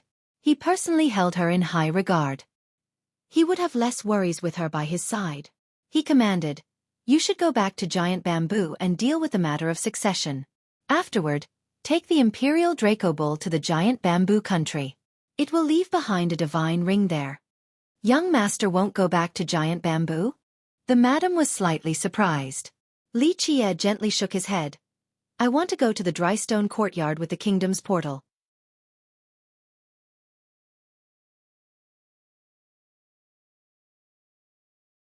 Chapter 796. Parting Dry Stone Courtyard? The madam gasped as her expression quickly changed. "Young master, do you really want to go there?" "Yes, I plan on having a look." Xueqi nodded. "I have a speculation that needs to be confirmed at the courtyard. Of course, I will quickly return." "Young master, we are talking about the dry stone courtyard here." The madam's mind became heavy because she was worried that her young master was taking it too lightly. "I know about the courtyard and also that it is one of the 12 burial grounds. It's the most dangerous place in the stone medicine world." Xueqi smiled. How could he not know about the courtyard? One would be hard-pressed to find others more knowledgeable than him in present times. The madam wryly smiled and said, "Young master, dangerous is not enough to describe it. It is simply a land of no return. Even legendary god kings would not be able to come out alive. Another rumor states that there had been immortal emperors trapped there. They even nearly lost their lives." The dry stone courtyard was a very dangerous location in the stone medicine world. Throughout the ages, countless people had died there, but curiosity still got the best of the later explorers. Many had gauged the 12 burial grounds before, and they believed that if there was a list that ranked the level of danger for each of them, then the Drystone Courtyard could be considered among the top 3. Some invincible existences had attempted this as well. Although a place like the Heavenly Ancient Corpse Burial Ground was full of the dead and corpses, many inhabitants there had voluntarily buried themselves. There were not as many corpses at the Drystone Courtyard, but people believed even more cultivators had died there compared to the Heavenly Ancient Corpse Burial Ground. Moreover, many among them were virtuous paragons or unbeatable existences. Of course, the courtyard's secret was why people wanted to go there. Even immortal emperors wanted to solve the mystery, but it had remained unsolved for millions of years. Li Qie only smiled after seeing the worried madam. Ziyan, there is no need to worry about me. I am very confident about this trip to the courtyard. Plus, the portal of the kingdom is one of the few shortcuts in present times. But this shortcut's success rate is very low. Whether I can go inside or not is still hard to say. The madam knew that she couldn't convince her young master to change his mind. The only thing she could do now was to pray for his safe return. Regardless of whether I can make it inside or not, I will take a trip to the Beast Realm afterward. Li Qie told her. We will meet again at the Beast Realm. When the time is ripe, I will take you to the Bayan Beast World. The Bayan Beast World? The madam was startled and murmured. One of the legendary 6 ancient immortal Earths? Li Qie nodded slightly. Yes, the Beast World is not a bad location at all and is absolutely worth your time. The madam found this difficult to believe. But young master, I heard that the Beast World has disappeared for a very long time now. People say that it never showed up again after the destruction of the divine beast realm. Many lineages, including imperial heritages, had tried to find it to no avail. Yes, I know. Li Qie cheerfully smiled. But this generation is different from others.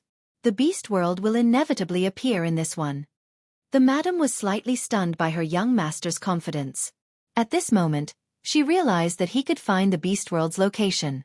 Or in other words, he already knew where it was. One should know that ever since its disappearance, people in each of the following generations had tried to find it, including immortal emperors. However, all of this was for naught. It seemed to have disappeared into thin air. Its location was a complete mystery. However, the world knew that it was one of the 6 ancient immortal Earths. Even if many lineages and great powers moldered over the years, it would continue to exist in an indestructible and everlasting manner. Because of this, great masters from future generations all wanted to find the crux of the problem. They wanted to know what the reason was for its disappearance. Li Qie chuckled at the madam's silly state. After we get there, I will take you around and see what kind of fortune you will be able to obtain. A fortune at the Beast World? The madam was astonished, but she was not very confident. The legend of the Beast World was unreachable, and many came back empty-handed.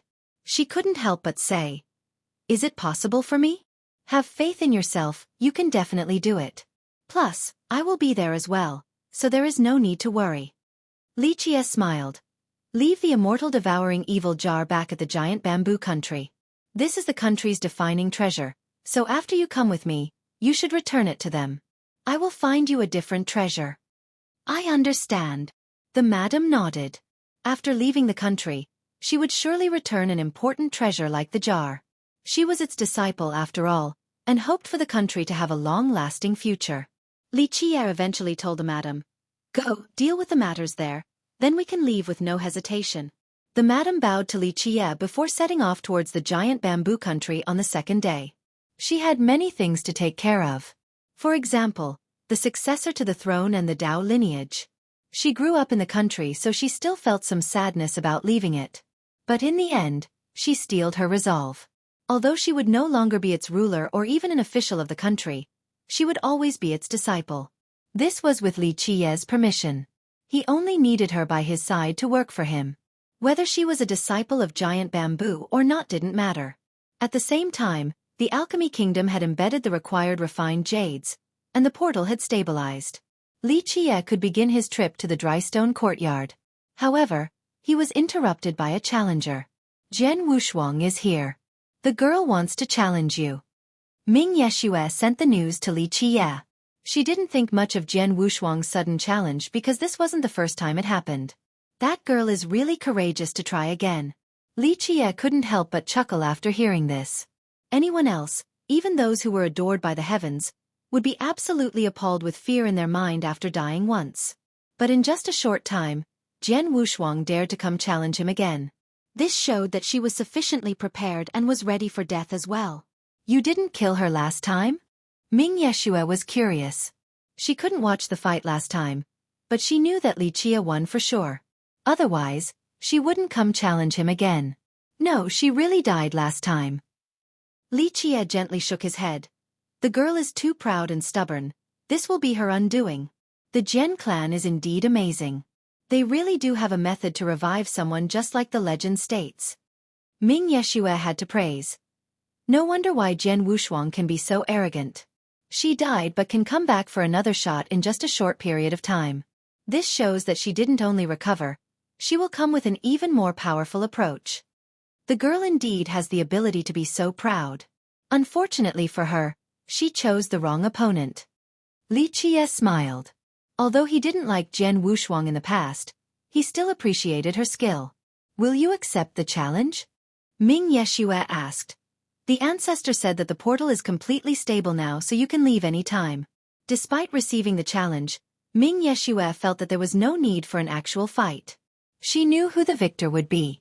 Jian Wushuang indeed had frightening talents and was qualified to fight someone like Yi Qingqing, but she couldn't reach the apex when compared to Li Qia. I'll settle this matter before going. Li Qia stroked his chin. Go tell the girl that I accept her challenge. I will choose the location, and she will come alone. If not, I won't bother fighting her. Ming Yeshua complied and went to answer Jian Wushuang. For Li Qia, having an expert like Jian Wushuang was non-essential. However, he still agreed to this fight. He wanted to settle this matter, and Jian Wushuang was a good sparring partner. It didn't matter whether she was friend or foe. Her strength and offensive potential were very beneficial to his death seal. It could increase his death energy by a sizable amount. Plus, even if Jian Wushuang could kill him, she would not be able to harm his true foundation. Her power was just right, so Li Qia viewed her as the best source of death energy. Where else could he find a better opponent to gather death energy?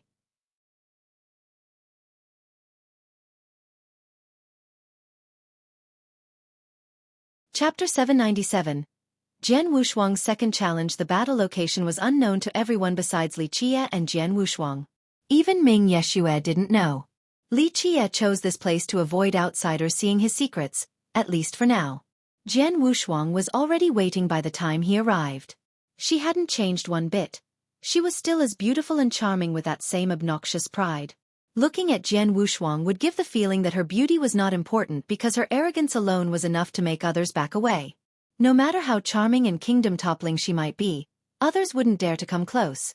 Not even those who had a crush on her. They would lose confidence before her arrogance and aggressiveness. Even those who were bolder would easily be deterred by her pride. Her attitude was not just for show. It came from her absolute confidence. She was a noble phoenix that looked down on the world and its inhabitants. Li Qia remained unperturbed. His temperament simply couldn't compare to Jian Wushuang's arrogance. Nevertheless, it was not affected by her aggressive presence. I'm a bit surprised. Li Qia smiled after seeing her. It mustn't be easy for you to dare come challenge me again. Jian Wushuang coldly glared at him. Despite her defeat and even death at his hands, she was still as imperious as before without a hint of pretension. She coldly uttered, "Why would I not dare to come again? Victory and defeat are normal to a warrior. I will defeat you one day." Despite her arrogance, her mentality was still quite good. She didn't falter after dying to Li Qia and instead rose to even greater heights with a stronger battle intent. She was better than many people in this regard.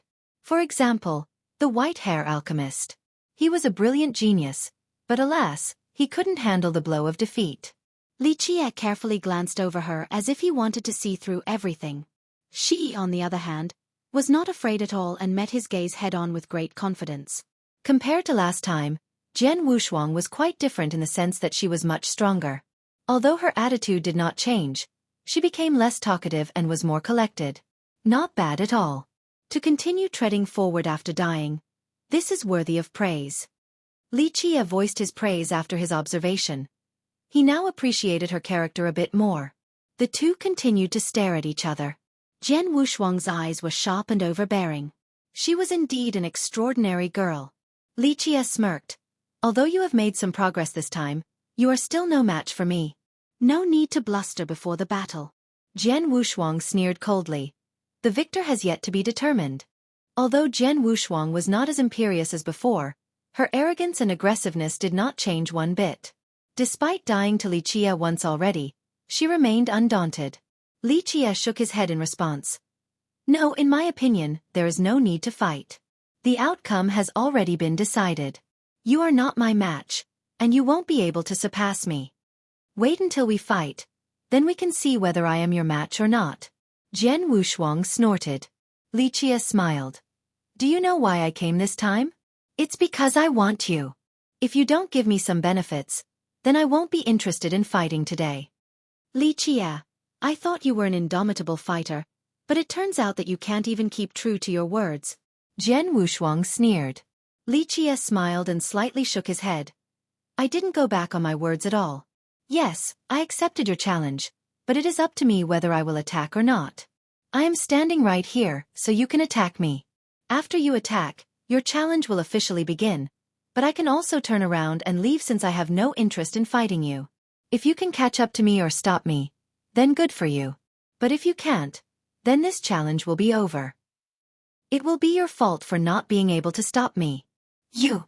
Jian Wushuang almost vomited blood from anger. She coldly stared at him and uttered. You must be afraid of losing to me. Your taunt has no effect on me.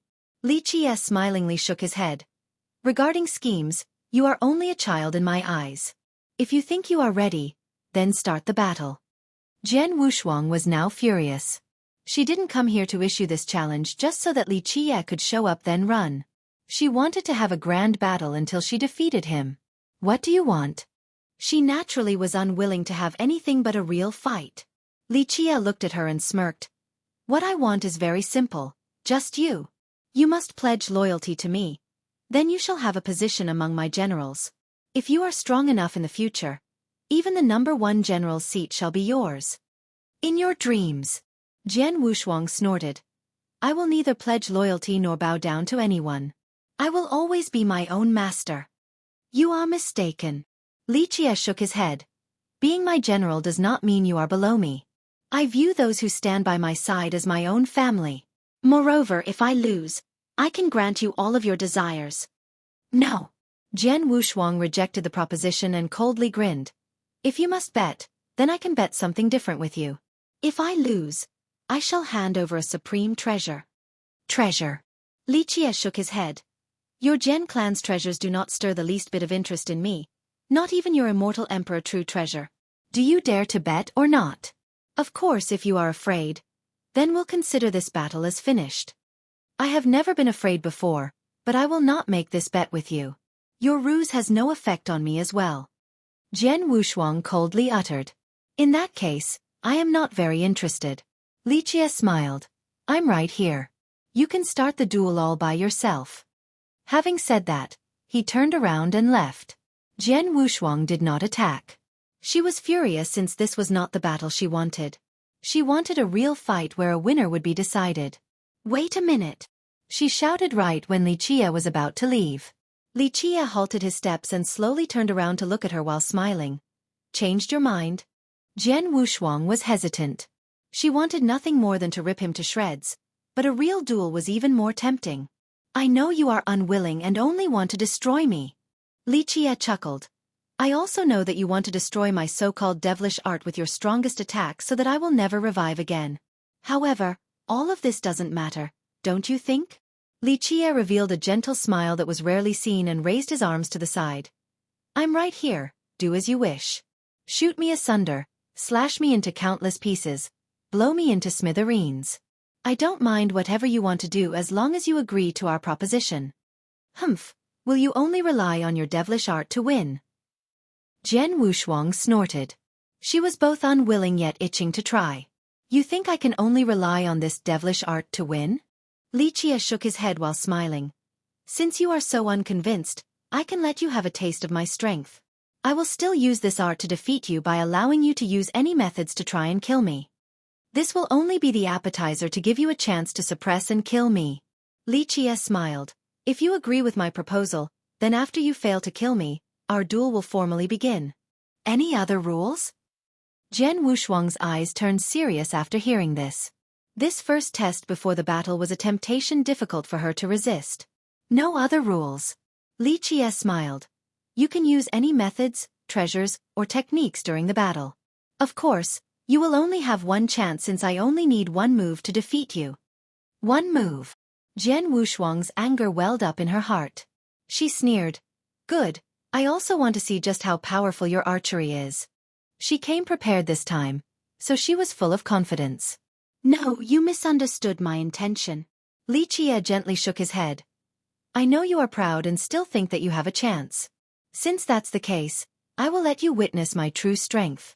This one move of mine will not require any weapons or emperor laws. Just one move with my bare hands will be enough to take you down.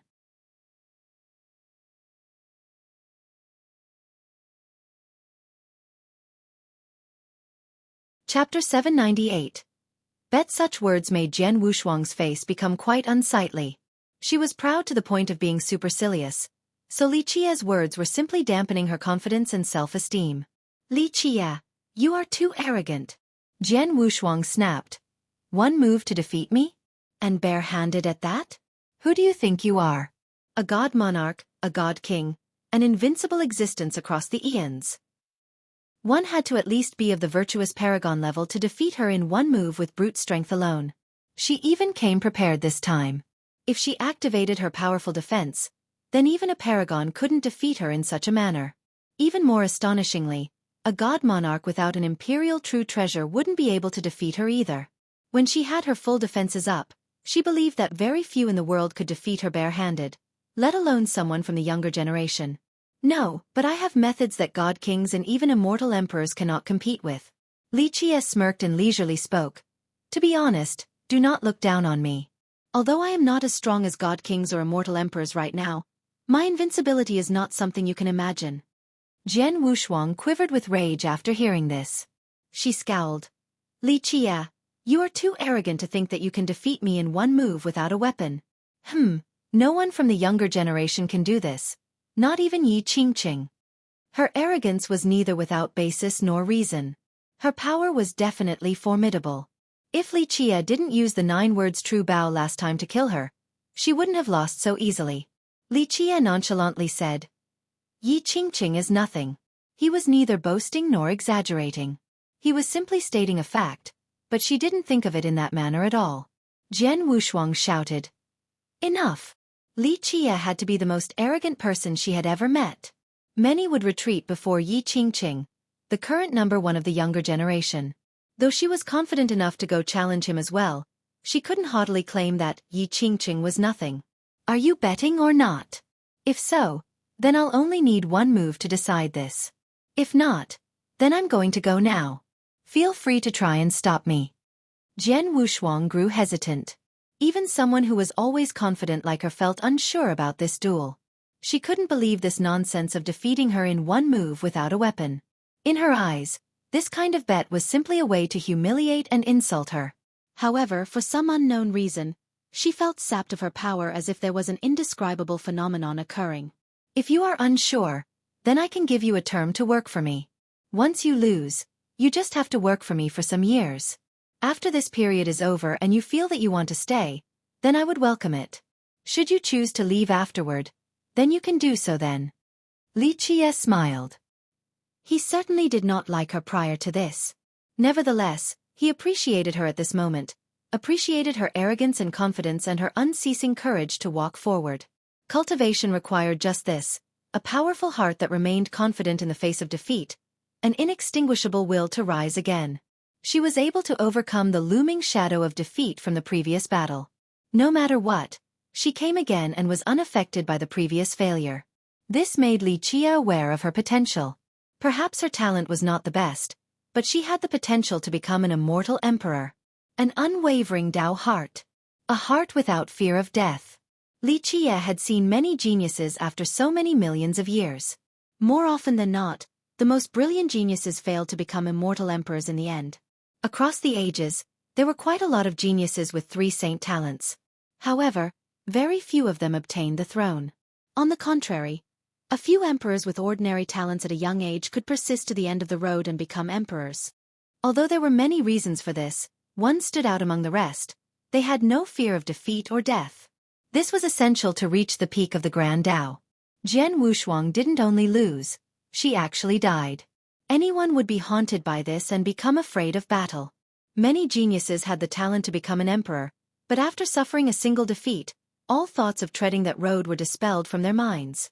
Jian Wushuang, instead, was still as arrogant and confident as before. She still held no one in her eyes and had no fear of battle. In Li Qiye's mind, this was completely admirable. Don't tell me you will use another devilish art. Jian Wushuang spoke after gazing at Li Qiye for a while. She had heard many things about Li Qiye's strange arts. Most recently, people said that Li Qiye was able to control a phoenix, which allowed for him to fight against the entire alchemy realm. Li Qiye rejected this accusation. You worry too much. If I actually use a devilish art to defeat you like you said, then you will definitely not be convinced. I hope that you will be my general, so I naturally will defeat you in a convincing fashion. Jian Wushuang took a deep breath and stared at Li Qiye before sneering. Very well, since you dare to bet, why should I be afraid? Remember well, if you lose, I will let you be my slave forever. Don't worry. If I lose, I will listen to everything you say. I will be whatever you want. Li Qiye smilingly said. Let's go. Jian Wushuang glared at him and proclaimed, I will obliterate you right now so that you will never come back to life. I can satiate your fury. Li Qiye smiled and spread out his arms to expose himself completely. Come, do your best and annihilate me with all of your attacks. I'm waiting. Humph. I want to see just how you will revive this time. Jian Wushuang snorted. She didn't believe that he was unkillable since she had never heard of someone like that before. Of course, this whole event was very frustrating to her. Li Qiye leaving her to attack freely was simply humiliating to someone as proud as her, but she couldn't help it. She wanted to try again to see if she could dispel his devilish art and kill him. Li Qiye, with his guard down, leisurely said with a grin on his face. Come, I'm sure it will feel very good. It was as if this was not a battle but a type of pleasure to him. I'll kill you. The furious Jian Wushuang also understood that Li Qiye was using her for her attacks. After the last battle, she knew that he was using the injuries inflicted by her and converting them into death energy. That was the reason why he let her kill him. Despite knowing this full well, she still had to attack. Without trying to slay Li Qiye once more, she wouldn't be able to give up. Ultimately, she was a stubborn person. She slowly took out her longbow, a crescent bow that was pure white and emitted a sacred light. The moment she held it in her hands, it looked more like a sacred artifact than a weapon. This is a bit surprising. Li Qiye looked at her longbow and said, I thought you would use your forefather's bow to kill me. After all, that bow is extremely powerful and is famous among the Emperor's weapons. In your Jian clan, outside of your forefather's true weapon, this bow is the second mightiest. However, you came challenging me without using those bows. I almost can't believe it. How amazing and impressive. It seems that I have to look at you in a different light now. These words were a sincere praise and not mere mockery. That other bow of the Jian clan was infamous for its destructive power. People once called it a brutal weapon for murder. However, Jian Wushuang didn't use immortal Emperor Dai Zhen's bow. This was quite a strange matter. Jian Wushuang simply scowled in response to Li Qiye's praise and coldly countered. I'm just afraid that if I used my clan's bow, you would die without a doubt. It wouldn't be skillful to use my forefather's bow to kill you. Plus, you would remain unconvinced about my abilities as well. Her words were imperious and full of confidence. She could have used the other bow at any time to kill Li Qiye. However, she chose not to do so. It would fill her with regrets because killing him in this manner wouldn't be using her real power. Thus, she must use her own strength to slay Li Qiye. Li Qiye nodded his head approvingly in the face of her pride. Not bad at all. Still so much confidence after dying once. Truly worthy of admiration. Although you annoyed me before, it seems that I'm liking you more and more now. Bah! Ivory can't grow from the mouth of a dog. Jian Wushuang scoffed. This bow might not be as great as my ancestors, but I personally crafted it to deal with you. I will absolutely not let you revive this time. Such words made Jian Wushuang's face become quite unsightly. She was proud to the point of being supercilious, so Li Qia's words were simply dampening her confidence and self-esteem. Li Qia, you are too arrogant. Jian Wushuang snapped. One move to defeat me? And bare-handed at that? Who do you think you are? A god monarch, a god king, an invincible existence across the eons. One had to at least be of the virtuous paragon level to defeat her in one move with brute strength alone. She even came prepared this time. If she activated her powerful defense, then even a paragon couldn't defeat her in such a manner. Even more astonishingly, a god monarch without an imperial true treasure wouldn't be able to defeat her as well. When she had her full defenses up, she believed that very few in the world could defeat her bare-handed, let alone someone from the younger generation. No, but I have methods that god kings and even immortal emperors cannot compete with. Li Qia smirked and leisurely spoke. To be honest, do not look down on me. Although I am not as strong as god kings or immortal emperors right now, my invincibility is not something you can imagine.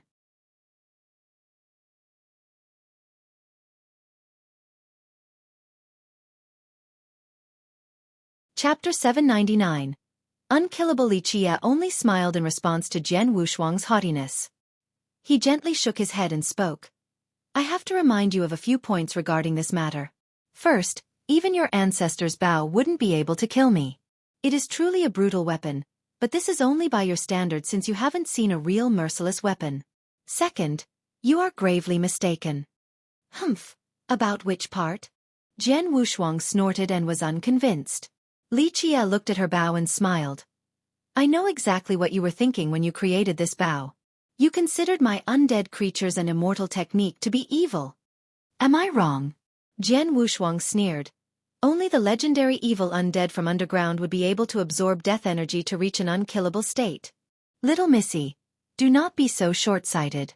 Not all undead creatures are evil. Li Qia shook his head. First, I am not an undead but a happy living being.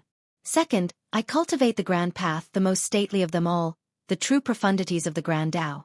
Only when you become enlightened in these true profundities would you be able to see the real peak, the thing called eternal life and immortality, understand? Li Qia had zero patience for Jian Wushuang in the past, and he also gave her zero respect. However, he had a rare moment of patience when talking with her right now. Jian Wushuang raised her bow and vaingloriously said, I'll find out with my bow if you are an undead or not. She exerted great efforts in order to create this bow and believed that it could nullify Li Qia's undying characteristic. Li Qia couldn't help but shake his head in response. Girl, your bow can indeed stop the dead, but it cannot stop me. Your bow was made from the oldest root of the sacred sandalwood tree. After being polished, it was then immersed in flawless soul-destroying aqua to take shape. Not only this, you also used the 5 elements evil-slaying chant for its refinement. The next step was to carve the god-slaying 18 arrows created by your Jian ancestors. And finally, the last step was to use the soul-suppressing immortal incantation during the refinement in a cauldron. In the blink of an eye, she unleashed all of her archery techniques that included incantation magic, exorcism magic, and the evil-destroying affinity. All forms of destruction and suppressive methods came at him at once. Blood splashed everywhere from this onslaught. Jian Wushuang even ground Li Qia into pieces. But ultimately, the wounds turned into more death energy, and Li Qia was still alive and kicking as if nothing had happened. After this shot, even if Jian Wushuang had more confidence and pride, she would still have to give up. She was completely helpless because Li Qia was unkillable regardless of her archery techniques. She was only helping him. The wounds she inflicted in an attempt to kill him were being turned into the tastiest of delicacies. It was as if she was doing him a favor. She had no choice but to give up without saying anything. At this moment, she couldn't even express her rage or unwillingness to give up. I'm not attacking anymore. She simply couldn't suppress Li Qia's undying method, let alone break through it. Of course, if she was able to defeat it, then the death scripture would not be worthy of its name. It would not live up to its fame as one of the 9 grand heavenly scriptures. Eventually, Li Qia heaved a long sigh and movingly said, Living feels really good. Of course, dying doesn't feel that bad sometimes. Jian Wushuang's attacks were indeed frightening and painful. However, this was nothing to Li Qia. In the distant past, he had experienced far more painful and frightening things. Jian Wushuang raised her brows and couldn't help but stare at Li Qie to ask, "What is this merit law?" She was no longer imperious or aggressive and didn't call it a devilish art. She had no choice but to be convinced without the strength to refute. This type of unkillable technique would be able to dispel all doubts. "Well, it's a secret." Li Qie touched his chin and revealed a mysterious smile. "Wait until you pledge loyalty to me and are trustworthy enough. When that day comes, maybe I can think about it and tell you this secret." "Humph, stop dreaming." She held her head high once more in her usual proud and unreachable manner to sneer. "There is no way you will be able to defeat me bare-handed in one blow." "Don't be so sure." Li Qie laughed. "Here is your chance. Get ready, you can attack or defend, but there is only one chance. Your defeat is imminent the moment I attack." These words left Jian Wushuang with quite an unsightly expression.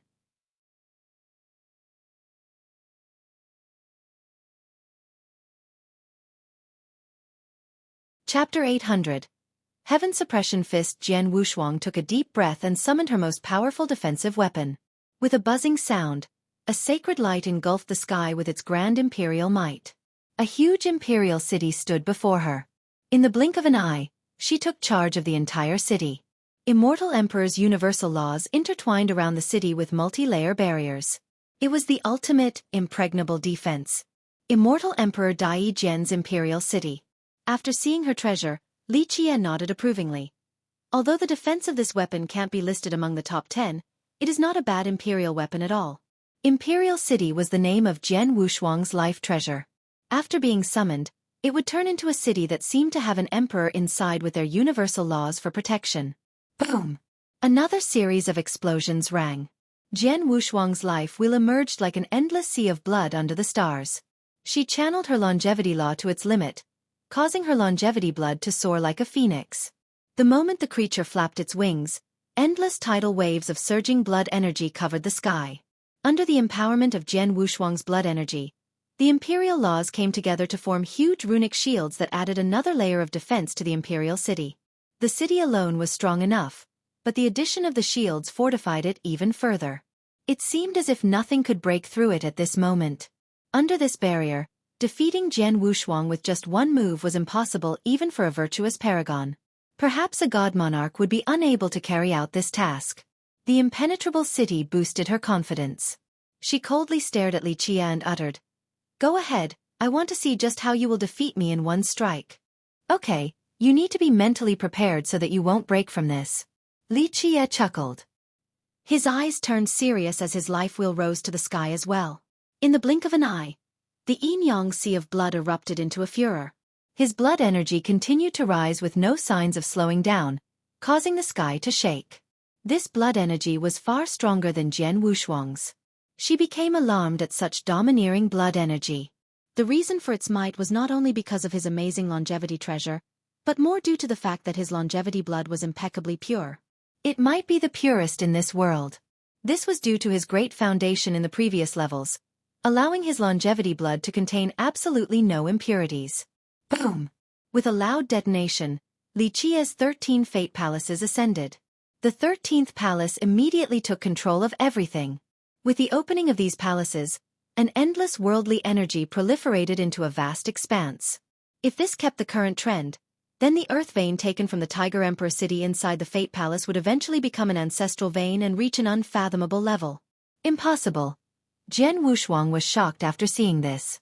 No matter how arrogant she might be, even she wasn't able to keep her cool. An earth vein inside a Fate Palace was terrifying enough, but what was even more frightening was the 13 palaces. This was completely unheard of. 4 palaces to form a domain, 8 to establish a kingdom, 12 to bring the heavens into existence, then what would 13 palaces turn into? The 13th palace lingered up high as the ruler of all realms and the 9 worlds. Even the high heavens would not be able to reach its soaring profundity. Heaven Suppression Fist. Li Qie instantly attacked. He unleashed one fist without any transformations or techniques. This fist contained a wave of condensed worldly energy from the palaces that seemed to be controlling the entire world for their own use. The most terrifying thing, however, was what was inside Li Qie's true fate. A blinding item emerged like a little boat. This tiny vessel seemed to be able to shoulder the entire world, allowing Li Qie to have boundless vitality. He was no longer a single person, for he was shouldering the high heavens and ruling the 10 worlds. Within his vitality were countless living beings. At this very second, he appeared to have gained the ability to create life.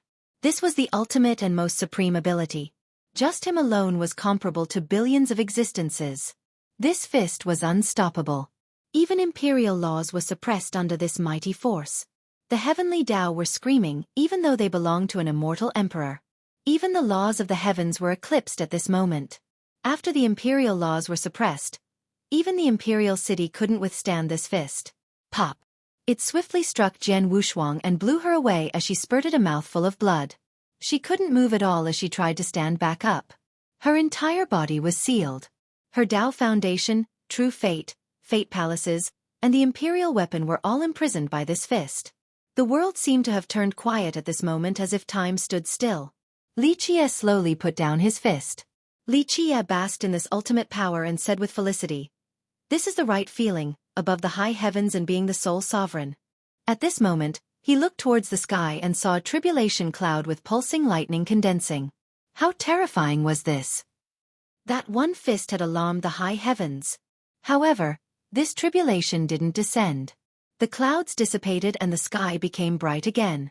Old villainous heavens, it seems like I still haven't reached a level high enough to threaten you, so you won't try to suppress me. Li Qie faintly smiled after seeing the clouds disperse. This fist was more terrifying than people could imagine. It was his own creation and had the name of Heaven Suppression Fist. This name was not an exaggeration. Li Qie was aiming towards the high heavens. One day, when he reached full mastery, he would seal the heavens. This fist contained too many ultimate profundities and mysteries of the 13 fate palaces, including the vessel of life. When he created this fist, he used it to connect the mysteries of the 13 palaces with the mysteries of the vessel of life. The vessel of life was a supreme merit law obtained from the other side of the Golden Sea back at Necropolis. It was related to the enigma of life and its creation. After his recent meditation sessions, Li Qie began to develop something to complement this merit law.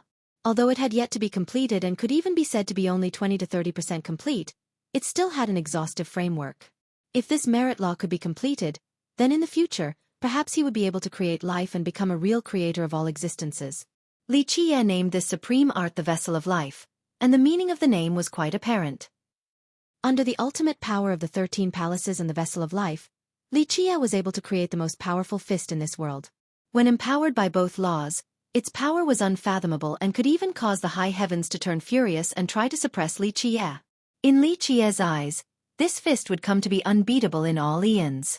Countless immortal emperors had created fist techniques. However, none of theirs would be able to compare to his own. His fist was the true sovereign of fists. This was inevitable since no one besides him had 13 palaces and the Vessel of Life.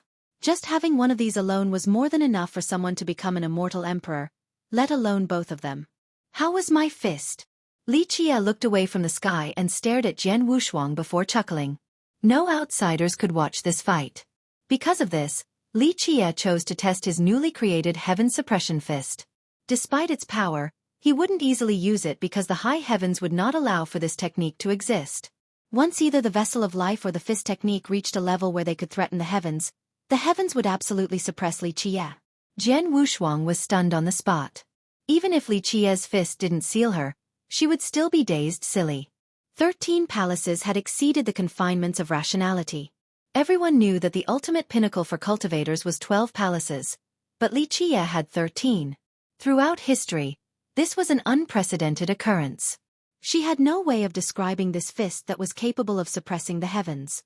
She had seen countless imperial laws, but they were not comparable to this fist. It had no variations or transformations, just a simple sealing affinity. However, this direct fist was related to an ultimate profundity. She wouldn't be able to learn it even if she tried for the rest of her life. She was completely shaken and couldn't calm down. Yi Qingqing and Mei Aonan were both brilliant geniuses in present times. This was especially true for Yi Qingqing. Although she was arrogant, she had to admit that he had incomparable talents. However, when compared to this Li Qie standing before her, both of them were not enough to reach the apex. Li Qie's fist alone was enough for Yi Qingqing to spend a lifetime to reach enlightenment. In the past, The stone medicine world praised Yi Qingqing and believed that he would surely become the immortal emperor. After seeing this fist, Jian Wushuang couldn't help but want to utter, "Yi Qingqing is nothing." She finally understood why Li Qie said such words earlier and realized that compared to Li Qie, all other geniuses in this world were nothing.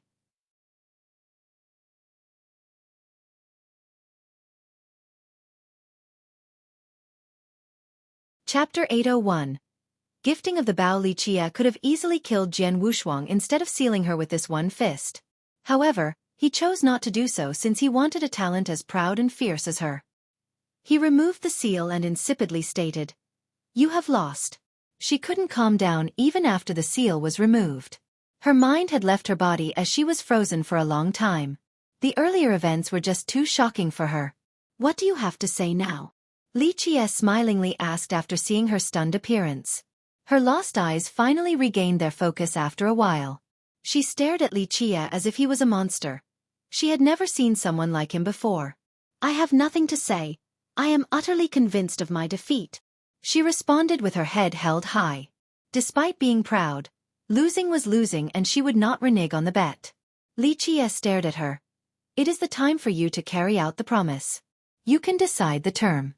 Of course, the benefits will correspond to how long you stay." She took a deep breath, not expecting for the impossible to happen. She spoke with a deep voice. "I have nothing to say except that I shall fulfill my promise." She then swore with her true fate. Her oath was without a duration. This truly showed that she was remarkably decisive. Although someone as proud as her was not easy to get along with, she stayed true to her words. She was able to handle defeat gracefully and would never renege on a deal or run away from it. Despair and self-pity were out of the question as well. These were admirable traits and reasons why Li Qie valued her. Li Qie was a bit unwilling, but he still made up his mind in the end.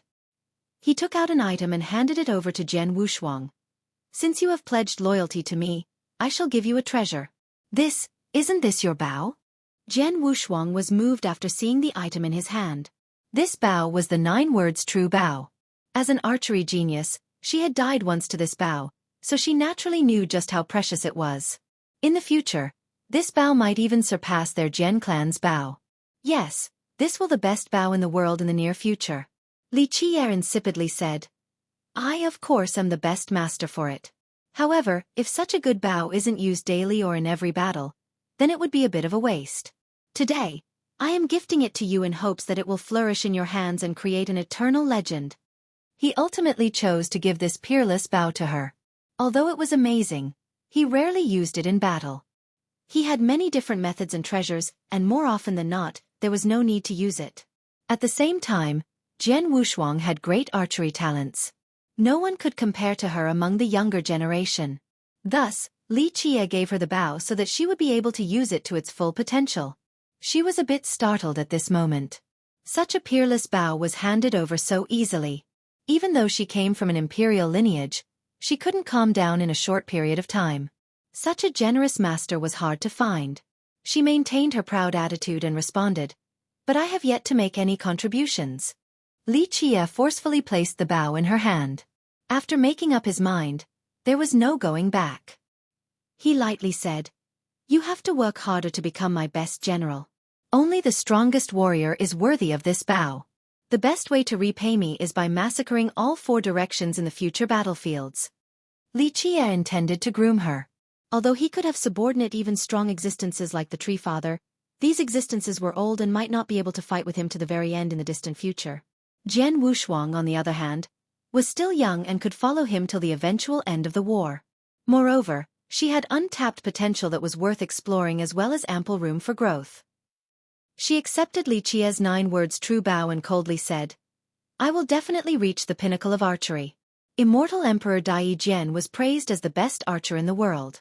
However, the truth was that he did not take that path to the very end. He ultimately abandoned the Tao of archery and used another weapon to become an immortal emperor. In short, his Tao was not proven using the bao. Jian Wushuang, at this very moment, was determined to walk on the path untrod by her forefather all the way to the apex, to the very limit. "Do a good job getting used to it," Li Qie commanded. "This bao is worth your effort to learn. In the future, it will accompany you to many great victories." I understand. The proud Jian Wushuang nodded. Li Qie glanced at her and said, when the time comes, go to the beast realm. I shall be waiting there to take you to the Bian Beast world. The Bian Beast world. She turned serious after hearing this name. Li Qie gently nodded. Yes, the Bian Beast world. Since you have pledged loyalty to me, it is time for you to broaden your horizons. Jian Wushuang didn't inquire any further and only nodded before leaving with her new bow. Li Qie went back to the kingdom's ancestral ground. Ming Yeshue didn't ask anything after his return. Even without asking, she naturally knew that Li Qie won. We'll set off tomorrow, he commanded. She didn't say another word and informed the 100-Life Alchemy Emperor of Li Qie's decision. On the next day, Li Qie came before the Dao platform. Outside of the Alchemy Emperor and Ming Yeshue, there were also a few ancestors from the kingdom. It is time to depart. Li Qie spoke in a clear voice while staring at the portal. The Alchemy Emperor spoke. My lord, if you can't enter the Drystone courtyard, you will fall into any one of the 3 grand veins, so you need to be prepared. I know that. If I am unsuccessful, then there is no need to reopen it. I will find a different method of entry. Li Qie nodded gently. The Alchemy Emperor looked at Li Qie, then commanded the other ancestors. All of you, leave. Once the ancestors and Ming Yeshue had left, the Alchemy Emperor told Li Qie. My lord, while you were absent yesterday, the old man from the Zhenlong clan came. Oh. What does the Zhenlong clan want? Li Qie smiled. The Zhenlong clan was also a famous lineage alongside the Alchemy Kingdom in the contemporary times. It had 3 emperors as well. The Alchemy Emperor smiled and said, how could the Zhenlong clan have any ideas before my lord? They only wish that in this generation, if my lord needs them at all, then just send the command and they shall prove their allegiance. They also want to dispel the suppression of the past? Li Qie chuckled. This isn't out of the question. I will let them know if I need them in the future. Having said that, Li Qie glanced at the Alchemy Emperor. The old geezers from that clan are much smarter than your kingdom's crowd.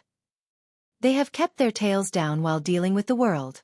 That year, your Alchemy Kingdom believed the Divine Beast Realm's invitation and chose to go first into battle. Meanwhile, the Zhenlong clan had lost as well, but they didn't suffer nearly as much as your kingdom. Why is it that I didn't force an oath on them, yet they still obediently chose to give up their territory? Li Qie nodded.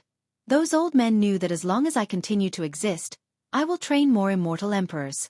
They are smart enough to not block my path. Although they have been reclusive for a long time, the moment that they actually come out into this world again, they will be much stronger than your kingdom. The ancestors back then all thought that an alliance with the Divine Beast Realm would allow them to defeat all foes. The Alchemy Emperor bitterly smiled.